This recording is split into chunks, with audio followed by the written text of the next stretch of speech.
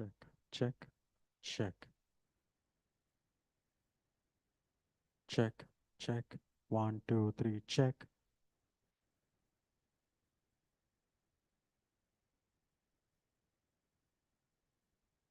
Check. One, check one, check one.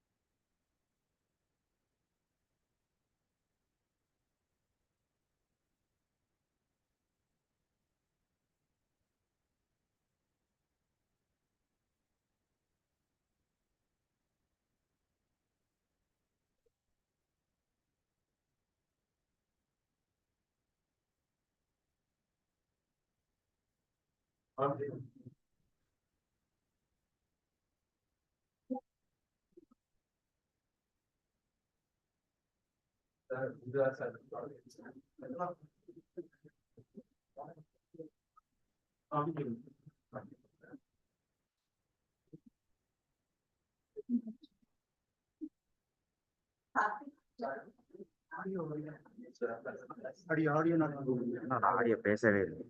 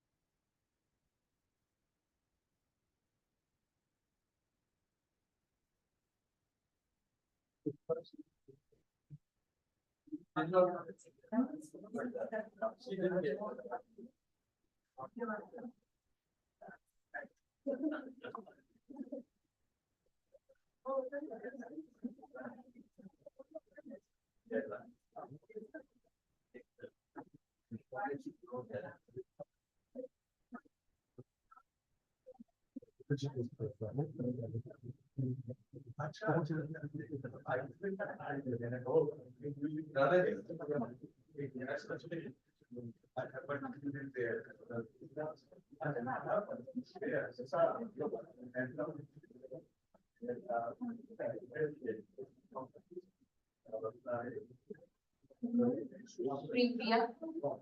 Can we have Free Priya, please? Free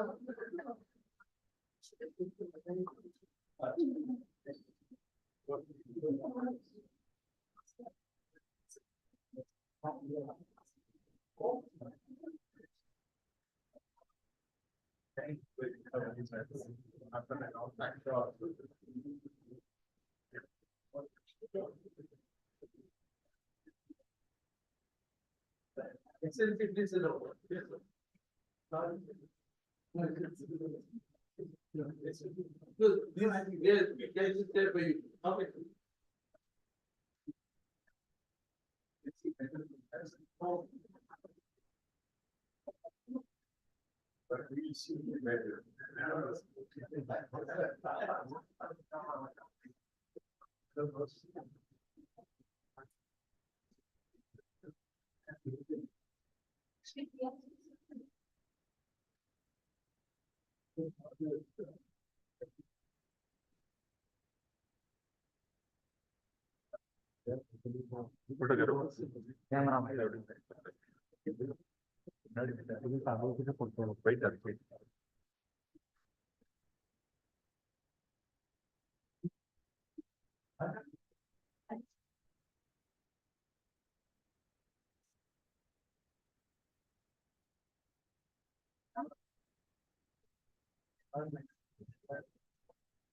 I request everyone to please stand up for the national anthem.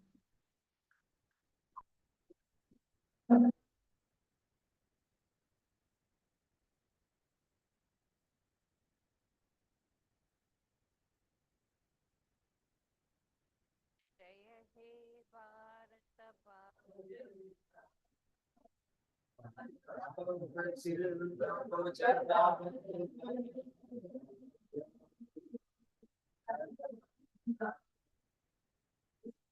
Hey Bharat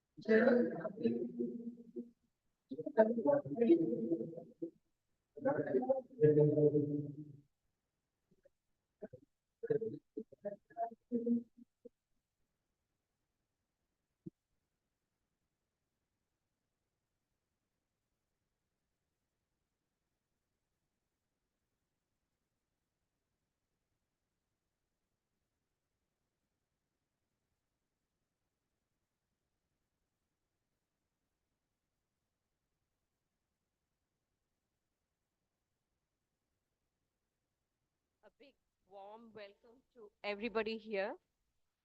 Uh, a very big warm welcome to one and all here for this wonderful conference, which has been happening successfully for the past few years. I now request invocation prayers by Ms. Vaishnavi Ramdas.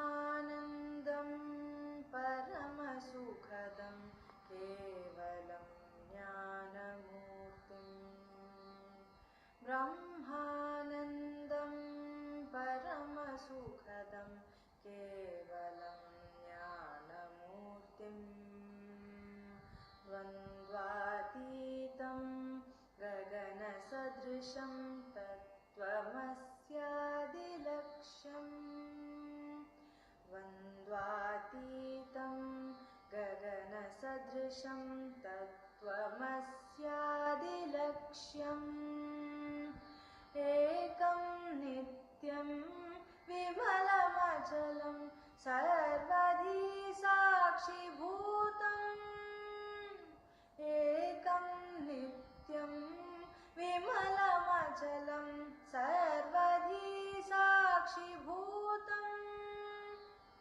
भावातीतं त्रिगुणरहितं सद्गुरुं तं नमामि भावातीतं त्रिगुणरहितं सद्गुरुं तं नमामि सद्गुरुं तं नमामि सद्गुरुं तं नमामि सद्गुरुं तं नमामि.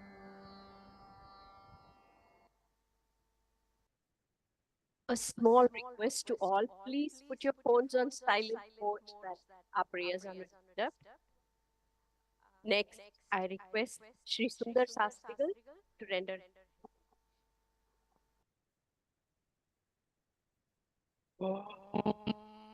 भद्रं कर्णेभिः शृणुयामदेवाः भद्रं पश्येमाक्षभिर्गजत्राः स्थिरैरङ्गे स्तुष्टुवागुंसस्तनोभिः व्यसेमते बहितं यदायुः स्वस्ति न गिन्द्रो वृद्धस्रवाः स्वस्ति नः पूषा विश्ववेदाः स्वस्ति नस्ताक्ष्यो अरिष्टनेमिः स्वस्ति नो बृहस्पतिर्दधातु ॐ शान्तिः ॐ सं समिद्योपसे वृषण्णग्ने विश्वानिर्य इलस्पते समिध्यसे स नोपसोऽन्याभार सङ्गच्छध्वं संवदध्वं सम्भोमनांसि जानता देवा भागं यथा पूर्वे सञ्जानाना उपासते समानो मन्त्रः समितिः समानी समानं मनसः चित्तमेषाम् समानं मन्त्राभिमन्तदेवः समानेन वो हविषा जुहोमि समानी वाकोतिः समाना हृदयानि वः समानवस्तु वो मनो यथा वत्सु सहासाति ॐ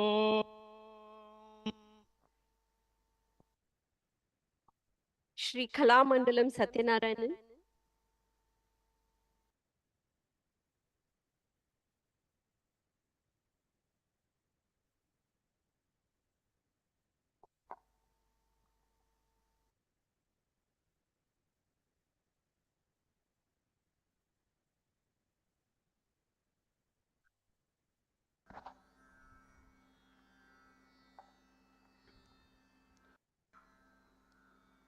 ഓം ദ്വാദശോധ്യായ ഭക്തിയോഗ അർജുന ഉവാച ഏവം സതതയുക്തായേ ഭക്ത്യാ ത്വാം പര്യുപാസതേ യേ ചാപ്യക്ഷരമവ്യക്തം തേഷാം കേ യോഗവിദഃ.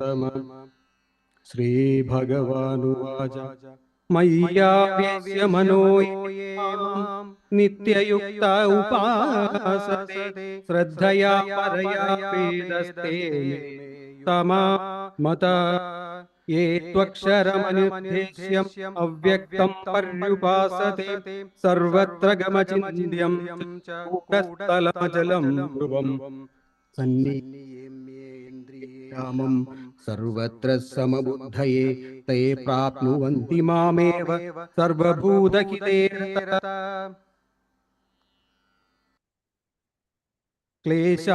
ക്ലേശാധികതരേഷ്വാ അവ്യക്തസ്തചേതസാം അവ്യക്താധികതിർദുഃഖം ദേവഹർവാപ്യതേ യേതു സർവാണി കർമാണി മയി സന്ന്യാസ മത്പരാ അന്യന്യയോഗേന മാം ധ്യായന്തം ഉപാസതേ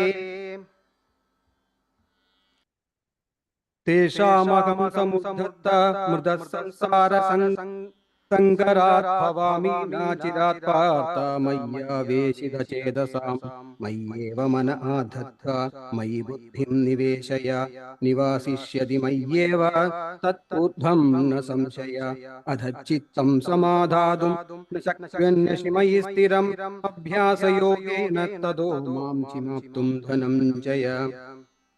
അഭ്യാസേऽപ്യസമർത്ഥാസി മത്കർമ്മ പരമോ ഭവ മധ്യഭ്യർത്ഥകർമാണി കുർവൽ സിദ്ധിമവാപ്യസി ഏതദപ്യശക്തോസി കർത്തും അധ്യാഗമാശ്രിത സർവകർമ്മഫലത്യാഗം തദഃകുരു യഥാത്മാവാൻ ജ്ഞാനമഭ്യഭ്യാസാത് ജ്ഞാനം വിശിഷ്യതേ.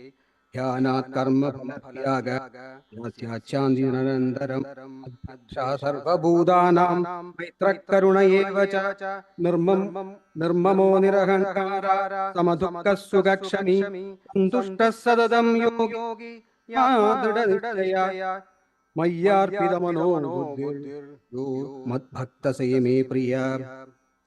യസ്യാന്യോധിജതേ യോഗേ ലോകാന്യോധിജതേ ചയാ ക്ഷാമഹോ മുക്തായ സജ മേ പ്രിയ അനപേക്ഷ സുചിർദക്ഷ ഉദാസീനോ ഗതവ്യഥ സർവാരംഭ പരിത്യാഗി യോ മദ്ഭക്ത സമേ പ്രിയ യോ ന ഹൃഷ്യതോ ന ദ്വേഷി ന ശോചതി ന കാംക്ഷതി ശുഭാംഗപര്യത്യാഗി ഭക്തിമാന്യ സമേ പ്രിയ സമശത്രു ച മിത്രോ ച തഥാ മാനാപനായേ വേദാശ്നേഷു ദുഃഖേഷു സമസംഗ വിവർജിത തുല്യസിദ്ധാംഗുരഭിക്തോ സന്തുഷ്ടോ യേന കേനചിത് അനികേതസ്ഥാനിമർഭക്താൻ മേ പ്രിയോ നമഃ. യേതു ധർമ്മകൃതം യഥാക്തം പര്യുപാസതേ ശ്രദ്ധാനാദാത്മതത്പാരാ ഭക്ത്യാ സേനിവ മേ പ്രിയ. ഇതി ശ്രീമദ്ഭഗവത് ഗീതാസുപനിഷത് ബ്രഹ്മവിദ്യായാം യോഗശാസ്ത്രേ ശ്രീകൃഷ്ണസംവാദേ ഭക്തിയോഗാ നാമ ദ്വാദശോധ്യായഃ.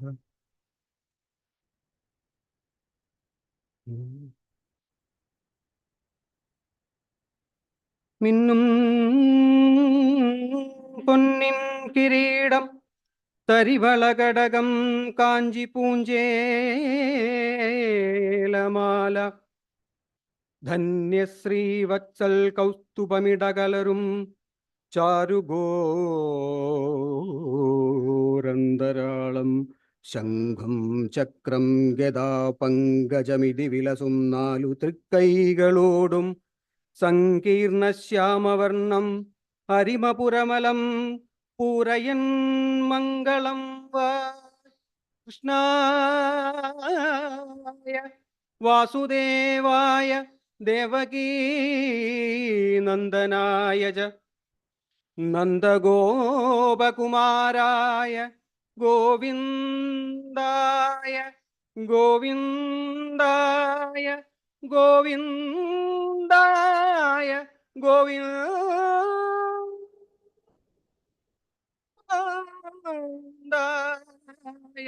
नमो नमः।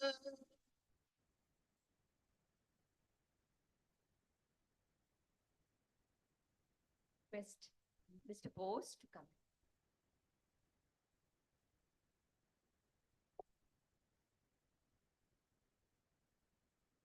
Mr. Bose will be giving a Jewish prayer.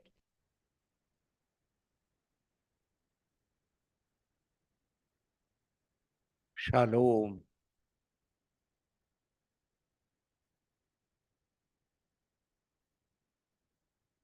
I invoke the Lord God of Israel to bless you all.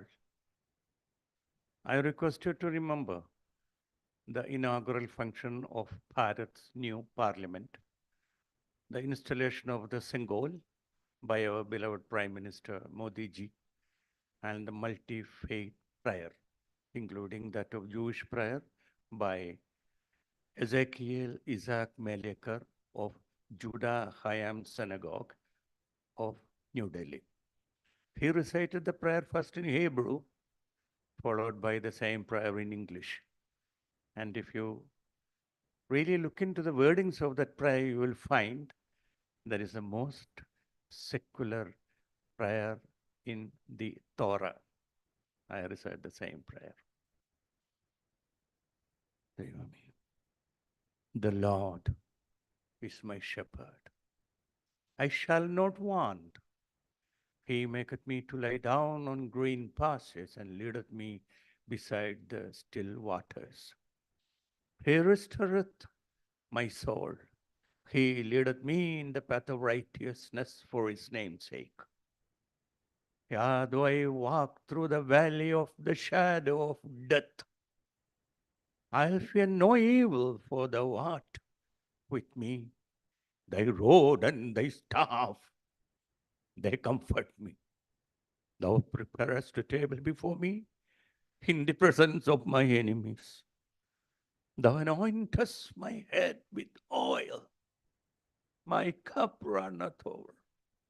Surely the goodness and mercy shall follow me in all the days of my life, and I will dwell in the house of the Lord forever. Amen.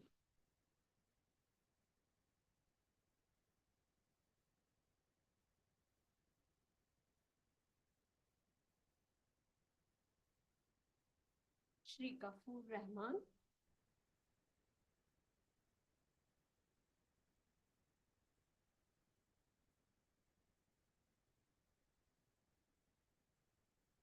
أعوذ بالله من الشيطان الرجيم بسم الله الرحمن الرحيم الحمد لله رب العالمين الرحمن الرحيم مالك يوم الدين إياك نعبد وإياك نستعين اهدنا الصراط المستقيم صراط الذين أنعمت عليهم غير المغلوب عليهم ولا الضالين آمين.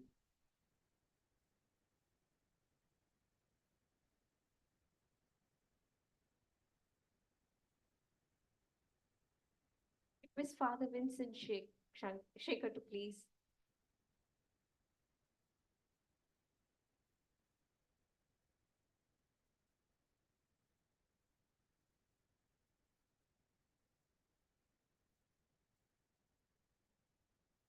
In the Bible, there are hundreds of times the word justice and peace mentioned.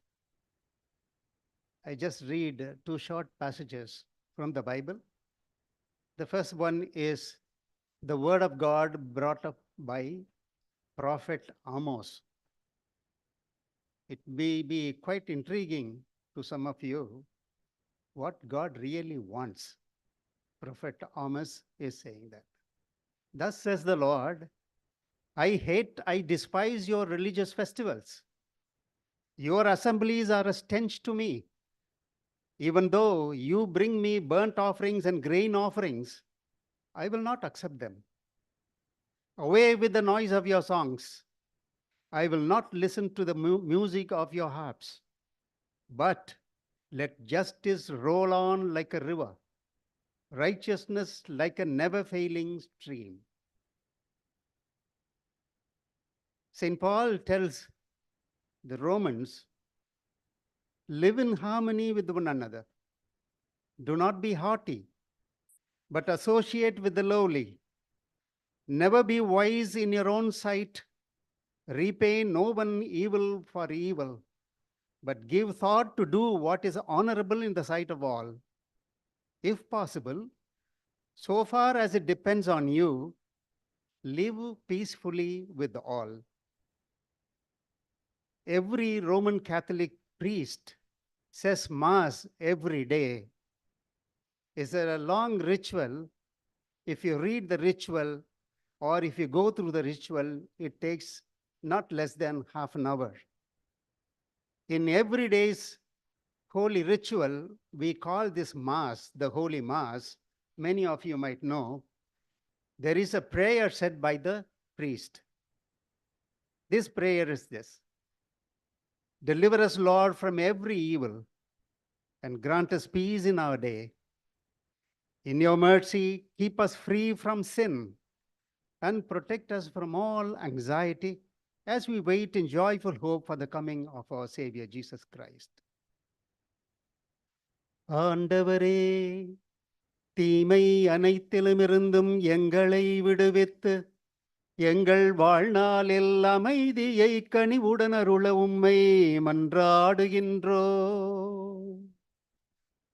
உமது இரக்கத்தின் உதவியால் நாங்கள் பாவத்திலிருந்து எப்போதும் விடுதலை பெற்று யாதொரு கலக்கமும் இல்லாமல் நலமுடன் வாழ்வோமாக.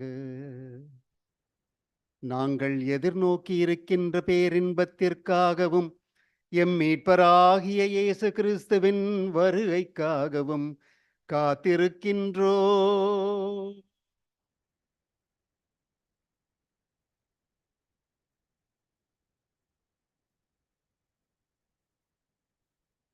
Thank you, Father. Thank you all for the wonderful prayers. Now I request the dignitaries to please come and light the lamp.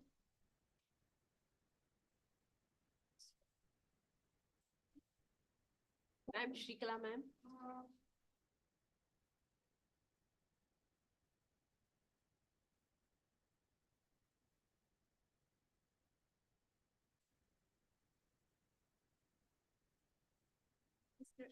Mr. Sandan IAS, please.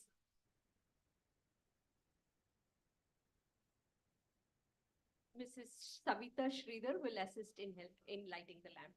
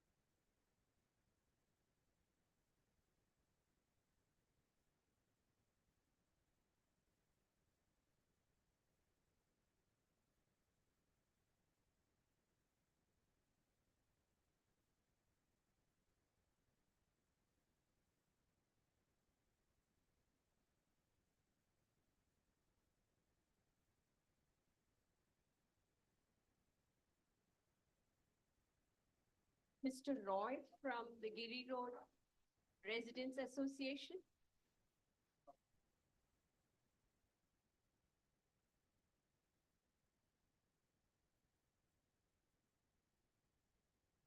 Mr. Roy will now felicitate His Excellency the Governor.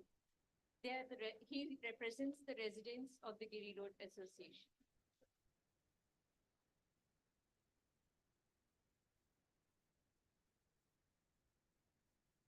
Priya, Shri Priya.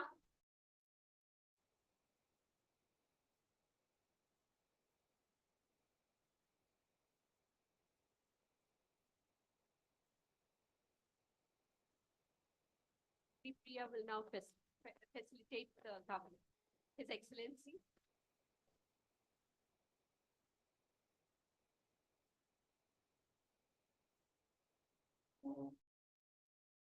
Now, I request Mr.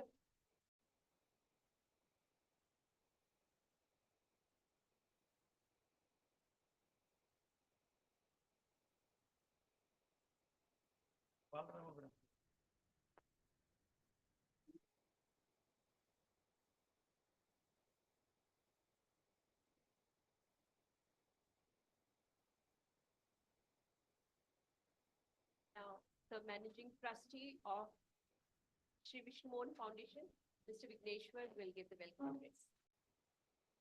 Vigneshwar.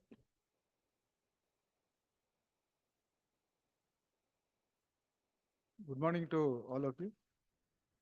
I have the honor and privilege of welcoming His Excellency Sri Arif Mohammed Khan, Honorable Governor of Kerala, for the 9th Annual Peace and Reconciliation Conference. This is his third visit for this annual conference. We are truly grateful to you, sir, for making the time and coming for this conference and agreeing to share your vast knowledge, experience, and wisdom. Thank you, sir, for your august presence.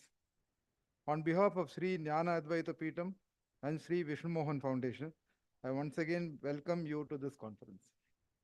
Thank you, sir. I also welcome all the other dignitaries and speakers for this 3-day conference. We have about 40 speakers spread across the 3 days. I thank all of them for participating in this conference. Finally, I also welcome all the members of the audience without whom this conference will not be a success. Thank you, all of you. Thank you.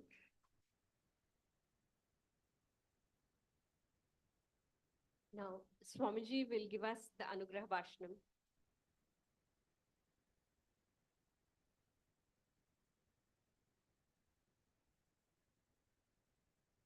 Narayana, Narayana, Narayana, Narayana.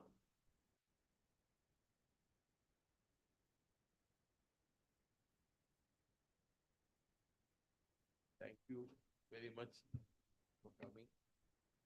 I remember the words which was sung earlier, Kevalam Jnanamurtim. So you have come here as a Jnanamurti. We have learned so much. I have learned personally from listening to your talks. From about what Pandani said, his definition of tapas, I never knew it until you told me, sir. So I'm very happy that you are here for the third time, and I hope many more times also you will be with us, not only the Peace Conference, but also the Krishna conferences.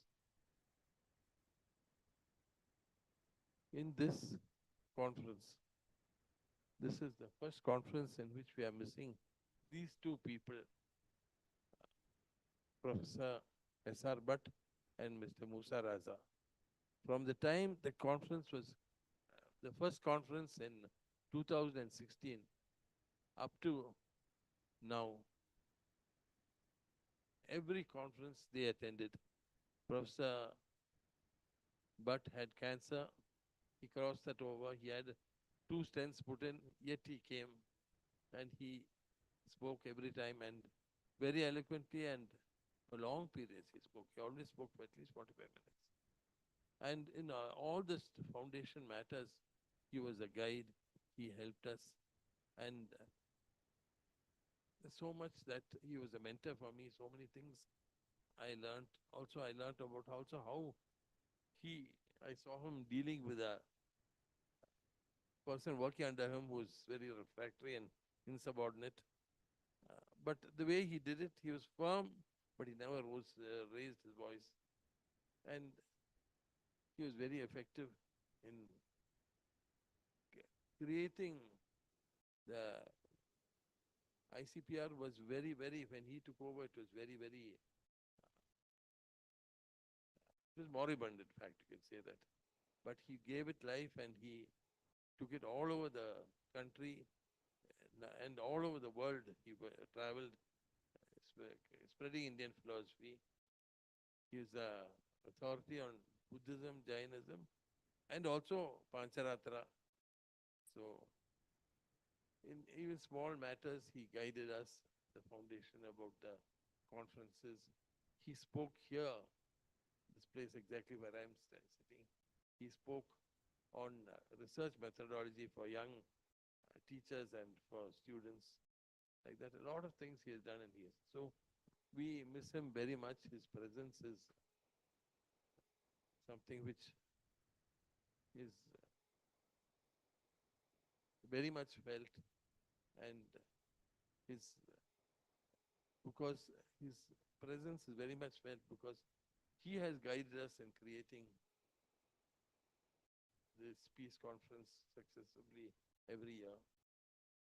And for Mr. Musa Raza, I was talking with his daughter last night, and we were both feeling what a big loss it is to us.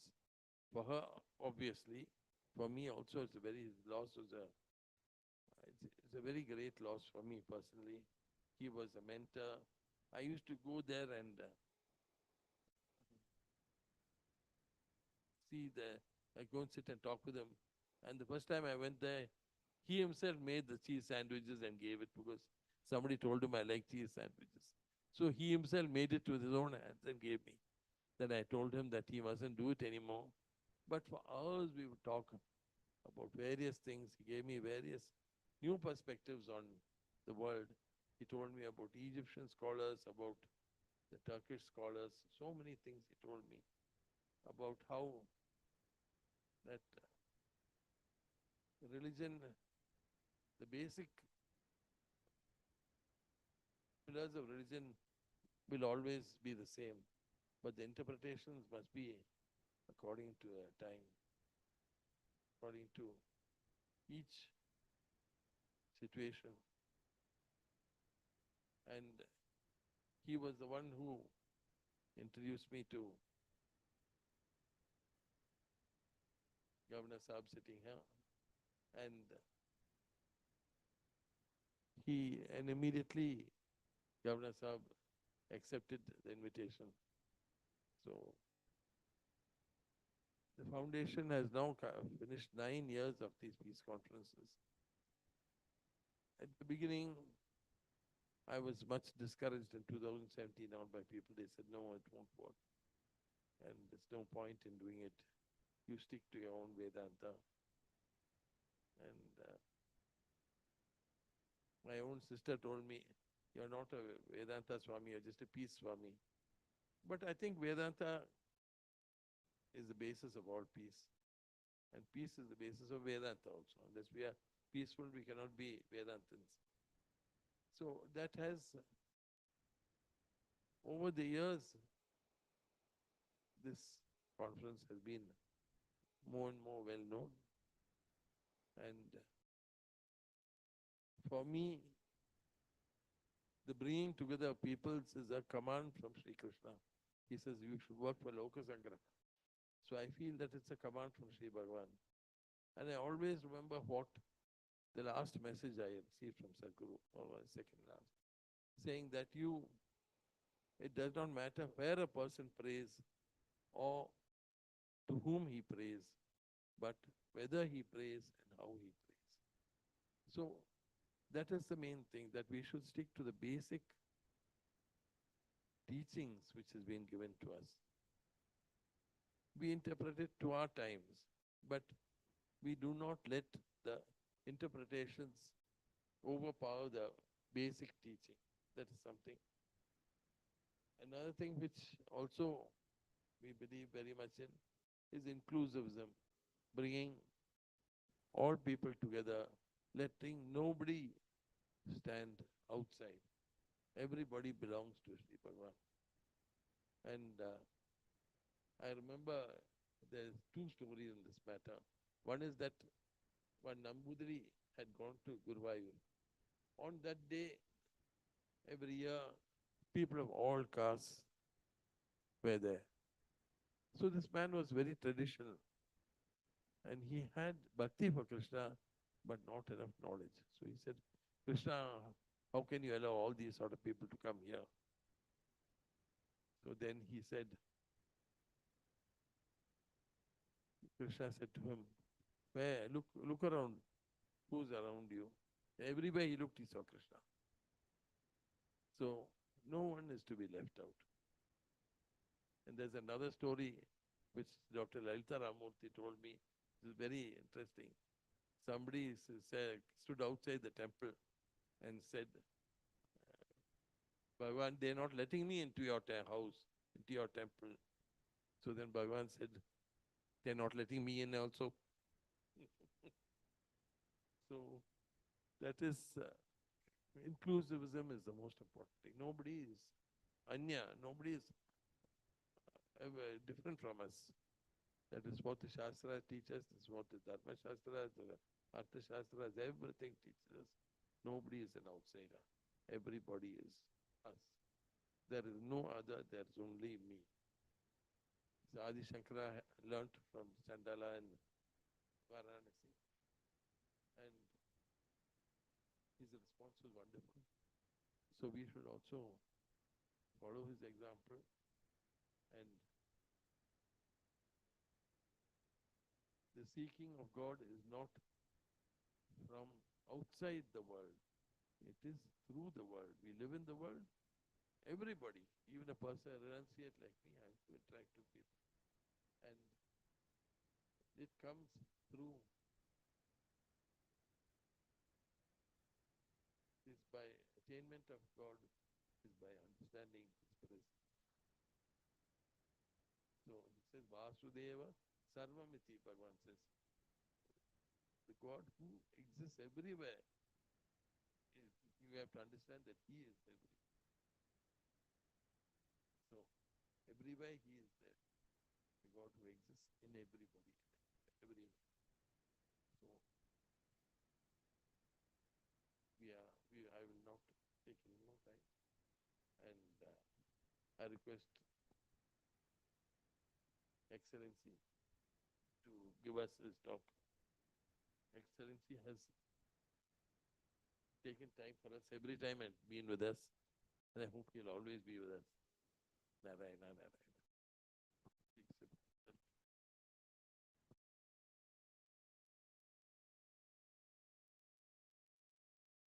Thank you, Swamiji. Now, His Excellency, the Governor of Kerala, Shri Arif Mohammad Khan, will be giving us the inaugural address. Before we start, can I have a few moments to introduce, though he needs no introduction, can I give a few words on him? Shri Arif Mohammad Khan, Governor of Kerala, is a former union minister. He has held several portfolios ranging from energy to civil aviation. He was educated at Jamia Millia School, Delhi, Aligarh Muslim University, Aligarh, and Shia College, Lucknow University. He started his political career as a student leader. He was the president of Aligarh Muslim University Students' Union in the year 1972-73, and also its honorary secretary a year earlier, 1971-72. He contested the first legislative assembly election from Siana constituency, Bulandshahr, on Bharatiya Kranti Dal party's banner. नहीं वो गलत है उसमें. That is not right. He became a member. 77 it was Janata Party, not Bharatiya Kranti Dal. That is not right. That Wikipedia information is not is not really right. Yeah, I was. Shri Arif Mohammad Khan is best known for opposing a bill passed in the Indian Parliament, the Muslim Personal Law Bill. The bill denies the maintenance for women, which deprived Nahi, abhi- Muslim women of women's rights. He has always supported reformation within Muslim community. He has advocated abolishing of All India mean that is not Muslim right. Personal Law Board. He resigned from the position of Minister of State, protesting against Rajiv Gandhi's Congress government stand on Shah Banu case, 1986. Over to you, sir. Thank you very much. Thank you very much. We should not depend too much on Google and Wikipedia. That is, I have never of any organization or board. I have a right to differ with them, but I do not advocate that there should be a ban or somebody's activities should be controlled by the government. I'm not for that. But 30 seconds. No, but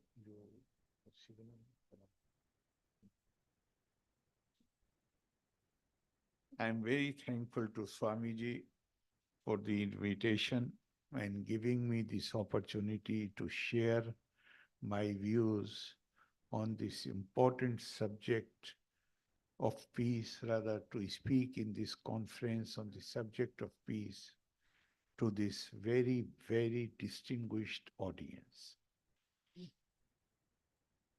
Perhaps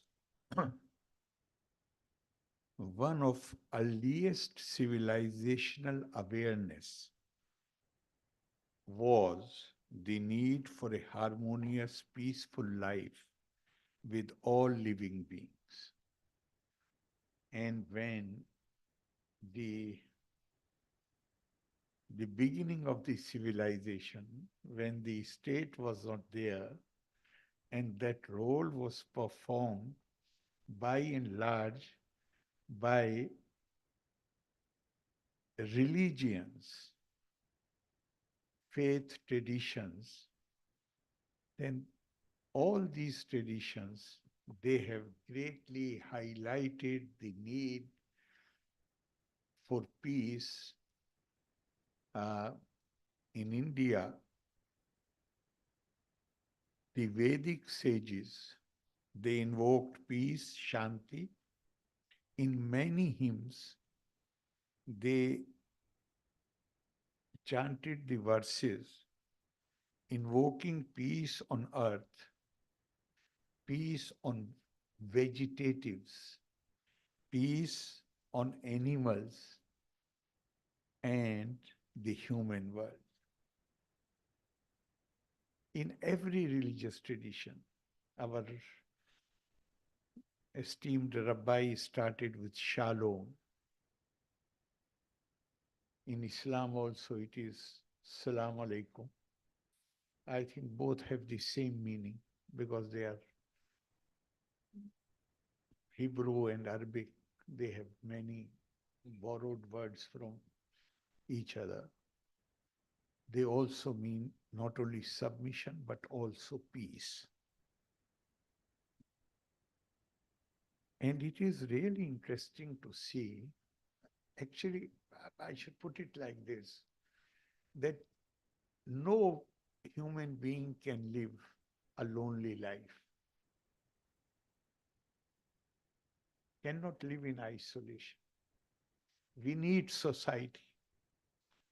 But the human psychology is such that you cannot live alone. And when you live in a society, then you want to dominate over others. And that domination takes vicious forms, which create situations where peace comes under threat. Swamiji has asked me to speak on, you have said justice brings, peace is born born of justice. There cannot be any doubt about it. But a single story is always dangerous, not one factor alone. And it reminded me of a story in Mahabharata. Rather, the retelling of Mahabharata starts with that story. Parikshat, the son of Abhimanyu, grandson of Arjuna.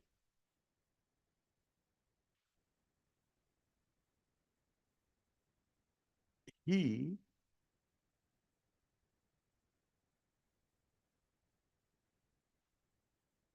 locked himself in a secluded place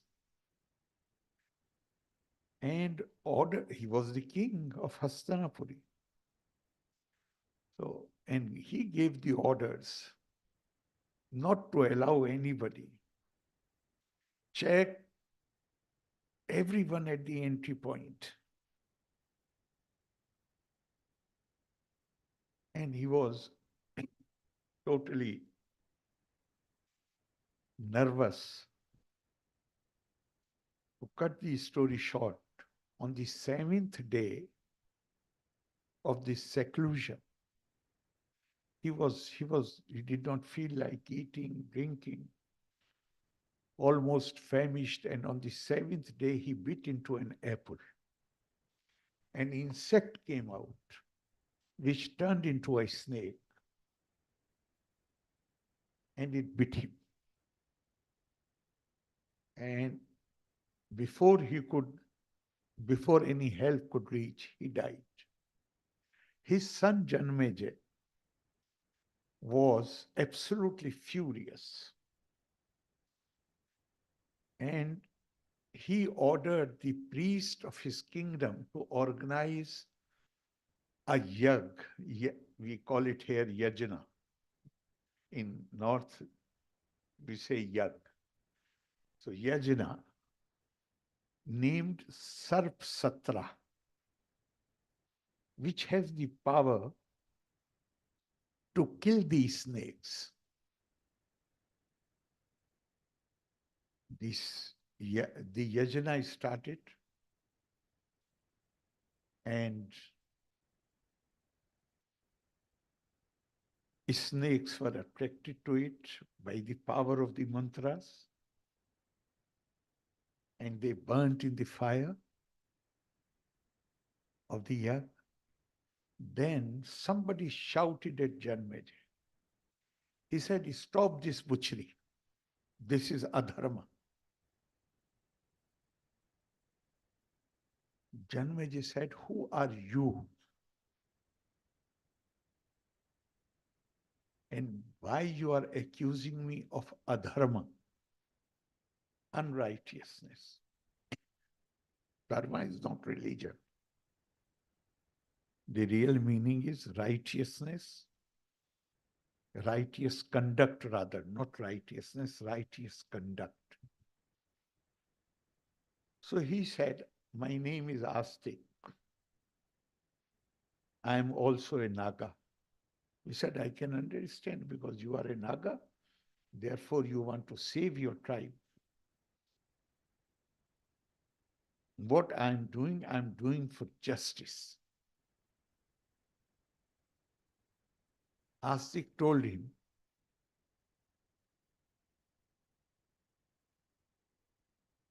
he said, "This snake, Takshak, has killed my innocent father." Then Astik told him that your father was not innocent.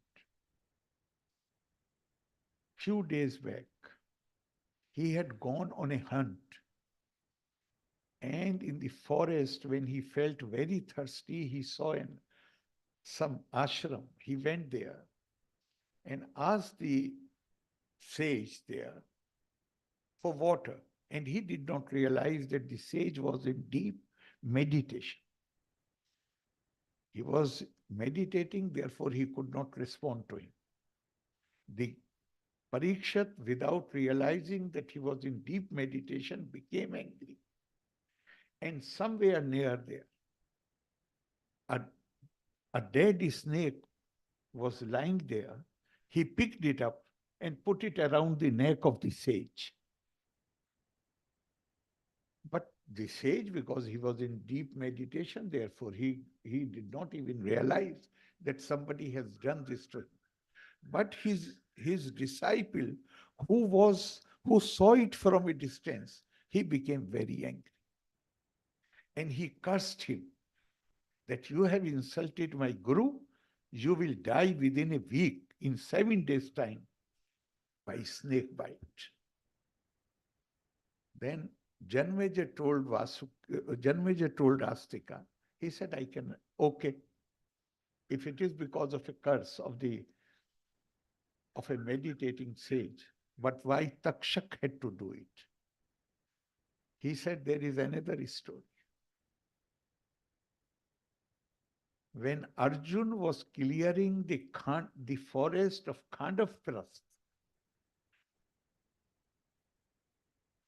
to build the city of Indraprasth, he had to set the whole forest on fire. And this forest was the home of many animals, many birds, many snakes, and other beings. They lost their home, many of them died, they became orphans, children became orphans, those who survived. And Takshak was one among them, this Naga. And Takshak had promised that day when he became homeless and he lost his family, he had taken a vow that I shall take revenge on Arjun or one of his descendants. So now he has wreaked his vengeance on he could not do it with Arjun, but he had done it with his grandson.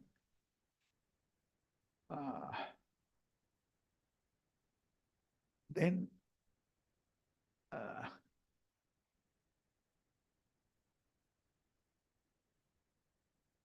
he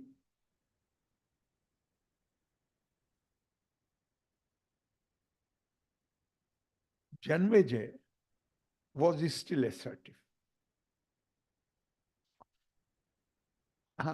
This Astika told him that this cycle of violence will continue.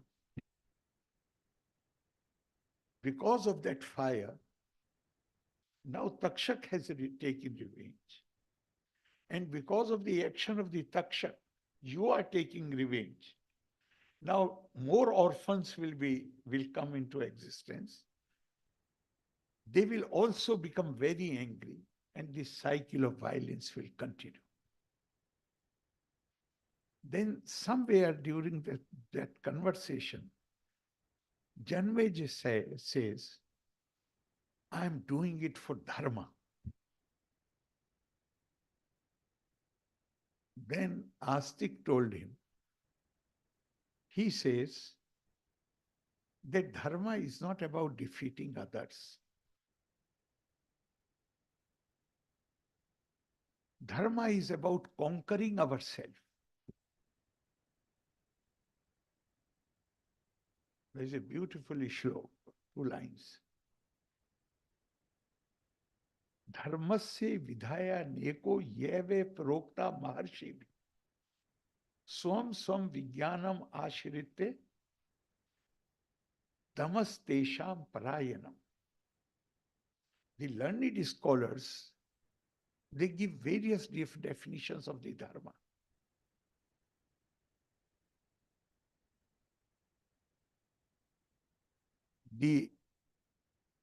Depending on their, is it working? Depending on their knowledge and experience, they give, is it working or not? No. I've been in parliament for many years and I can't speak while sitting.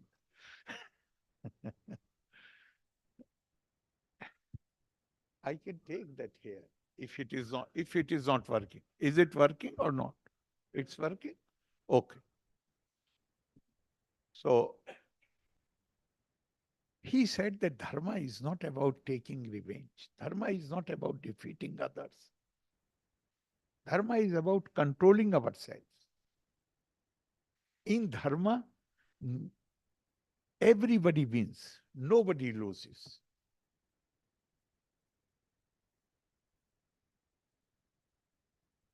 And finally, the words which I want to share with you of that Naga, which are very pregnant, are dharma is not about justice. Dharma is about empathy and wisdom. Because who will decide what is justice? For Takshak, the justice was in killing Parikshit, taking revenge. For Janmejay, justice consists in killing the Nagas who were responsible. One of them was responsible. So justice, it is very difficult to give a concrete, justice is a very subjective thing. People may have different perspectives on the same incident, whether this party was just or that party was just. So he says that dharma is not about justice. Dharma is about empathy, compassion, and wisdom. Just now, when he was Mr. who was reciting the Sanskriti shlokas here, yeah, Adveshta Sarva Bhutanam. Yeah? You were doing. So there, Nirmamo, Nirahankara, Satushta, Satatam, etc., etc. Maitra Karuna, two words are used in that shlok.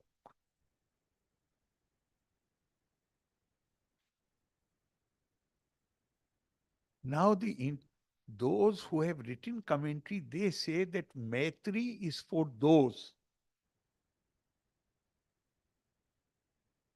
who do righteous acts.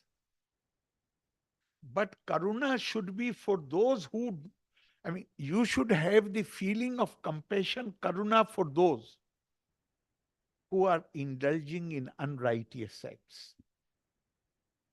Even they are not to be frowned upon. We must have a feeling of compassion for those. Why? Because if you are a healthy person and you go to the hospital and you see somebody who is seriously sick, then will you frown upon that sick person, or will you have a feeling of compassion for that sick person and empathy for that sick person? I'm coming to this only to make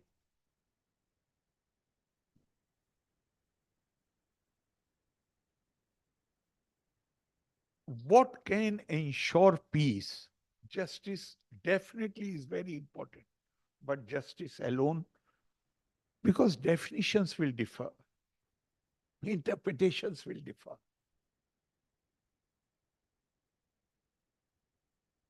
And here, I feel that the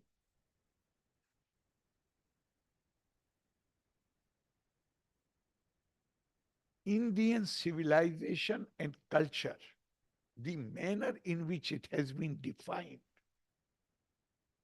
can play a crucial role in ensuring peace only if we walk the talk.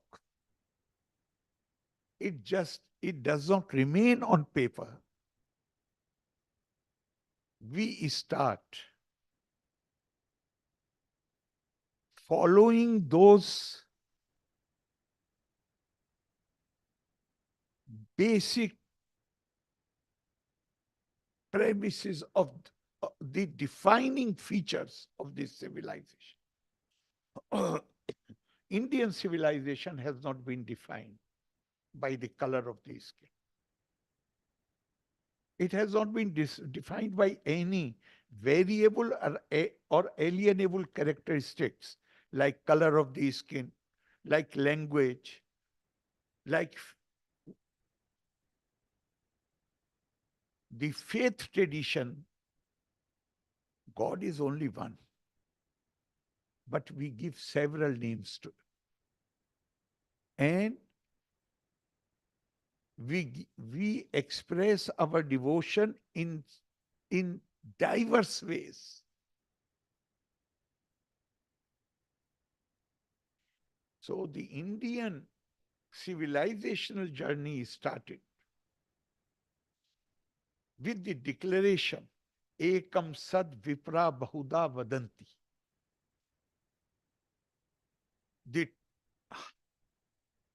The Supreme Spirit is one, the truth is one, but those who try to realize and grasp that reality, they describe it variously.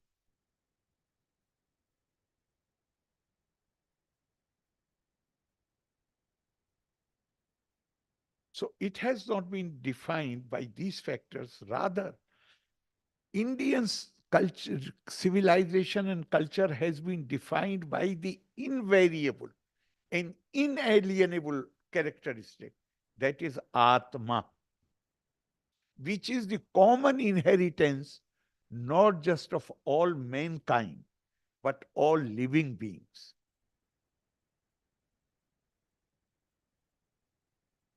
And not just living beings. This culture does not allow you even to hit a rock, which is not a living being. Because there may be some Ahalya sleeping there. You might be the Indian concept. The life which we are living is only one life.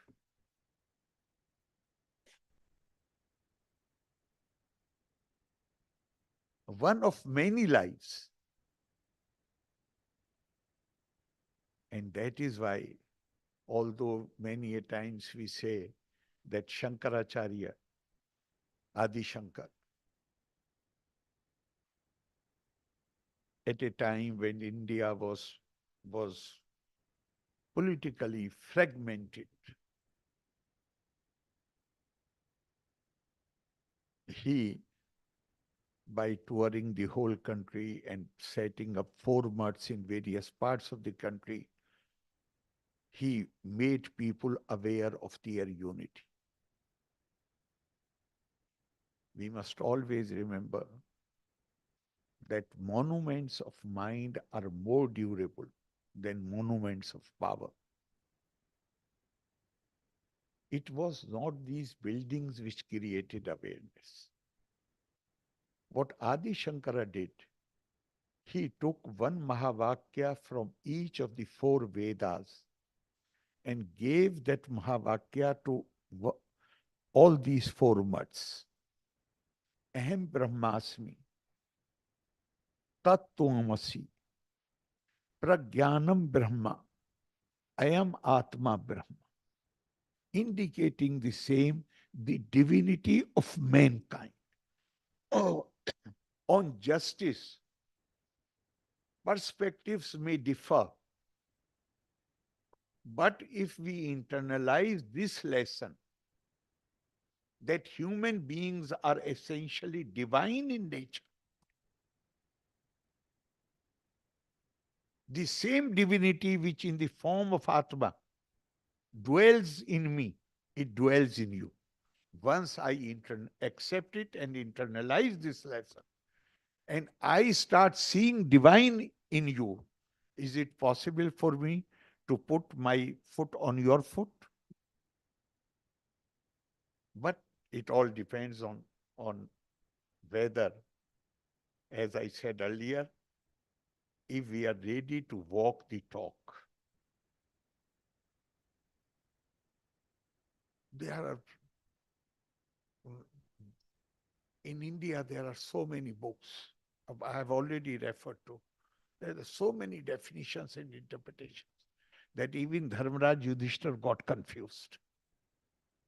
In the Shanti Parv in Mahabharata, he asked Bhishma Pitama which one to accept. Numerous definitions. So I do not know whether the answer of Bhishma Pitama was satisfactory or not. But Vyas, who is the compiler of Indian wisdom, has given such a comprehensive answer. He said, Sarv Shastra Puraneshu Vyasasya Vachanam Dhurvam Paropkarastu Punyai Papai Parpirnam. The essence of all, don't get disoriented by seeing so many books. The essence of all these books is, if you do good to others, then that is an act of merit. And if you hurt others, then that is a sin. There's a beautiful, beautiful anecdote, Semitic anecdote. Rabbi Hillel was a contemporary of Jesus Christ. A non-Jew came to him and said, Rabbi, I'm ready to embrace your religion, provided you stand up on one leg and recite the Torah to me. Rabbi Hillel got up. He did not say what nonsense you are talking. He got up. He stood on one leg, took the book in his hand, and said, do not do unto others what is hurtful to you. This man said, how can you finish the book in less than a minute? He said, this is the whole of Torah. The rest is commentary. Go home and read it.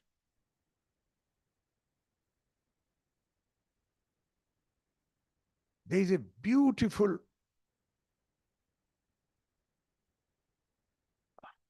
I think before that, I should quote from, there's a beautiful, let me quote this only, beautiful prophetic narration in Islamic tradition. On the day of judgment, God will ask,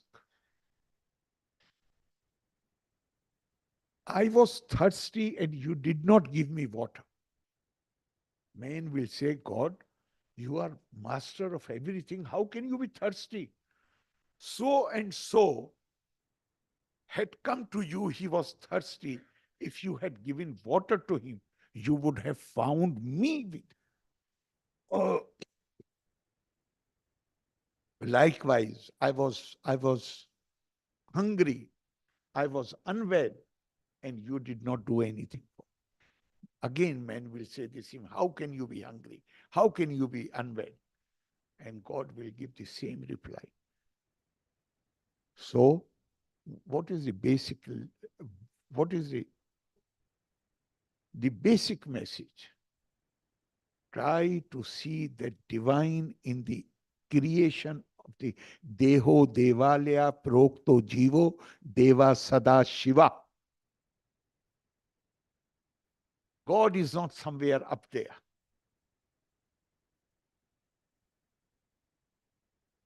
Only according to Bible, only the word of God and the soul of man, they are the only. Now, the soul of man, Atma, in fact, Adi Shankara, what he says? Brahm Satyam Jagat Mithya Jivo Brahmeva Napara.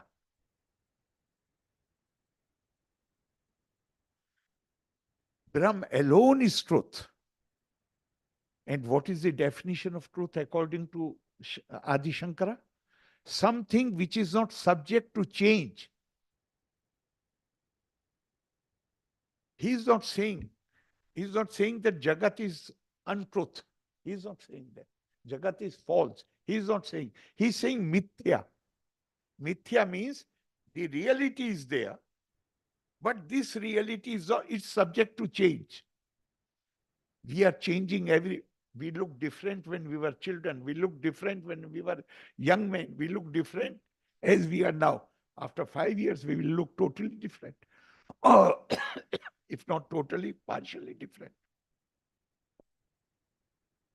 So he says, what is Satya? Satya is that which is not subject to any change, which does not die down. Everything else is subject to change. Therefore, that is mithya. And he goes to the extreme.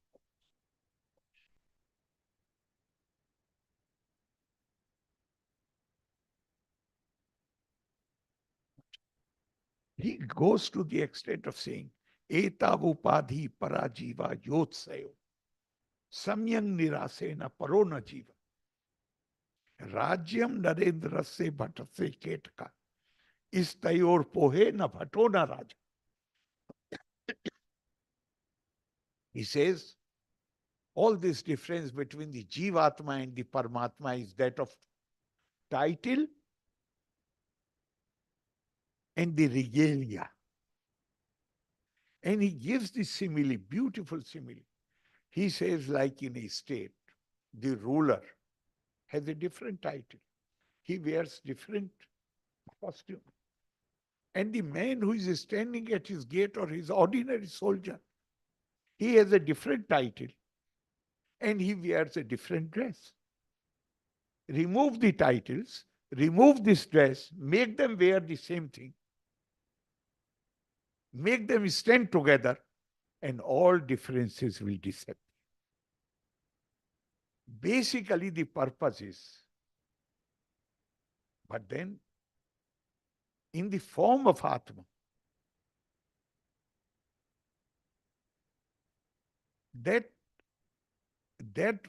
Supreme Spirit in the form of Atma is lying buried under the layers of Ahem inside you.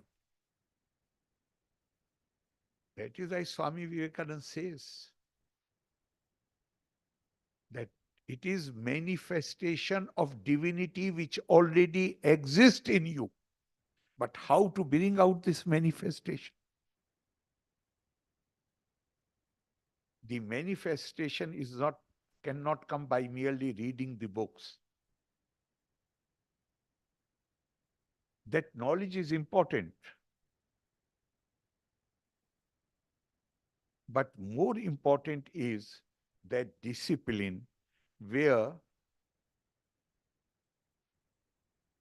the Gita says, Yo ma pashyati sarvatra sarvam cha mai pashyati. Tasyaham na pirnashyami sacha me na pirnashyami. We all have eyes. Oh. But the man who really sees is one who sees me, which means the Supreme Spirit, the God in all beings and all beings in the God. The person who develops the capacity, yata bhuta pirtak bhava, mekas thamanu pashyati. This state of diversity which we see before our eyes, it is nothing but extension of your own self. When tat eva cha vistaram brahma sampadyate tat. When you develop that capacity, and that is why again I would like to refer to Swami Vivekananda. When this question, somebody asked him, what is the purpose of life? He said, purpose of life is not pursuit of happiness. Because if it is naked happiness, and if I have more power than you, who will stop me from making you unhappy in order to secure more happiness for myself? So what is the purpose of life? He said, purpose of life, in order to get true happiness, you need to pursue knowledge, tapa, swadhyay, niritam, ever devoted to the pursuit of knowledge. Because it is this knowledge which gives you the capacity, ability to see the underlying unity behind apparent diversity. Once you internalize that message, that all these people who are sitting here, even if they are two brothers or two sisters from the same parents, yet their facial features differ, their tastes differ, their orientations differ. So once you have that ability to see the underlying unity behind the apparent diversity, that is the purpose of knowledge. And again, it has been brought out so beautifully. Sarva bhuteshu yenekam bhavam avyayam.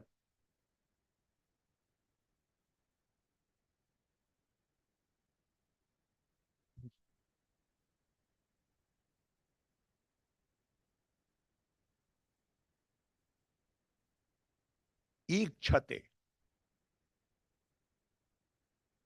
One who is able to see sarva bhuteshu, in everyone. That's one. Avibhaktam vibhakteshu. Taj jnanam vidhi satvikam. The knowledge which gives you the capacity to see all in one and one in all, that knowledge alone is sattvic knowledge.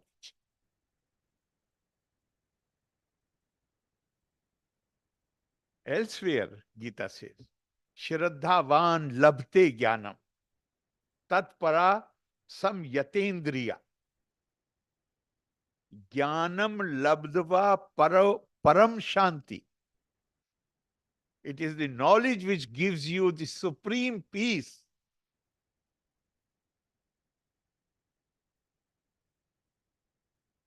Achinadhi gachati. And it comes quickly.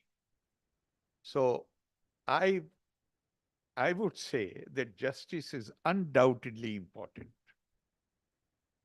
But more than justice, it is wisdom, it is compassion, it is sense of empathy.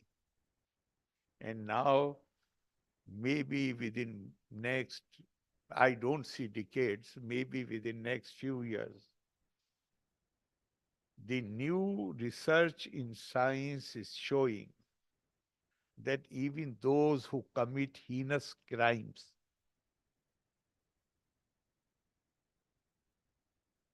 it's all interplay of hormones in the body of each person. So if somebody is born with some disability, do you punish him for the disability? If somebody is born, this disability we can see. But if somebody is born with hormonal disability, then instead of, I mean, you can't hate these people. The only thing you can do is, as I said earlier, for those who do things in a right manner, you should have a sense of maitri, and those who have strayed, you need to have empathy and compassion. Maitri, karuna. And try to bring them. And by hating them, you cannot bring them on the right path. You can do so only if you have an attitude of empathy, and to develop that attitude of, let me conclude, by 30 minutes are already over. Let me conclude with a quote from Dr. Radhakrishnan, our former president. He said,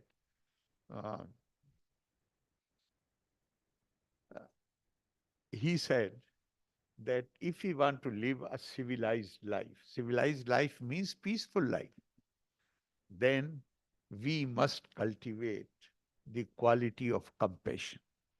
And then he said that to a woman, this compassion comes natural. Man must make conscious efforts to cultivate it. And there is a beautiful line which says, Sakcharo vipri tatve rakshaso bhavati dhurva. If you do not have these qualities, even if one is highly knowledgeable, erudite, but lacks, does not have that sense of values, then you run the risk of degenerating yourself into a demon. And the history of the world shows that people, though they may be very, very learned, very erudite, but if they don't have a sense of values, then they have done more harm to the mankind than the illiterate people. So I'm not trying to undermine the importance of the justice. Justice is very important. But more than that, it is the wisdom, empathy, and compassion which can help us, and this realization that we all, as Swamiji said earlier, there is no other. We are all interconnected through Atma. We are all one family. And the divinity in the same measure dwells in each one of us. And we start seeing the human body as the temple of God. Suddenly comes to my mind a beautiful lines from Kapil Dev Ahuti Samvad. Atmam sarveshu bhuteshu bhutatmanam kirtalayam archaye dan manabhyam maitri abhinain chakshusha. When Kapil Muni realized the truth, then this hunger to share that knowledge with someone arose, and there was nobody around except his mother. So he asked his mother to come and sit near him.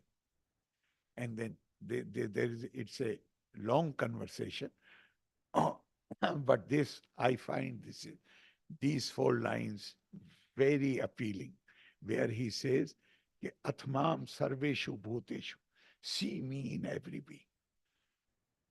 Bhutatmanam kirtalayam. And if you want to worship me, then worship, respect every being.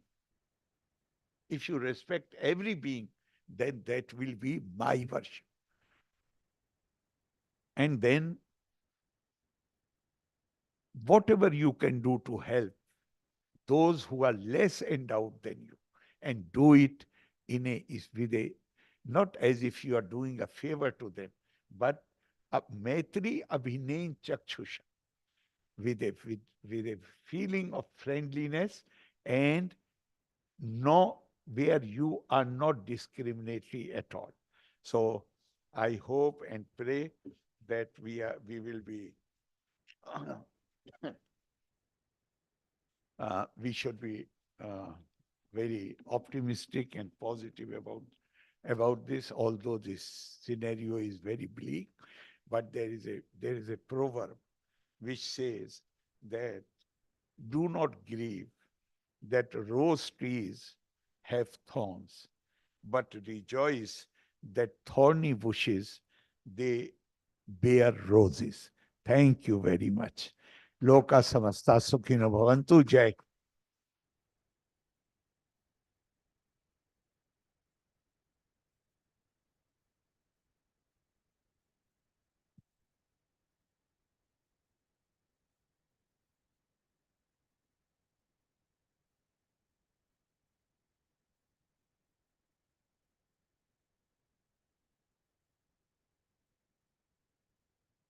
Now,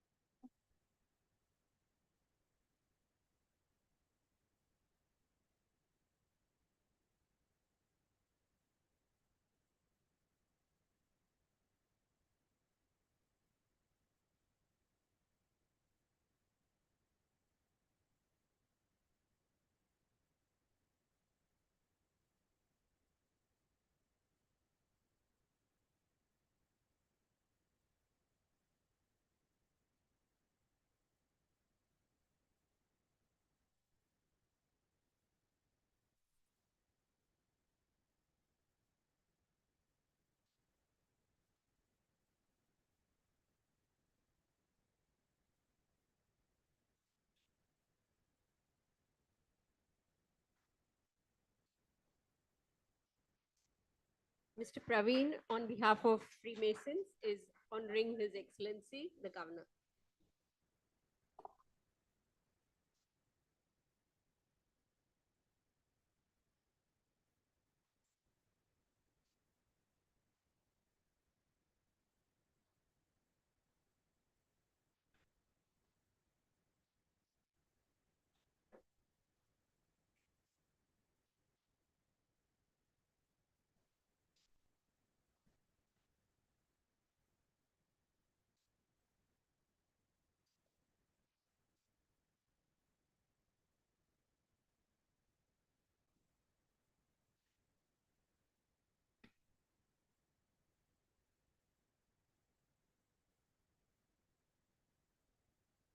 Request all of you all to stand up for the national anthem, please.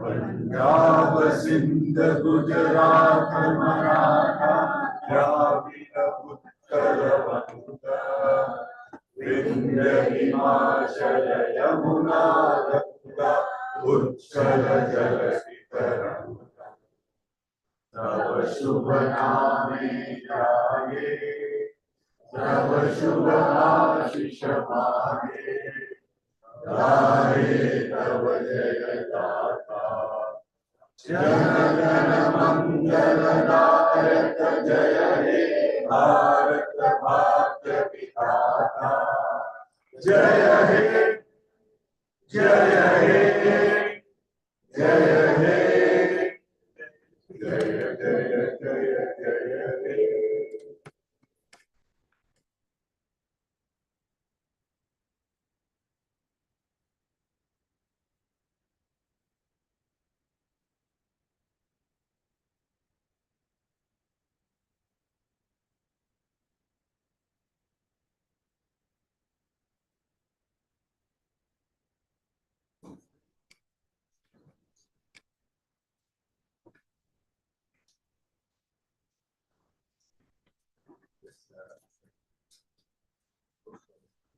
Request everybody to please be seated.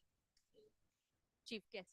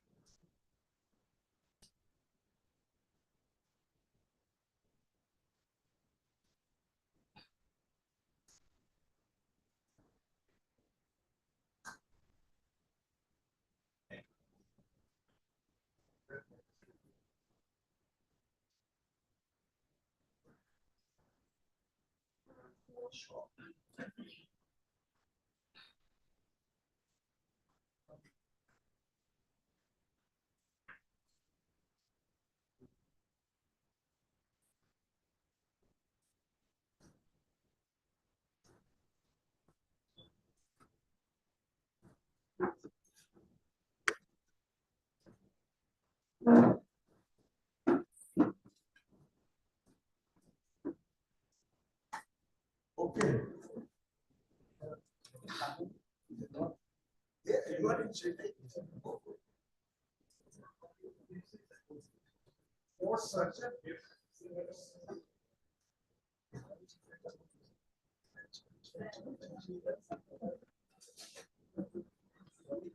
Anil, Ashwin sir, Anil will take the number. Ah.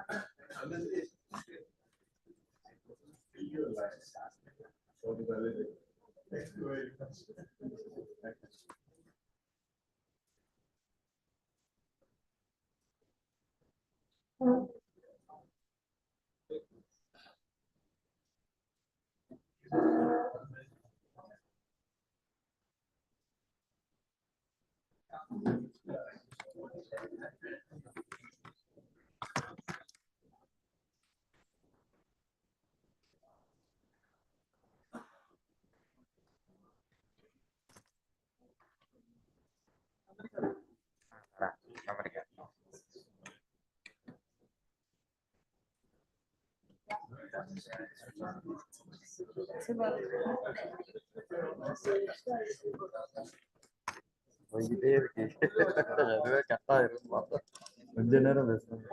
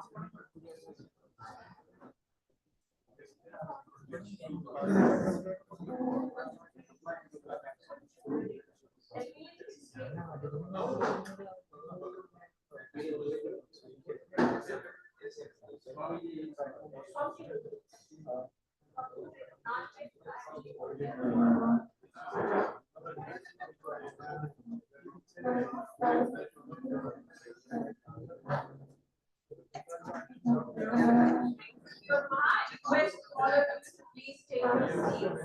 We'll be starting the next session as soon as possible.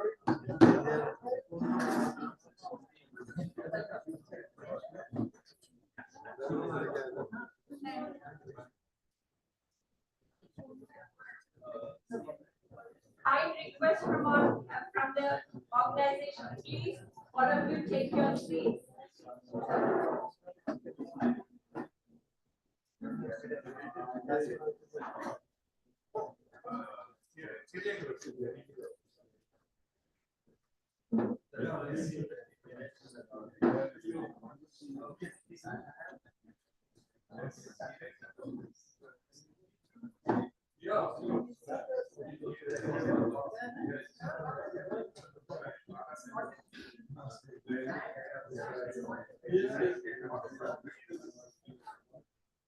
Professor Srikala Nair, Sri Kandakrishnan,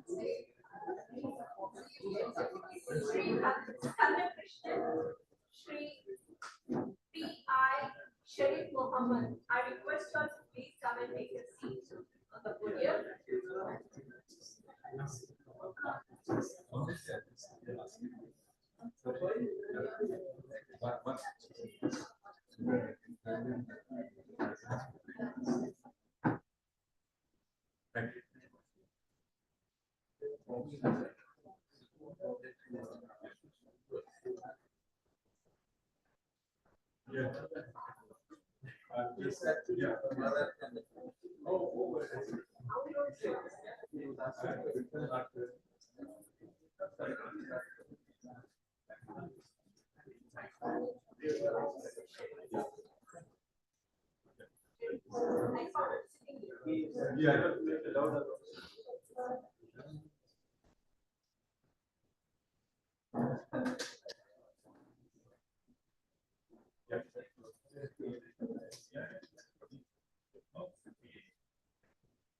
Mr. Sharif Mohammed, can I have you on the dais, please?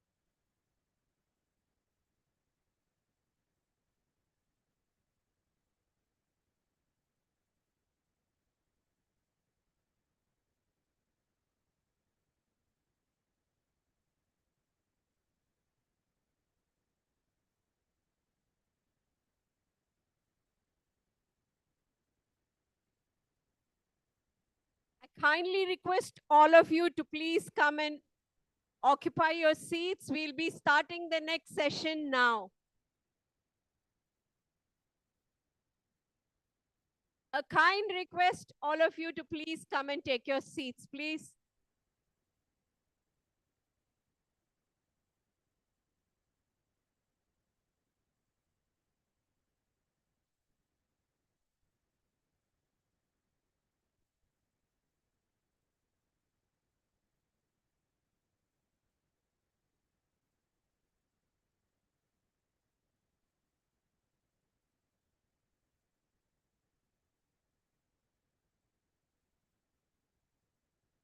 Check, check, check, check, check, check. Please, check. all of you to take your seats, please. We need to start the session. Check. Please check. come and occupy your seats. Check, check. 1, 2, 3, check. Yeah, take your coffee.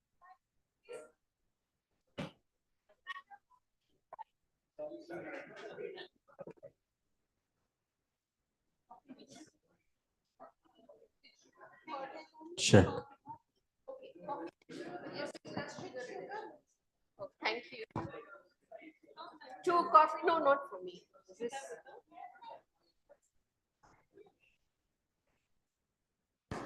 Check, check, check, 1, check, check. Check, check, check, check, 1, check.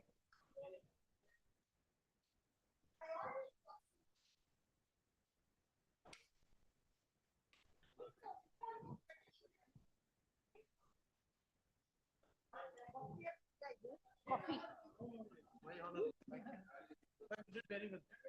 You, sir, I'm just coming.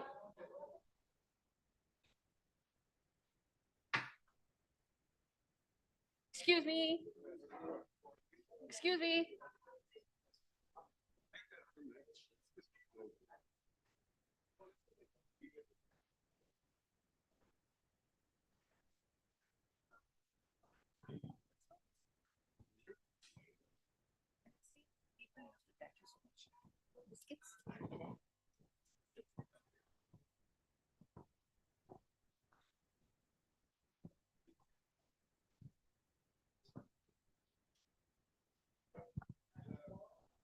Last call for everybody. Please come in and have your coffee where you're sitting. We will be starting the session soon.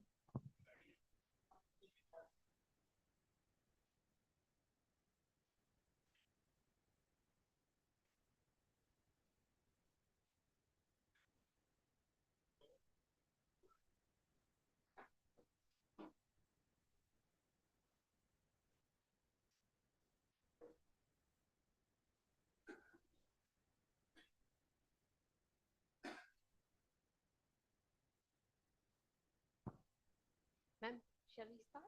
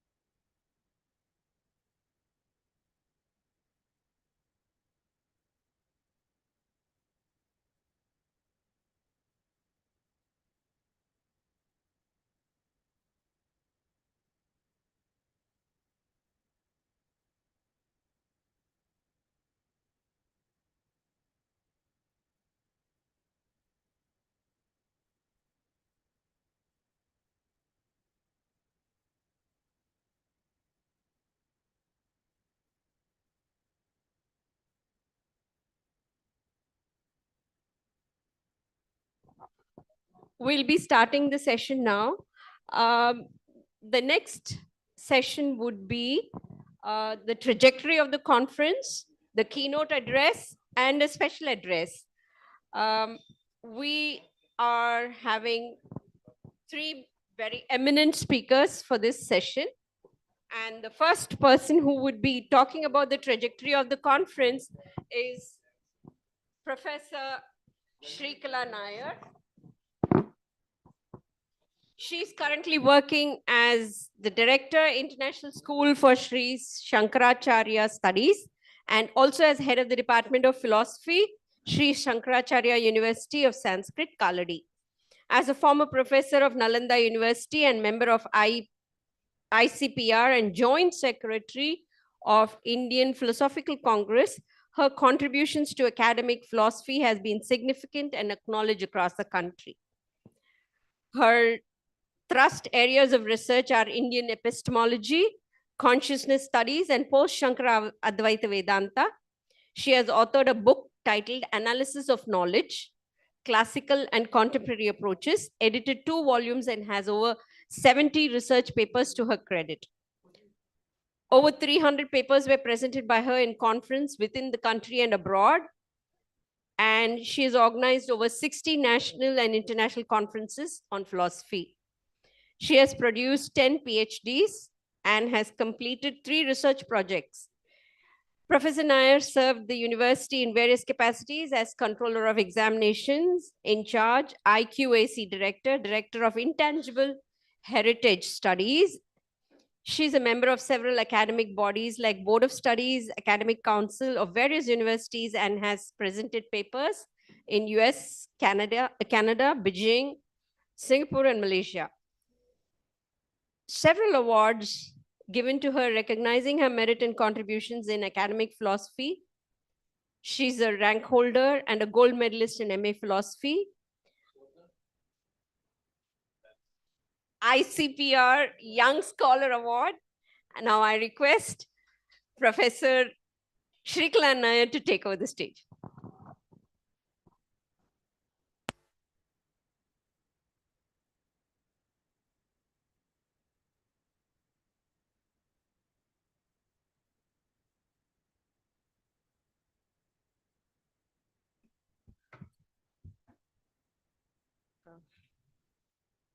Shri Guru Bhyo Namaha. Pranams at the lotus feet of Shri Sadguru. Pranams to Swamiji, dignitaries, co-panelists, great scholars assembled here, friends, colleagues, and young scholars. It gives me great pleasure to welcome you all to the 9th Annual Peace Conference organized by Shri Vishnu Mohan Foundation. The main title of the conference remains the previous one, Peace is Born of Justice. We have decided to continue with this topic as there emerged a general feeling that a lot has been left over to address in this rather huge and engaging topic. Let's remember that the topic at hand becomes an issue of prime concern in today's world where fresh war cries are heard almost every day. Despite this, the clan of philosophers who die on analyzing concepts, arguing for and against their favored theories, have failed to rise up to the occasion the situation demands. There was no dearth for philosophical explorations on the relation between knowledge and virtue, as we have heard famously from Socrates, but none of this got reflected in the experiences of scholars around. As Hegel has famously said, the owl of Minerva begins its flight only with the onset of dusk. Philosophers always emerge at the end and they're always late. But this inactivism, which has been a common disposition of philosophers, is no more seen to be a virtue. Theory is for praxis. It's here that religious organizations like Sri Vishnu Mohan Foundation come to our aid. When Sri Vishnu Mohan Foundation, I was just sharing with my co-panelist, stood up and bravely took initiative to organize annual peace conference, bringing practitioners of different religions close to each other, opening avenues for exchanging ideas, convictions, and even heartburns that remain unhealed for centuries, it marked a history. The initiative taken by the foundation to organize a collective thinking on this has been lauded by many. This initiative opened up great possibilities, for we could once again attend to the wounds born of religious or cultural or even ethnic assaults, however old they are, because retaining them as such would only make them more rotten and painful. In the past peace conferences, we have heard woes of Jews here. Bose, where is Bose here? Bose was here. We were almost in tears. I think the year before last when he spoke on the woes of Jews in India and in Israel, of the Buddhists in Sri Lanka, and that of the Hindus in some of the Southeast Asian countries. Let these wounds remain open, or let us open it up and the wounds shared, for that alone would help it to get healed. This kind of repairing for the loss is something a routine educational institution will never be able to do. For those are places where we push the social ills and religious atrocities and such problematic occurrences neatly under the carpet. We sweep it neatly under the carpet and pretend as if everything is fine, clear, and good. I still remember some 15 years before, many academics used to twist their eyebrows and used to even devalue the activities of the foundation as it was led by a religious organization, the Shri Beta, being led by a sannyasin when our Sadguru was alive. Friends, we live in a strange world where anything to do with religion is detested in public spaces and kept away from academic discussions. For religious beliefs are said to be the private concerns of the individual. So we were told ever since the virtues of modernity become prevalent during early 1920s, A.J. Ayer, a whole lot of philosophers have told that religion carry no propositional value. They are private beliefs and should be dealt in private spaces. But there is a paradox. On one, we keep religious beliefs away from the formal desk, but it is everywhere. Wars are fought in the name of religion. So this is the global scenario. But when we come to the Indian scenario, things are even worse. Here, anything to do with religion is not only private, but even considered as harmful and dangerous to the society. Those who are academics sitting here would pretty well remember how delicate and vulnerable we feel when religious issues are brought to the formal desk. So I think independent India has picked up the wrong lessons on secularism. Or probably we need to redefine secularism as befitting the Indian context. Remember, we have stripped off all that is valuable from school syllabi as it carried religious symbols. We no more teach Bible or Bhagavad Gita because they carry religious symbols, fearing that it might offend our constitution with its pronounced secularism. Neither the policy builders nor the executors realize that we are throwing off the baby along with the bathwater.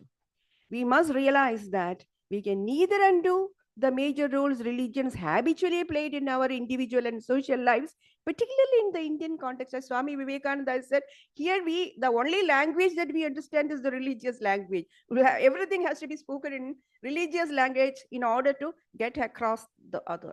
Nor can we strip off the religio-cultural factors that provide a platform for individuals' authentic existence or authentic living. In fact, if you ask me, we are a bit late now in providing an Indian version of secularism. In India, by secularism, I guess, we do not mean suspending religion, but rather permitting the individual to continue with her existing religious beliefs without causing any damage or challenge to the other. As Akhil Bilgrami rightly points out, he's a leftist writer, but nevertheless, his insights are sometimes valuable. That this version of secularism was in practice here in India since time immemorial. We were basically secular, but the Indian version of secularism. The religious other, look at the Kerala scenario. Since 1st century AD, we have been living a secularist lifestyle. But here, the religious other was never a hell as Sartre would have it, but a useful mirror extended before the self to see his or her own image in a better fashion. So the religious other was a very useful entity, not the hell as the existentialists would fear. So today, our academic fraternity across the country would concede that Sri Vishnu Mohan Foundation's pronounced religiosity is its strength, not its weakness. This reunion, which I think is one of the greatest contributions of the foundation, the marriage or the remarriage brought between religion and philosophy, something which can happen only here.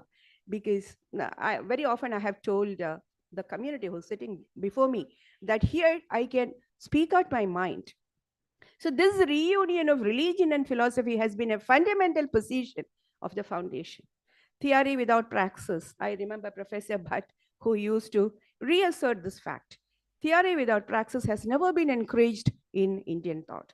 Prayojanam anuddishya na mandobi pravartate. So prayojana vichara is a major constituent in every theorizing exercise. We would thus philosophy fructify in religion.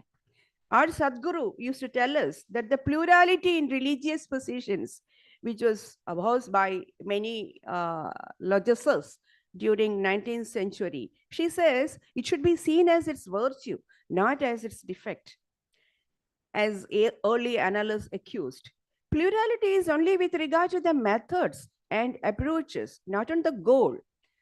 Governor Saab has beautifully spoken about all that. I was complaining to Swamiji that he has left nothing for us to speak because he is exhausted. All that has to be said. So whatever we are going to say is just footnote to what he has already said. So it's like, Sri Sadhguru says, it's like climbing the hill from the different routes. One cannot challenge the other route. At the top, everyone is together. Further, she says, Sadhguru, it is not important, as Swamiji said in the Anugraha Prabhashana, it's not important to who you pray, but what is significant is whether you pray and how you pray. Now let me problematize the topic under considerations, that is, peace is born of justice. First, let's start from the obvious. We know that justice is the means and peace is the end. Governor Sahib has given a different version of it, but I am also coming to the same conclusion. Justice is not what, justice in the Indian context is not what the West speak of. We have different connotation for that. So we know that justice is the means and peace is the end, rather the ultimate end of everything. The role of justice as the means to peace is also evident. Where there is war, be assured that there is some sort of injustice being done, either presently or sometime it would have happened in the past. Just as cleanliness is a state when the dirt is removed, so to peace is a state when injustice has been removed. There is a clear causal relation between justices and peace. So given this causal bonding, we need to focus on the cause, namely justice, and leave it at that, because peace is an automatic outcome of it. Justice today wears a secular attire, and that is what worries us, because we don't understand what this justice after all is, because we cannot put it in our Indian linguistic terms. That is what Governor Sahib was saying, that it is not justice what is significant, it is wisdom. Because he realizes that it is the European notion of justice is alien to the Indian conceptualizations. So justice today wears a secular attire and is often confined to the nation state and its functions. A modern state is expected to ensure equal justice to all its citizens, thus ensuring justice has become the exclusive responsibility of judiciary. So justice and ensuring justice is the responsibility of judiciary and other constituents of a government, a responsibility partly shared by its lower organs of the government, but the individual has nothing to do with it. She is kept away from either conceptualizing or executing it. Here we go wrong, as Governor Sahib again indicated. In fact, we need to turn the table around. Let justice be the prime concern of individuals. By shifting the responsibility of realizing justice from government to individuals, by turning the table around, we will open doors for exploring the deeper metaphysical implications of justice. Inviting the individual to be at the center stage, we are going to open metaphysical possibilities for conceptualizing it. In Indian thought structure, justice gets rolled up with obligations, a dharma. When dharma is performed in its best fashion, justice prevails both at the individual and social realms. The dharma, I'm giving a version of it. Dharma has two layers, the social and the metaphysical. I would prefer to call it as the apara and the para versions of dharma. The apara, the empirical version, speaks about how social justice can be brought about by the administrators at different levels, at the kingdom, at the village governance, and even in the family governance. This is all the apara versions of dharma. The Dharma Sutras deal extensively on this, and they are texts that are to be revised contextually, since the roles of the members keep changing as time changes. But the para, the metaphysical version, is static and permanent. But here too, there is dynamism, in the sense that it appeals to the individual according to the level in which she is in.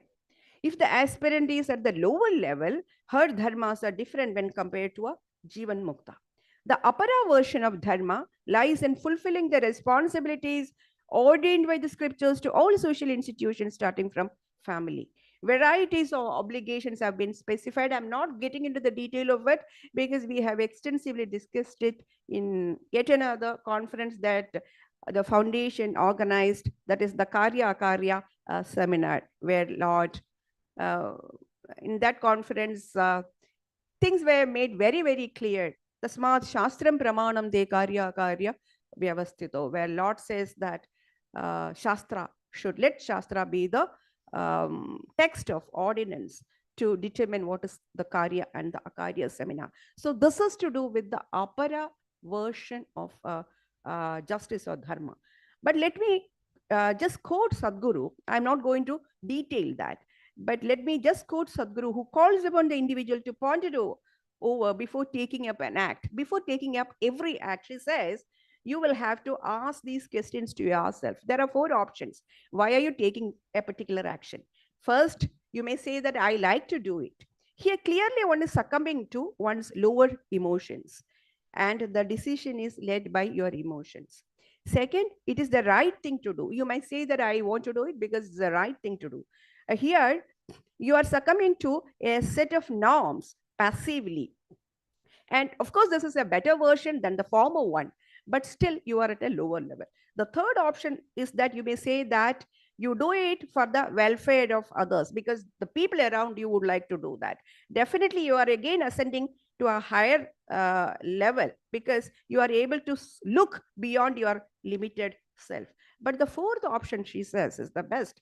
And the fourth is that I do it because it's a command issued by God and I offer it to Lord. And this is precisely what Gita Kara, Lord Krishna, also says in Bhagavad Gita. So this submission to Lord's will, something underscored in the later Vedanta traditions as well as by Gita Kara, has several merits in it. Here, the Kartritva and the Bhoktritva are totally removed from the agent, despite the fact that she remains as the agent. As a result, as Gita says, despite being the active agent, you remain inactive. The confidence, I presume, will look into how the apara and the para versions of justice in the Indian textual tradition and how it brings about peace. Regarding the reinterpretation of dharma, dharma too, like the scientific theories, has its core and auxiliaries. I am reminded of philosopher of science, Lakatos, who died very young, at the age of 40. He speaks about how to keep examining the scientific theories. He says that there are the core theories and the auxiliary theories. And he says that when you value the core theory and you want to preserve it, but nevertheless it is in conflict with other theories, what you should do is you should change the auxiliary theories. The same thing can be done when you want to reinterpret the apara versions of duties or obligations, or what you call the Yuga Dharma. Mahabharata, beautifully, His Excellency has spoken about how Mahabharata redefines Dharma. And Lord Krishna is a mastermind who, lays his hand and gives us a model. Of course, we can't follow him because he is a mastermind. What he does, we cannot do. But then there is a model as to how to redefine Dharma according to the changing times. In our own times, we have Mahatma Gandhi, who is again a brilliant and a genius in reinterpreting Dharma. Whenever people point to him about the conflicts of between two dharmas, then he very effectively and creatively lays his hand and then resolves it. And he says that, of course, you need to reinterpret Dharma, otherwise it will become obsolete. But then everybody is not empowered or entitled to do that. There are two qualifications for one to lay his hands in redefining Dharma. The first thing he says, I'm quoting Mahatma Gandhi, first he says that he should not have any private or personal agendas in mind, other than the desire to contextualize the principle in a befitting manner, change according to the changing times. Second, in his inner conscience, he says his inner conscience, the antakarana, should be crystal clear that there is the least possibility of his treatment of the principle being vitiated by any bias. Now let me address the para version of Dharma, again spoken beautifully by the governor. I just cannot help but remembering what he has said. This is the metaphysical version, as Yajnavalkya has told us in Brihadaranyaka, that individual is always at the center of every philosophical exercise. Swamiji, in his theme note for the conference, has beautifully said that the individual, the fulcrum of the world is the individual, at least according to Indian philosophy. All idealistic streams, be it the Buddhists, the Jainas, or the Vedantic traditions, place individual at the center. Starting from the Upanishadic literature, philosophy as such has been focused on the individualistic perfection, clearly for metaphysical reasons. The metaphysical reasons, as you all know, Jiva Brahmaiva Napara. It is the Jiva, the phenomenal self, caught in the vagaries of the apparent realities, will have to be saved, and that is the sole enterprise involved in it. Sadhguru is of the view that the individual is the prime mover. Her thoughts, speech, and actions are to be tuned for her own spiritual uplift. The discussion thus takes a turn towards justice due to the individual self. Now, remember, we are talking about justice onto one's own individual self. We have to pay justice to our own self, the jiva, the phenomenal self, caught in the apparent reality. Interestingly, the apara obligations that we discussed a little while ago, the duties to other agencies, be to the nature or to the other sentient beings, are all ultimately obligations to one's own self. There is an interlinking between these two. It may appear as if that we are doing good to the other, but the ultimate goal is one's own spiritual uplift. Let me recapitulate the formula I devised in the last peace conference, wherein I have said that Dharma speaks about a set of duties one will have to perform that fetch. The formula is this. This is a formula given by Lord Krishna, that when you perform duties, the material benefit goes to the other and the spiritual benefit goes to the self. Now, this would work because given the findings of Yajnavalkya, if Yajnavalkya is right, that Atmavare dashtavyo navare patyup kamaya pati prayo bhavati atmanastu kamaya, everything is being done by one's own self, because the self, the individual doesn't see anything in the world other than the self, and anything that he cognizes is meant for the benefit of the self. Given this self-centeredness of the individual, if this is right, well then the individual will not do anything for the other, come what may, or whichever text may give ordains. But if this doing good for the other is one's own spiritual benefit, that might work. Well, things go different. So this is the shift here. Here the ordained dharma is not sheer norms, injunctions that one will have to do normatively. There is metaphysics attached to it. So when you have the metaphysics added, this gives a fresh flavor to everything. And here things fall in place. The society runs on its own when the individual takes care of his spiritual well-being. So it tells us that by giving away, Ishavasya Upanishad beautifully says about it. In fact, the Karma Yoga that you see in Bhagavad Gita has its roots in Ishavasya Upanishad. Masters are here. I'm scared to speak about that. Tena tyaktena bhunjidhaha. By giving away, you may yearn. So this formula of giving away and earning is the technique of doing good for the other and good for the self. The focus is always the self, no doubt about it. But it also brings the other into the circle. And there is one single exercise which brings the other and the self together. And there is a bond in that. This formula devised in Ishavasya, later elaborated by the Gitakara, elaborates on how to remain inactive even amidst busy performance of functions. In fact, there is no parallel concept available to this para version of justice. Due to lack of other term, I am using the term justice, as I totally agree with His Excellency that justice is not we exactly mean here. So there is no parallel concept available in Western thought for this para version of justice. I would argue that the apara sense, the social justice, is only an extension to this metaphysical or the para sense of justice. While the West still struggles wondering how to eradicate the huge inequalities that you witness in the world at the macrocosm, Indian theories account it on the theory of karma. The entire philosophy is focused on the individual, employing this formula that I have cited a little while ago. So the individual will have to ponder over how she can use the world as a field of activity for her spiritual uplift, which also uplifts the society parallelly. So the ever-enlarging self of an aspirant will also naturally prompt her to be just towards the other, every other, including the nature.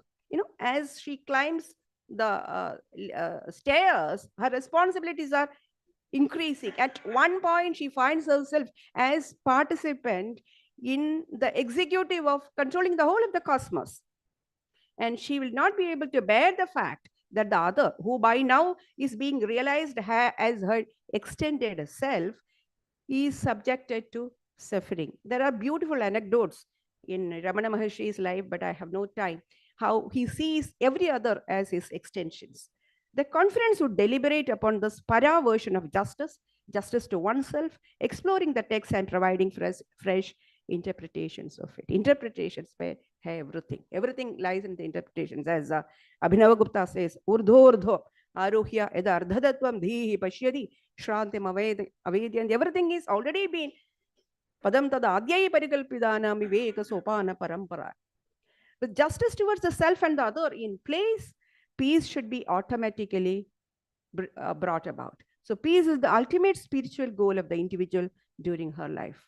A peaceful mind is unperturbed, like ripples. In the second chapter, Gita Kara speaks about the Sthita Prajna. The Sthita Prajna Lakshana gives every definition about peace, like rippleless water, deep and composed. Prajnana Ghana, as Vasubandhu, early Buddhist Yogacara thinker says. According to Sri Sadguru, peace has its origins in the careful thought, speech, and actions of the individual. In the age of Kali, a coordination between these three, the thought, words, and actions, is what is needed. Leading a simple life. By simple life, I don't mean wearing khadi or showing off that you are simple. The simplicity is an inner simplicity. It is at the cognitive and the cognitive levels where you have a synchronization of the three faculties that you have.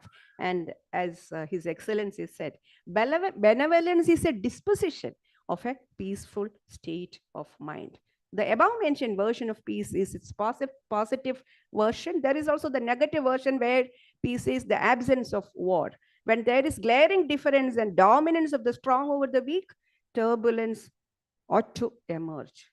Heidegger calls upon the whole clan of philosophers to be the watch guards. He says the job of philosopher is to critically watch the concealed forms of power plays and selective use of translations. See, the language symbols are common, but then I be selective in using this language, and you be the watch guard of the selective use of translations from the symbols available. In brief, a peaceful living is one where the individual is empowered to lead an authentic life.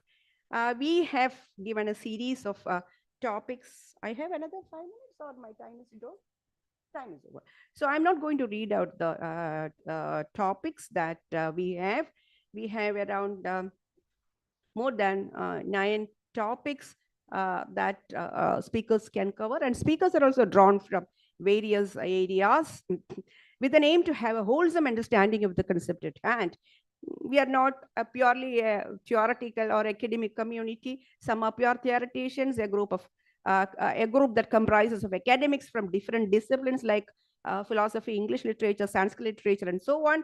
Some are executives like my co-panelists, and others are also cultural critics. And there are also members from the NGOs who take pragmatic approach to the problem at hand. In the last peace conference, we heard beautiful experiences of the NGOs on this. I wish you all a great conference experience, and I'm eager to listen to your feedbacks at the end of the conference, letting us know where we flawed and where we gained so that we can improve. Swastirastu. Thank you. Thank you, ma'am, for some real thought-provoking words. Now, I request Ishwar Mama to give Professor her memento. Ma'am.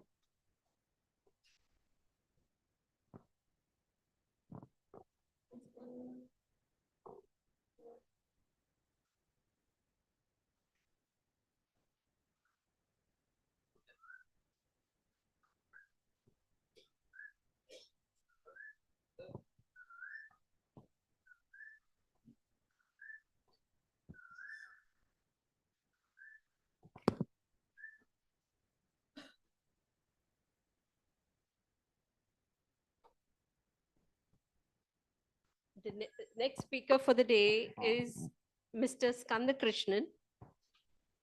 He is a retired Indian Administrative Service Officer from the Tamil Nadu cadre. He holds a bachelor's degree in public administration and history and a master's degree in political science development studies and rural development planning. He is also a bachelor of law.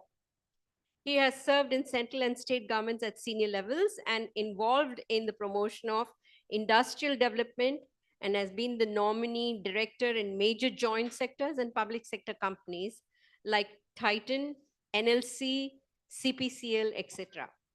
He's also served as chairman and managing director of TNPL and as chairman of TNEB. He was the nominee director of Security Printing and Minting Corporation of India during 2007 and 2014 in the central government. As advisor to the governor of Jammu and Kashmir in 2019, he was responsible for the formulation and implementation of industrial policy and chaired all its major corporations.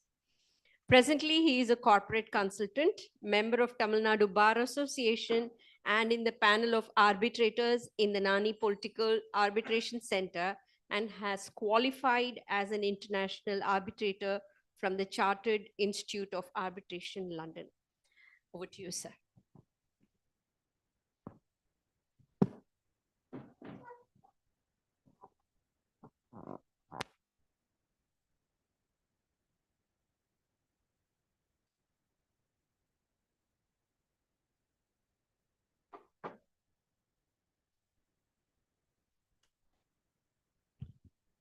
Good afternoon, ladies and gentlemen. My humble pranams to Pujya Shri Swami Sri Hari Prasad, whose divine presence today makes the proceedings of the conference so much more meaningful and blessed. I thank Sri Kala for the very high level of thoughts and considerations on the trajectory of the conference. I find myself today completely nonplussed after hearing the inaugural address of His Excellency the Governor, whose wisdom transcends many of the philosophies that this country has evolved over time.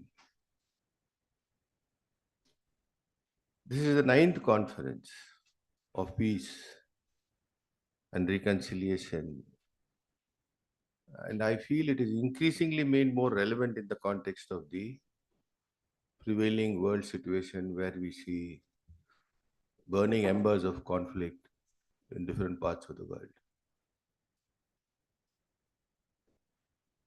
Without mentioning details, it is, I think, well understood that this juxtaposition is very dangerous. Poised to war and destruction could lead to the decimation of peoples, which we have already seen a sample somewhere in the Middle East, and the repercussions cannot be measured as to its fallout.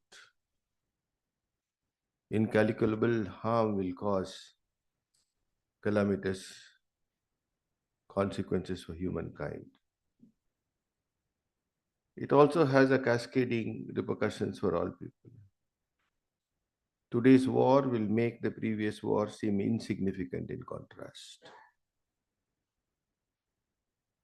The irrationality of nations to be self-centered and petty-minded makes little room for conflict resolution.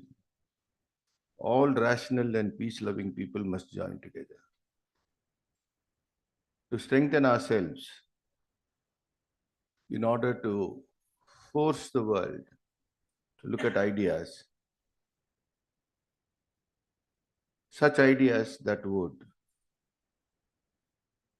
ensure, for want of a word, justice for all and a way forward to resolving issues. Since the present dispensation of the UN is much questioned. A lot needs to be done to strengthen its mandate or objective to ensure that war does not take place. The inevitability of escalation of differences in ideology, in strategic positioning, would make the world ignite an aggressive response. And therefore, such conferences for peace and reconciliation becomes more and more relevant. The continued efforts of the Vishnu Mohan Foundation towards peace and reconciliation is a beacon of light to all those who see themselves as icons of peace. I would say that one of the important points is the forum of negotiation for the world, the UN, does not have an institutionalized negotiation center or a negotiation expertise or an institution which would compulsorily make people come there and resolve the disputes with perhaps neutral and impartial experts sitting in such a forum whenever a country makes a reference. I'm sure that the world should quickly make way for such an institutional mechanism because trust in diplomatic talks is becoming increasingly self-centered and perhaps nationalistic. Now let us look at the possibilities. One of the possibilities today is that the nations, perhaps we can begin after 1648, the Westphalia Peace Treaty or a peace conference, after the 30 Years' War, is perhaps overrun its time because ideas today cross borders very fast, faster than even nations can react. And in such a situation, when we have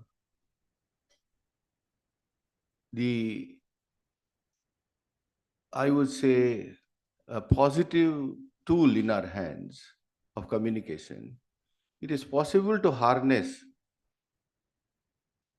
peace centers all over the world. However difficult it might be, we must make a beginning. Because there is no alternative.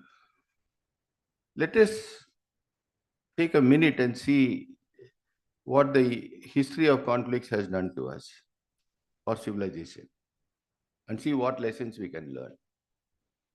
In ancient times too, there were conflicts, but societies were small. But the root cause of these conflicts still remain, I feel, the same. They are either rooted in to claim for resources, water or land then, breaches of etiquette, or failure to pay or return a ransom.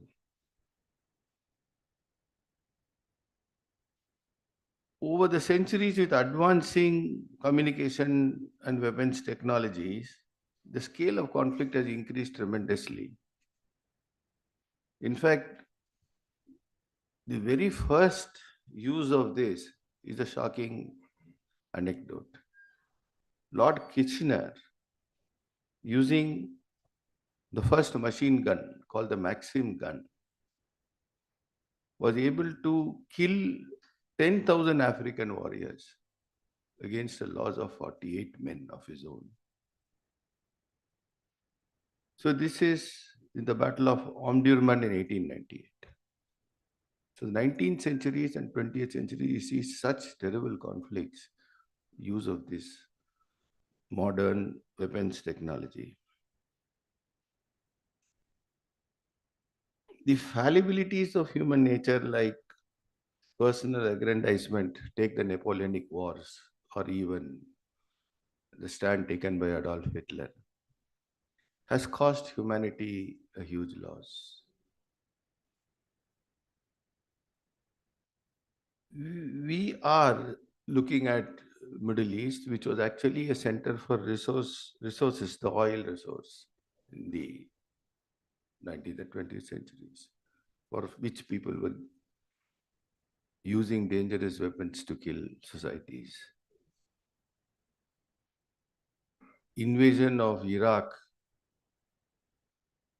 was justified in terms of military threat to the West, which was proved false later. Sometimes these goals, motivating goals, and that is why this conference is important, is based out of extremism in ideological zeal. It happened in, look at the Islamic zeal in the 8th century, or the Christian extremism in the Middle Ages, the capitalist communist polarization in the Cold War, or of late, the Islamic fundamentalism versus Western materialism. So the ideological motivation in of late is actually most dangerous. They do not take into account any cost consideration. In fact, based on 2000 figures, the cost to America alone in the World War II was 2091 billions. The loss of life in World War I was 8.5 million. But these statistics are just indicative. The deeper rot to society that war causes is not really measurable in human terms. The collateral damage to civilization, to well-being of human life, everything is disturbed, distorted. So we now come to the point that if war continues, which is threatening in many areas and also has had a foray, what should we do? It is the most negative aspect of human condition.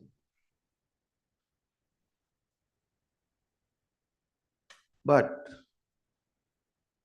how can we, from a point of view of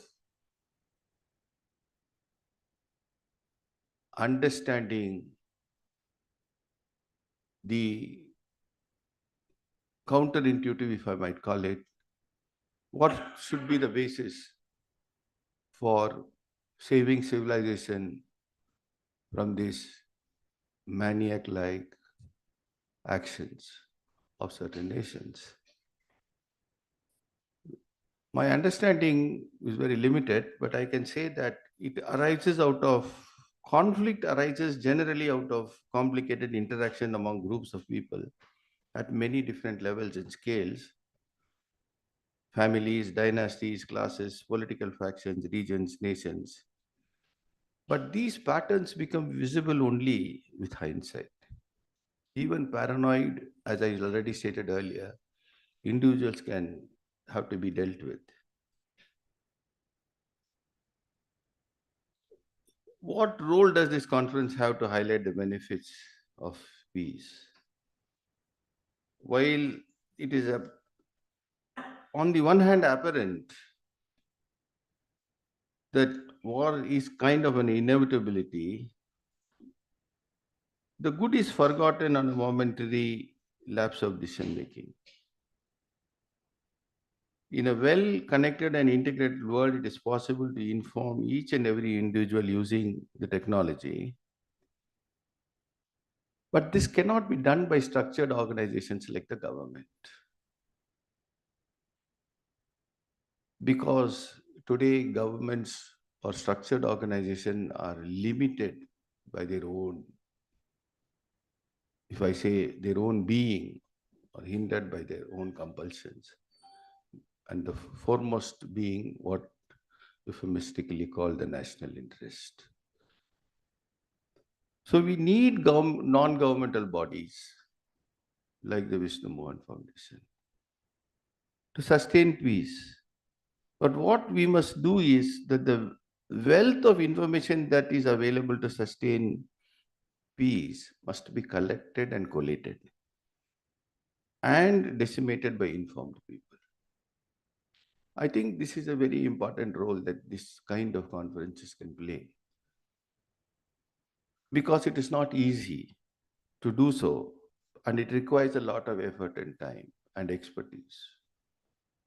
And unless we do that in a manner that is appealable to people, then we will not be able to change the perception of people on many issues where they see ideological differences. Yeah, ultimately, as has been pointed out by speakers before me, ultimately, if we dig deeper and deeper, you will realize that the behavior of individuals matter. Because unless you change the behavior of individuals and their thought processes, we will not be able to take it up further in the ladder to family, to society. Mostly when there is a rift in society, it arises out of a sense of injustice or fear at a very base level. Iteratively, you can take it up when there are other causes that are added.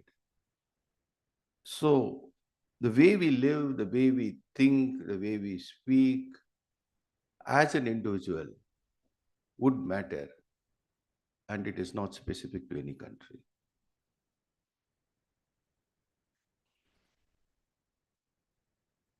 It is necessary to consider behavior change, because unless we give an opportunity for resolving them, issues can become very rigid and irreconcilable.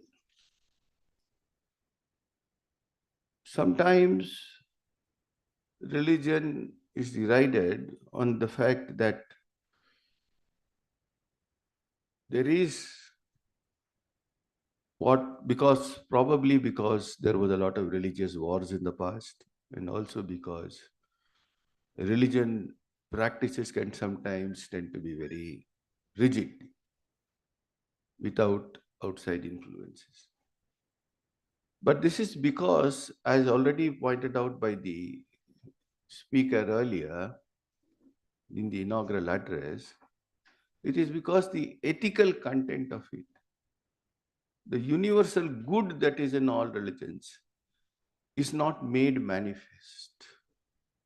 And it is important that the thread that joins the goodness of religions, or what was stated to be Atma, that supreme spirit of togetherness, of compassion that is derived out of ethical good, that must be highlighted.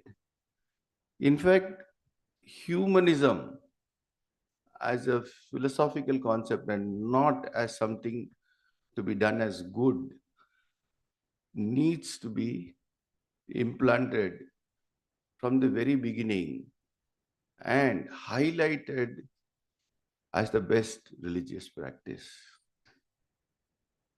as an universal principle, in fact. In fact, sages in this country, from long immemorial, have stated the virtues of giving and the unblemished nature of love and empathy. I still remember as a young child visiting the Rishikesh Ashram, Divine Life Society. Dr. Swami Sivananda would give us all pencils which had only two words written, be good, do good, in yellow color. And that sticks to me after so many years as the fundamental pillar of my thought process. So the other sages also in modern times, like recently Satya Sai Baba of Puttaparthi, his thing was love all, serve all. And then the point cannot be forgotten that even in the very nature of Indian philosophy, our entire action is ultimately submitted to the Lord, to whom we are supposed to merge. Raghuvamsa's first sloka is very powerful. Vagartha viva sambrukto vagartha pratipatye jagata pitaro vande parvati parameshika. We all bow to them ultimately. So we need to cover a gamut of issues to bring about positive change in the world. And as rightly stated by Sri Kala, Vishnu Mohan Foundation is not an organization just out of theory. It encourages practical way of doing things in order to bring about peace and mitigating the suffering of mankind.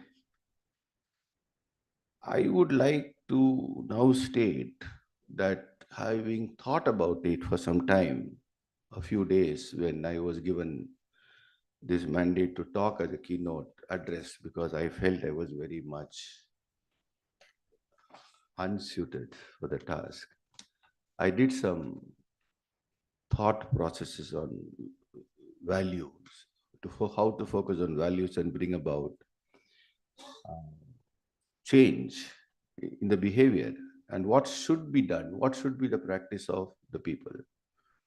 So I consulted with a lot of young people and have come to some of these conclusions, which I would like to state here. Empathize the values that unite humanity, such as compassion, empathy, kindness, and justice. These values are universal and can be found across many spiritual traditions. 1. 2. Dynamic process. Involve continuous effort and engagement. It requires ongoing communication, cooperation, and conflict resolution. It requires education and consciousness raising about the causes and consequences of conflict, as well as the importance of peaceful conflict resolution. 3. Non-violence through dialogue, negotiation, and mediation. It recognizes that violence is not an effective or sustainable way to resolve conflicts. Economic development. Positive peace is closely linked to economic development and social justice. It recognizes that poverty, inequality, and social injustice can be major drivers of conflict.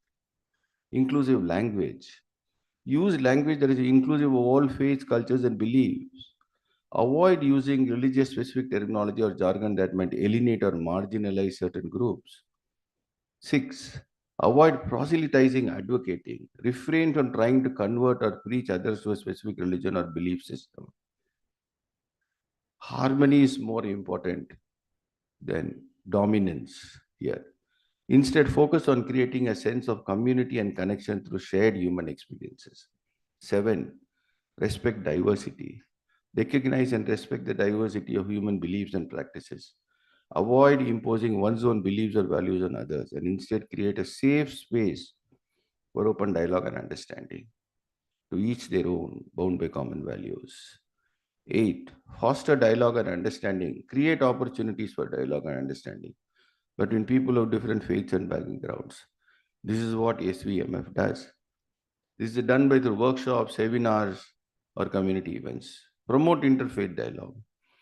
9. Educate and raise awareness. Education plays a crucial role in combating religious discrimination, promoting religious literacy and teaching about the similarities and differences between various religions can help break down stereotypes and prejudices.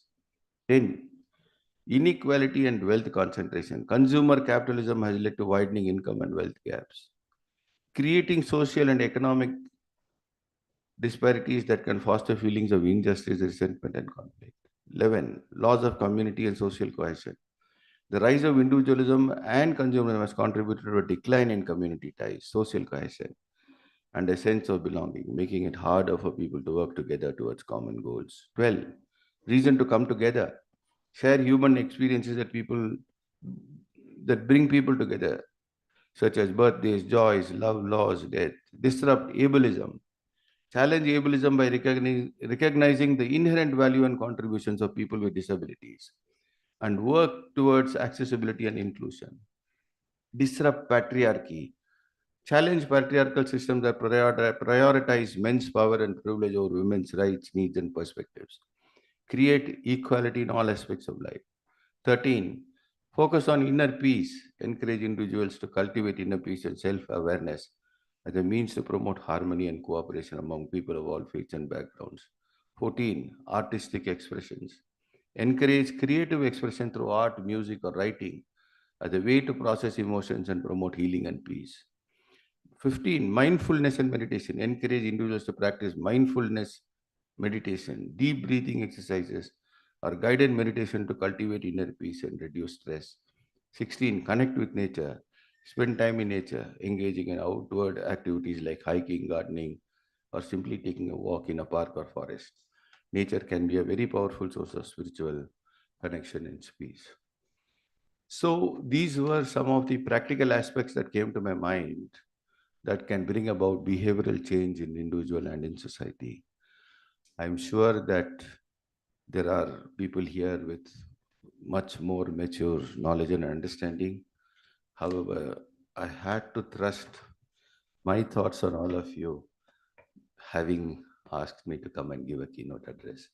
I wish the world a peace. I remember two famous words, Vargai Vallagam, Vargai Valamudan, Vargai Valamudan. Thank you.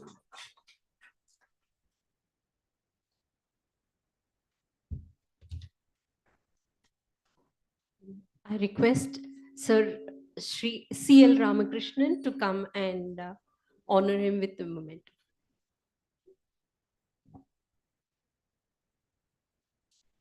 Sir.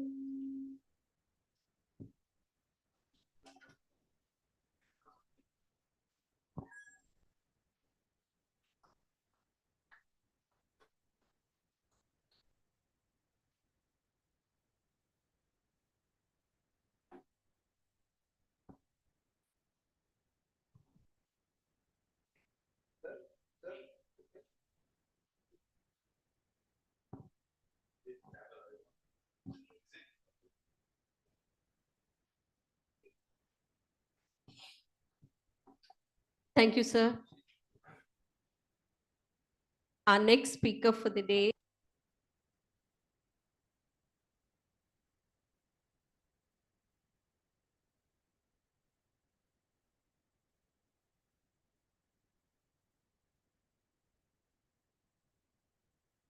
I hope I pronounced that right.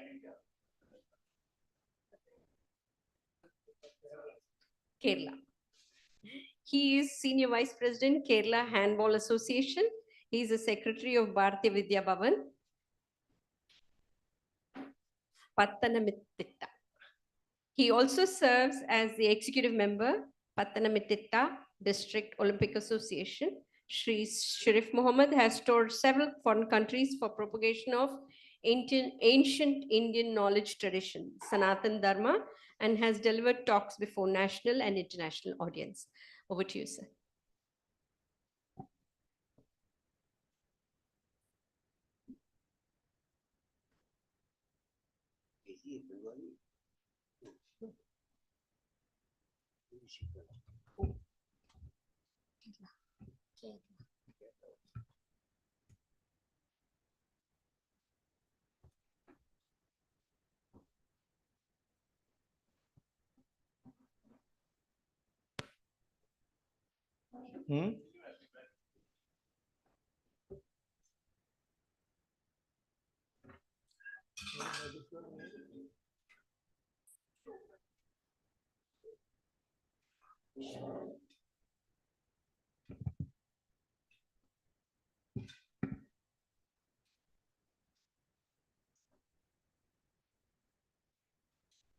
Thank you, Shobana Madam, for introducing me very colorfully, rather with a lot of fireworks.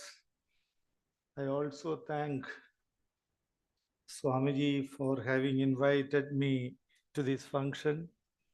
He has invited me last time also, but I could not make it up. It's almost 1 o'clock, and many of you would be hungry.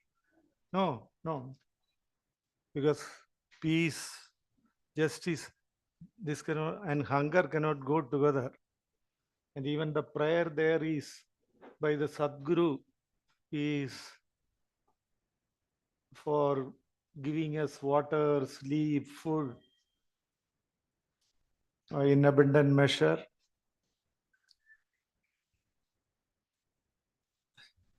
Last time also, Swamiji invited me, but since I had some other preoccupations, I could not come. This time, Swamiji exerted his very powerful weapon, his moral force, to come to this meeting and address you. As you all know, the moral force has much relevance. Even our freedom struggle was won not by physical force, but by moral force unleashed by Gandhiji through satyagraha, non-cooperation, boycott of foreign goods. And moral force has great value now when the entire world is engulfed in a lot of conflicts of various types, religious wars, wars between nations, ethnic wars, as we see in some parts of our state, and so many types of wars. So, what is the remedy for all this? That is the most important thing. I had been to Chennai for talks. This is the third time. The last talk I had made in Chennai was some 3 or 4 years back to deliver the, if my memory is correct, the 23rd series of the Kanchi Paramacharya commemoration lecture. That was the last time I came. Before that, I came to address the students in the Padma Seshadri group of institutions. YG Parthasarathi had invited me, but she is no more now. So when I heard all these very deep talks, I just remembered an event connected with Kanchi Paramacharya that came to my memory. So in the way to Kanchi, there is a Muslim mosque and also the temple. The road is at that time, if my memory is correct, very not having sufficient width. So there will be throngs of devotees always through that way with chantings, Muslim prayers. And so there was a little bit of confusion always. And in peak hours, there was big confusion. So it became a problem. So the Hindu community decided what should we have to do to prevent this cacophony of noise and all that. So they approached the Muslim mosque authorities there. So at last, government interfered. They came to a compromise that let the Muslim mosque be relocated to some other place, and the Kanchi Madam will see that a very beautiful mosque is constructed in a nearby location. that matter was put to Kanchi Paramacharya. Paramacharya very carefully listened to it. And Paramacharya said, if you are going to destroy that Muslim mosque, I am going to fast and do death. And the devotees asked, why? Why? Because we are going to construct a very beautiful mosque in the place of where it stood. And all this confusion, all these things, the peace of that particular place will not be affected. The temple could also function and the mosque could also function in a peaceful manner. So that was a very good, actually a very good practical suggestion. And the district administration was also in favor of it. But Paramacharya was strong that if the mosque is destroyed and relocated, I will fast and do death. And the reason Paramacharya said was, I wake up at the Brahma Muhurta for my prayer and meditation, and my prayer and meditation gets dissolved or gets digested or gets integrated or coalesced into the call for prayer from the Muslim mosque. So the mosque cannot be relocated. That was the answer of Paramacharya. So still, so you see how a situation where conflict or a situation where a communal riot could have been would have taken place has been resolved by Kanchi Paramacharya. He said that I wake up at the Brahma Muhurta and my prayer and meditation gets dissolved in the call for prayer from the Muslim mosque. So, no.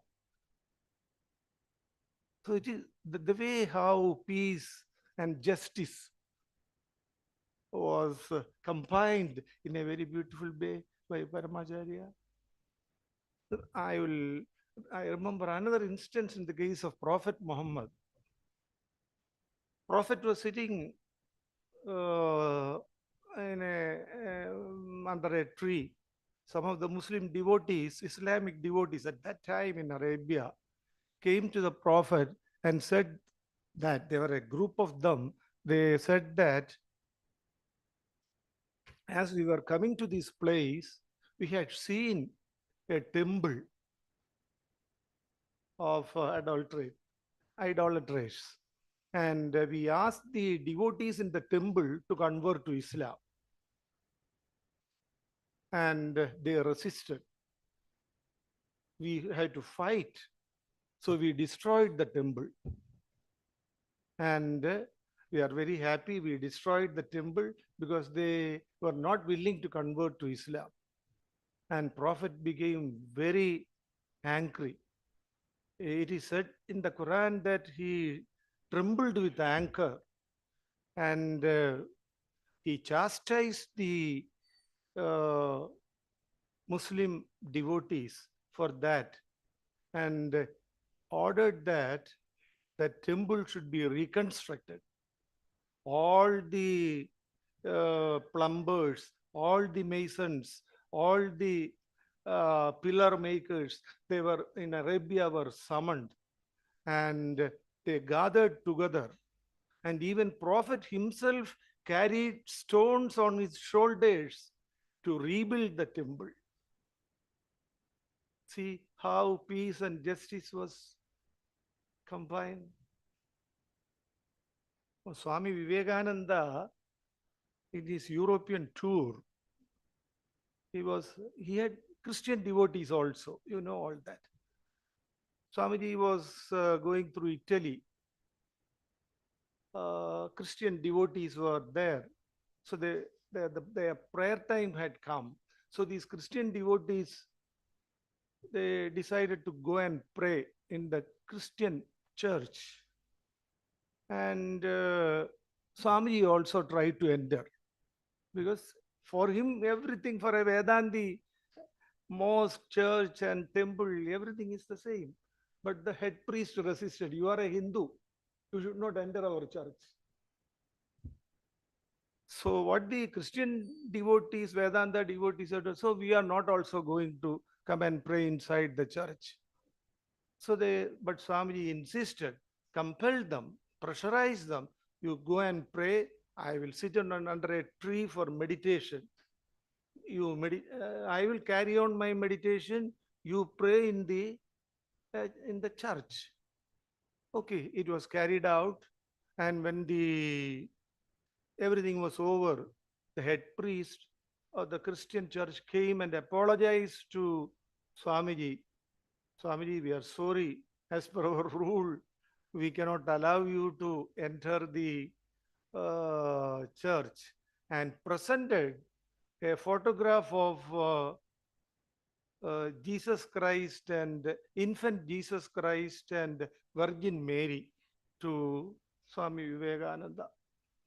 We apologize you, but please, as a memento, please receive this. Swamiji very respectfully received that photograph and touched the feet of Christ in that photograph. Not only that, Swamiji said, in the past, Virgin Mary washed the feet of infant Jesus Christ with tears in the past. But if I were there, I would have washed the feet of infant Jesus Christ with the blood of my heart. That was Swamiji's remark. And Christians, fathers are here. So nobody, no philosopher, no writer, no scholar has given such a very beautiful adjective to Christ as this. If I had been there, I would have washed the feet of infant Jesus with the blood of my heart. You only washed with your tears. See? So these are the things when I hear all these very, very wonderful deep talks, philosophical talks. Our Governor Ji has also given a very beautiful talk. Even I have translated one of his masterpieces, Quran and Contemporary Challenges, into Malayalam. So I had that privilege to transfer his book, where he expounds his philosophical views, his views on various religions and all. So even as a member of the fraternity of the Ramakrishna Mission, so I had been to, I think I am the only Muslim in the Ramakrishna order to become the president of a unit. And perhaps I am the first Muslim in 125 years in the history of Ramakrishna movement. I am not a monk, but considering my services, Belur Mutt made me the president of the Sri Ramakrishna Ashramam Mutt in trust in my place, Pathanamthitta, which is the border. You all know Pathanamthitta because those who go to Shabarimala has to go through Pathanamthitta. It's very near. And I have also a Tamil connect. I have also similar Tamil connection because my second daughter-in-law is a Tamil girl. And she's a doctor in Balaji Medical College.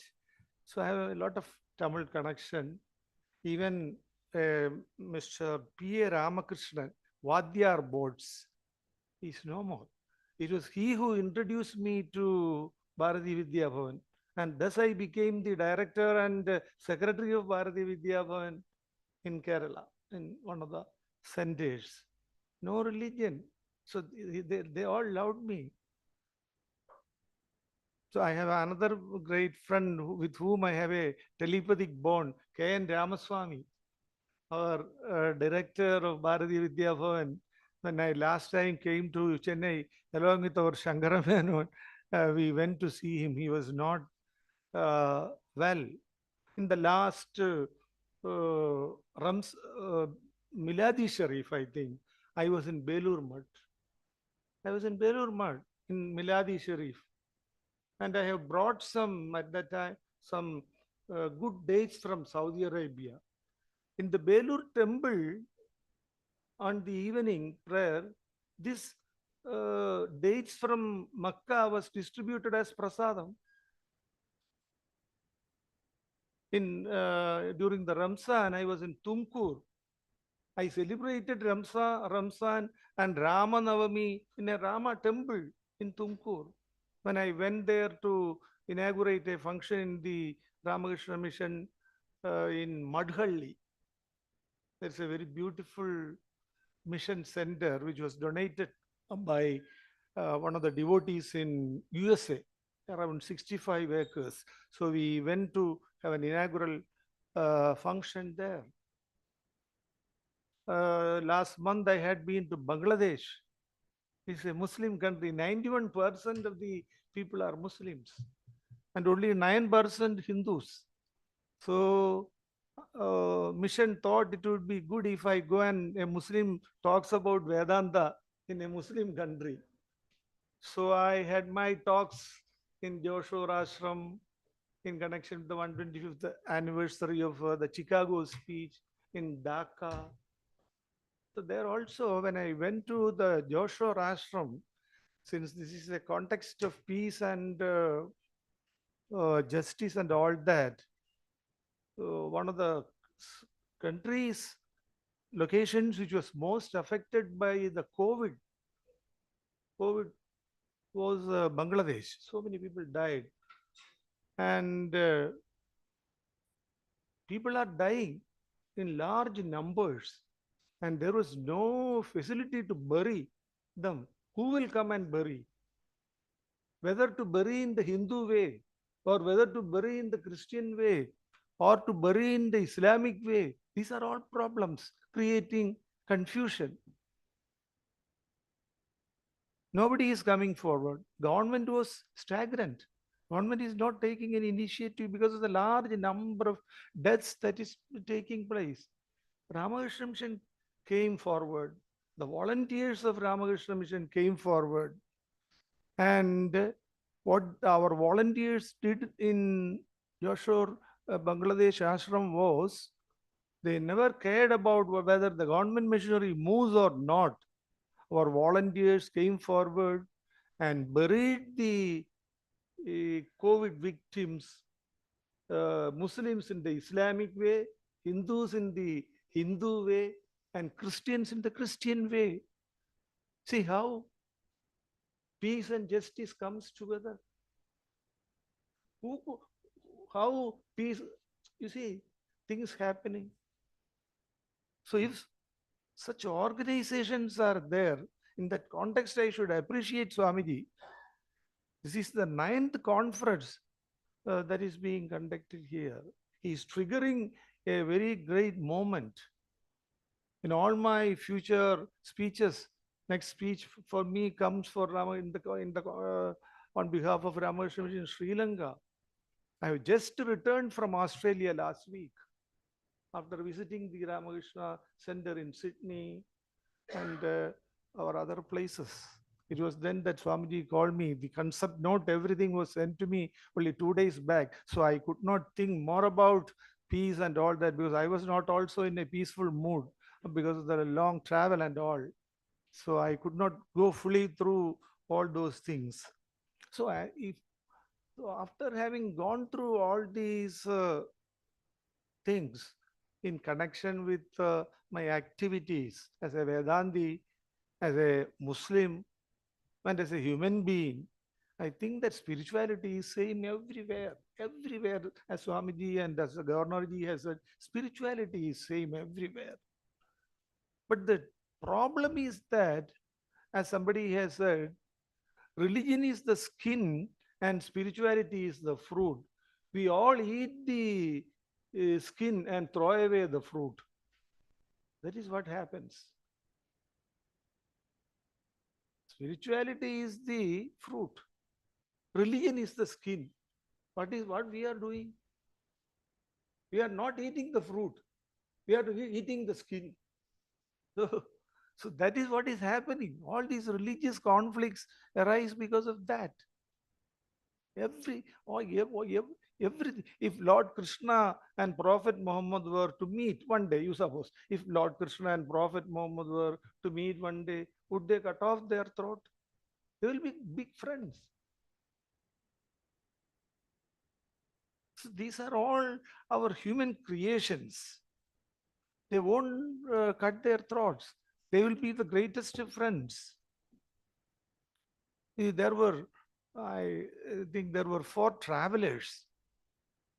One traveler was an Arab, another traveler was a Persian, a third traveler was a Greek, and the fourth traveler was a Persian. These four travelers decided to have a tour. So they all came together. Let us go for a long walk to some good place and spend some time. A Persian, an Arab, a Greek, and an Arab. So these four travelers started their journey early morning. And they went for miles and miles and they got thirsty. And they began to find the solution for this. They were talking each other, what to do. They are hungry. So they entered a rest house or something on the roadside, and they were asking for something to eat. The Arab was asking, bring inam. Inam, not inam, E-N-A-B, inab. And the Persian was asking, bring uzum. And the Greek was asking, bring some stefil. And the Persian was asking, bring some angur. Everybody is in a confused state what to do. But luckily, another traveler who know all the four languages came there.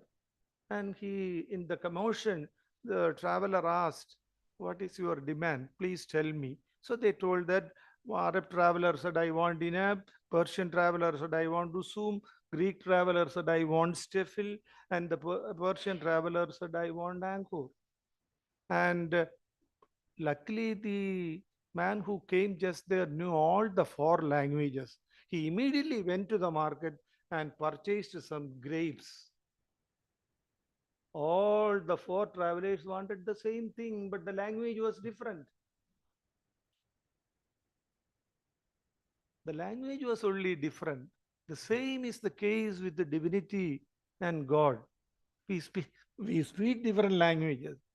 So all the four travelers wanted grapes. So this is our requirement. We speak different languages. Even our Amritanandamai in Kerala, she used to say, we are all travelers in different boats. In 4 or 5 or 6 boats, our shore is the same. But what happens in the world is that one traveler in one boat throws stones at the traveler in the other boat. The second traveler throws stones in the third boat. The traveler in the third boat throws stones at the fourth boat. So that is what is happening. Though their shore is the same. So see, without any meaning, without any reason, endless struggles are going on in the name of religion and all these things.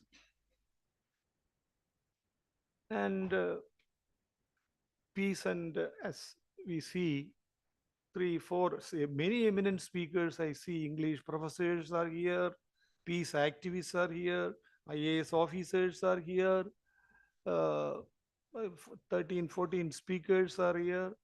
So they are going to impart much greater wisdom to you than me, because I am only an ordinary man. So you will be getting more lessons from them. So peace and conflict are two areas where a lot of talk is going on. A lot of thought is going on. Even in the G10 and G7 meeting, this is the main agenda. Peace. And there is a change this time, just peace. How peace could be arrived in a manner of justice. That is the new agenda, not peace alone. If at all peace is ensured in Ukraine, it should be a just peace. If at all peace is ensured in some other place in Palestine, it should be a just peace. So peace and justice are becoming very relevant. Even our Prime Minister, who is supposed to be, even our country is going to become a Vishwa Guru. And India is becoming a pillar of humanity under our Prime Minister, it's all very fine. And everywhere we are invited compared to the previous years. So we have a greater role to ensure peace with justice. And the talks are going on in that direction. But how is it possible?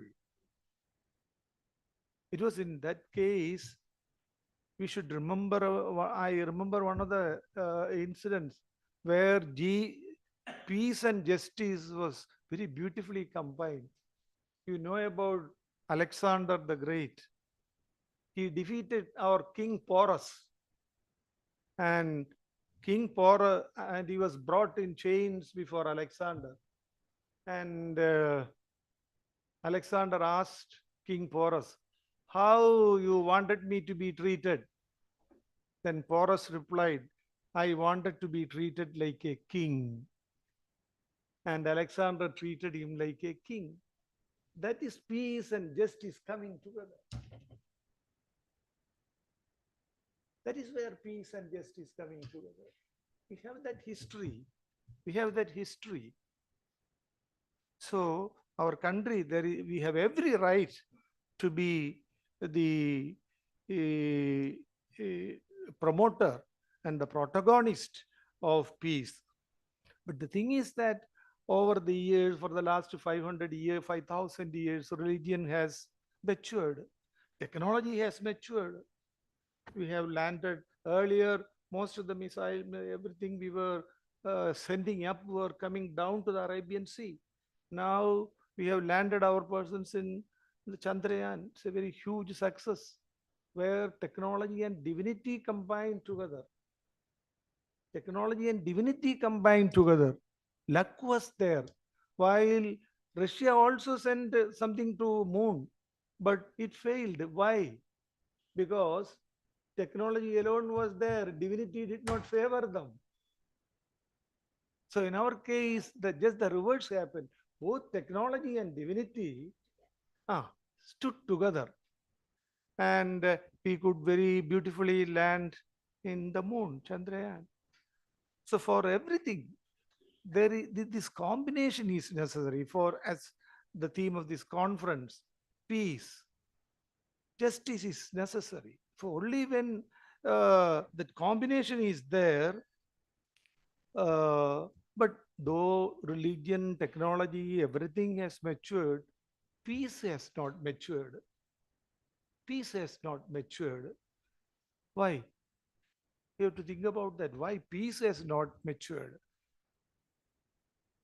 It is in this context that I think about there's a crude theory of the Persians. There's a crude theory of the Persians, whereby two gods, not one God, two gods are managing the world.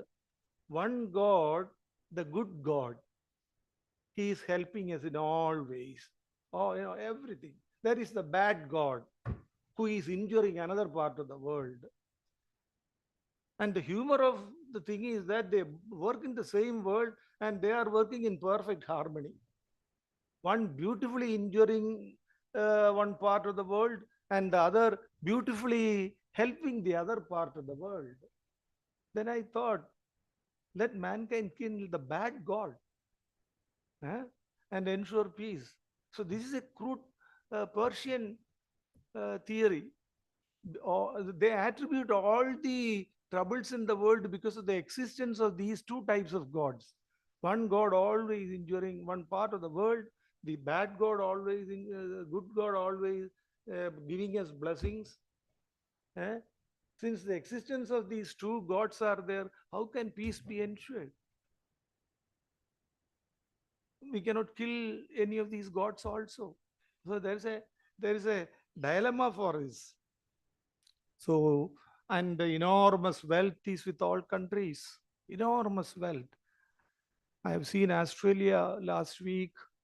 So, what wonderful country. Many of you might have gone there.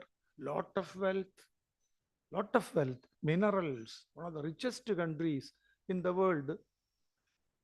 3 times more bigger than our India, but the population is even half that of Tamil Nadu.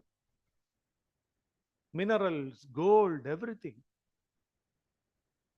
Even there are problems. Even there are problems between the aboriginals, who are the native inhabitants, and the immigrants who have occupied those territories. So wealth cannot ensure peace. You may think that wealth will ensure peace. Wealth will not ensure peace.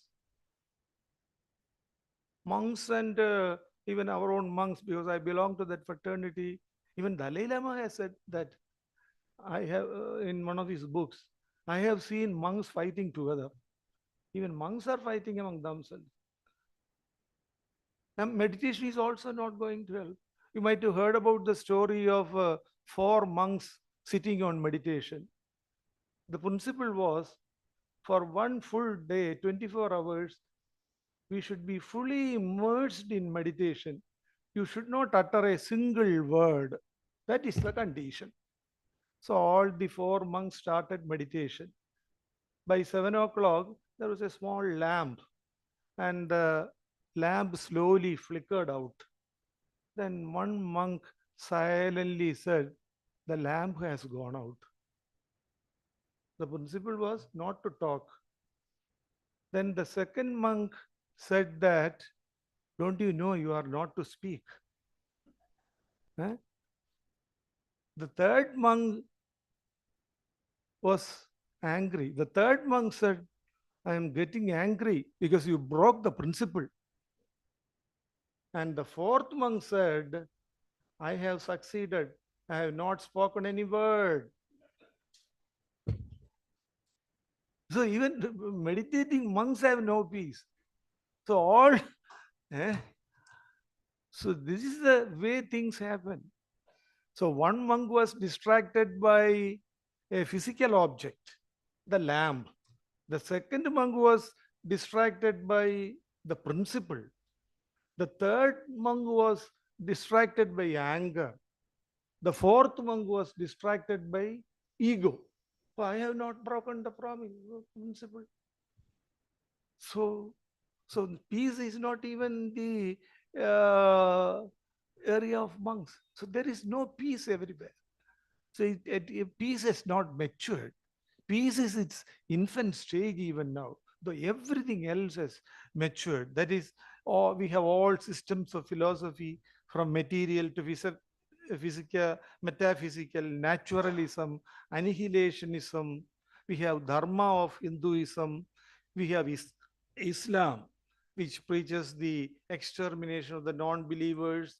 Dharma of Hinduism is disturbed, distracted by the existence of so many hundreds and thousands of castes, subcastes, claiming superiority over the other.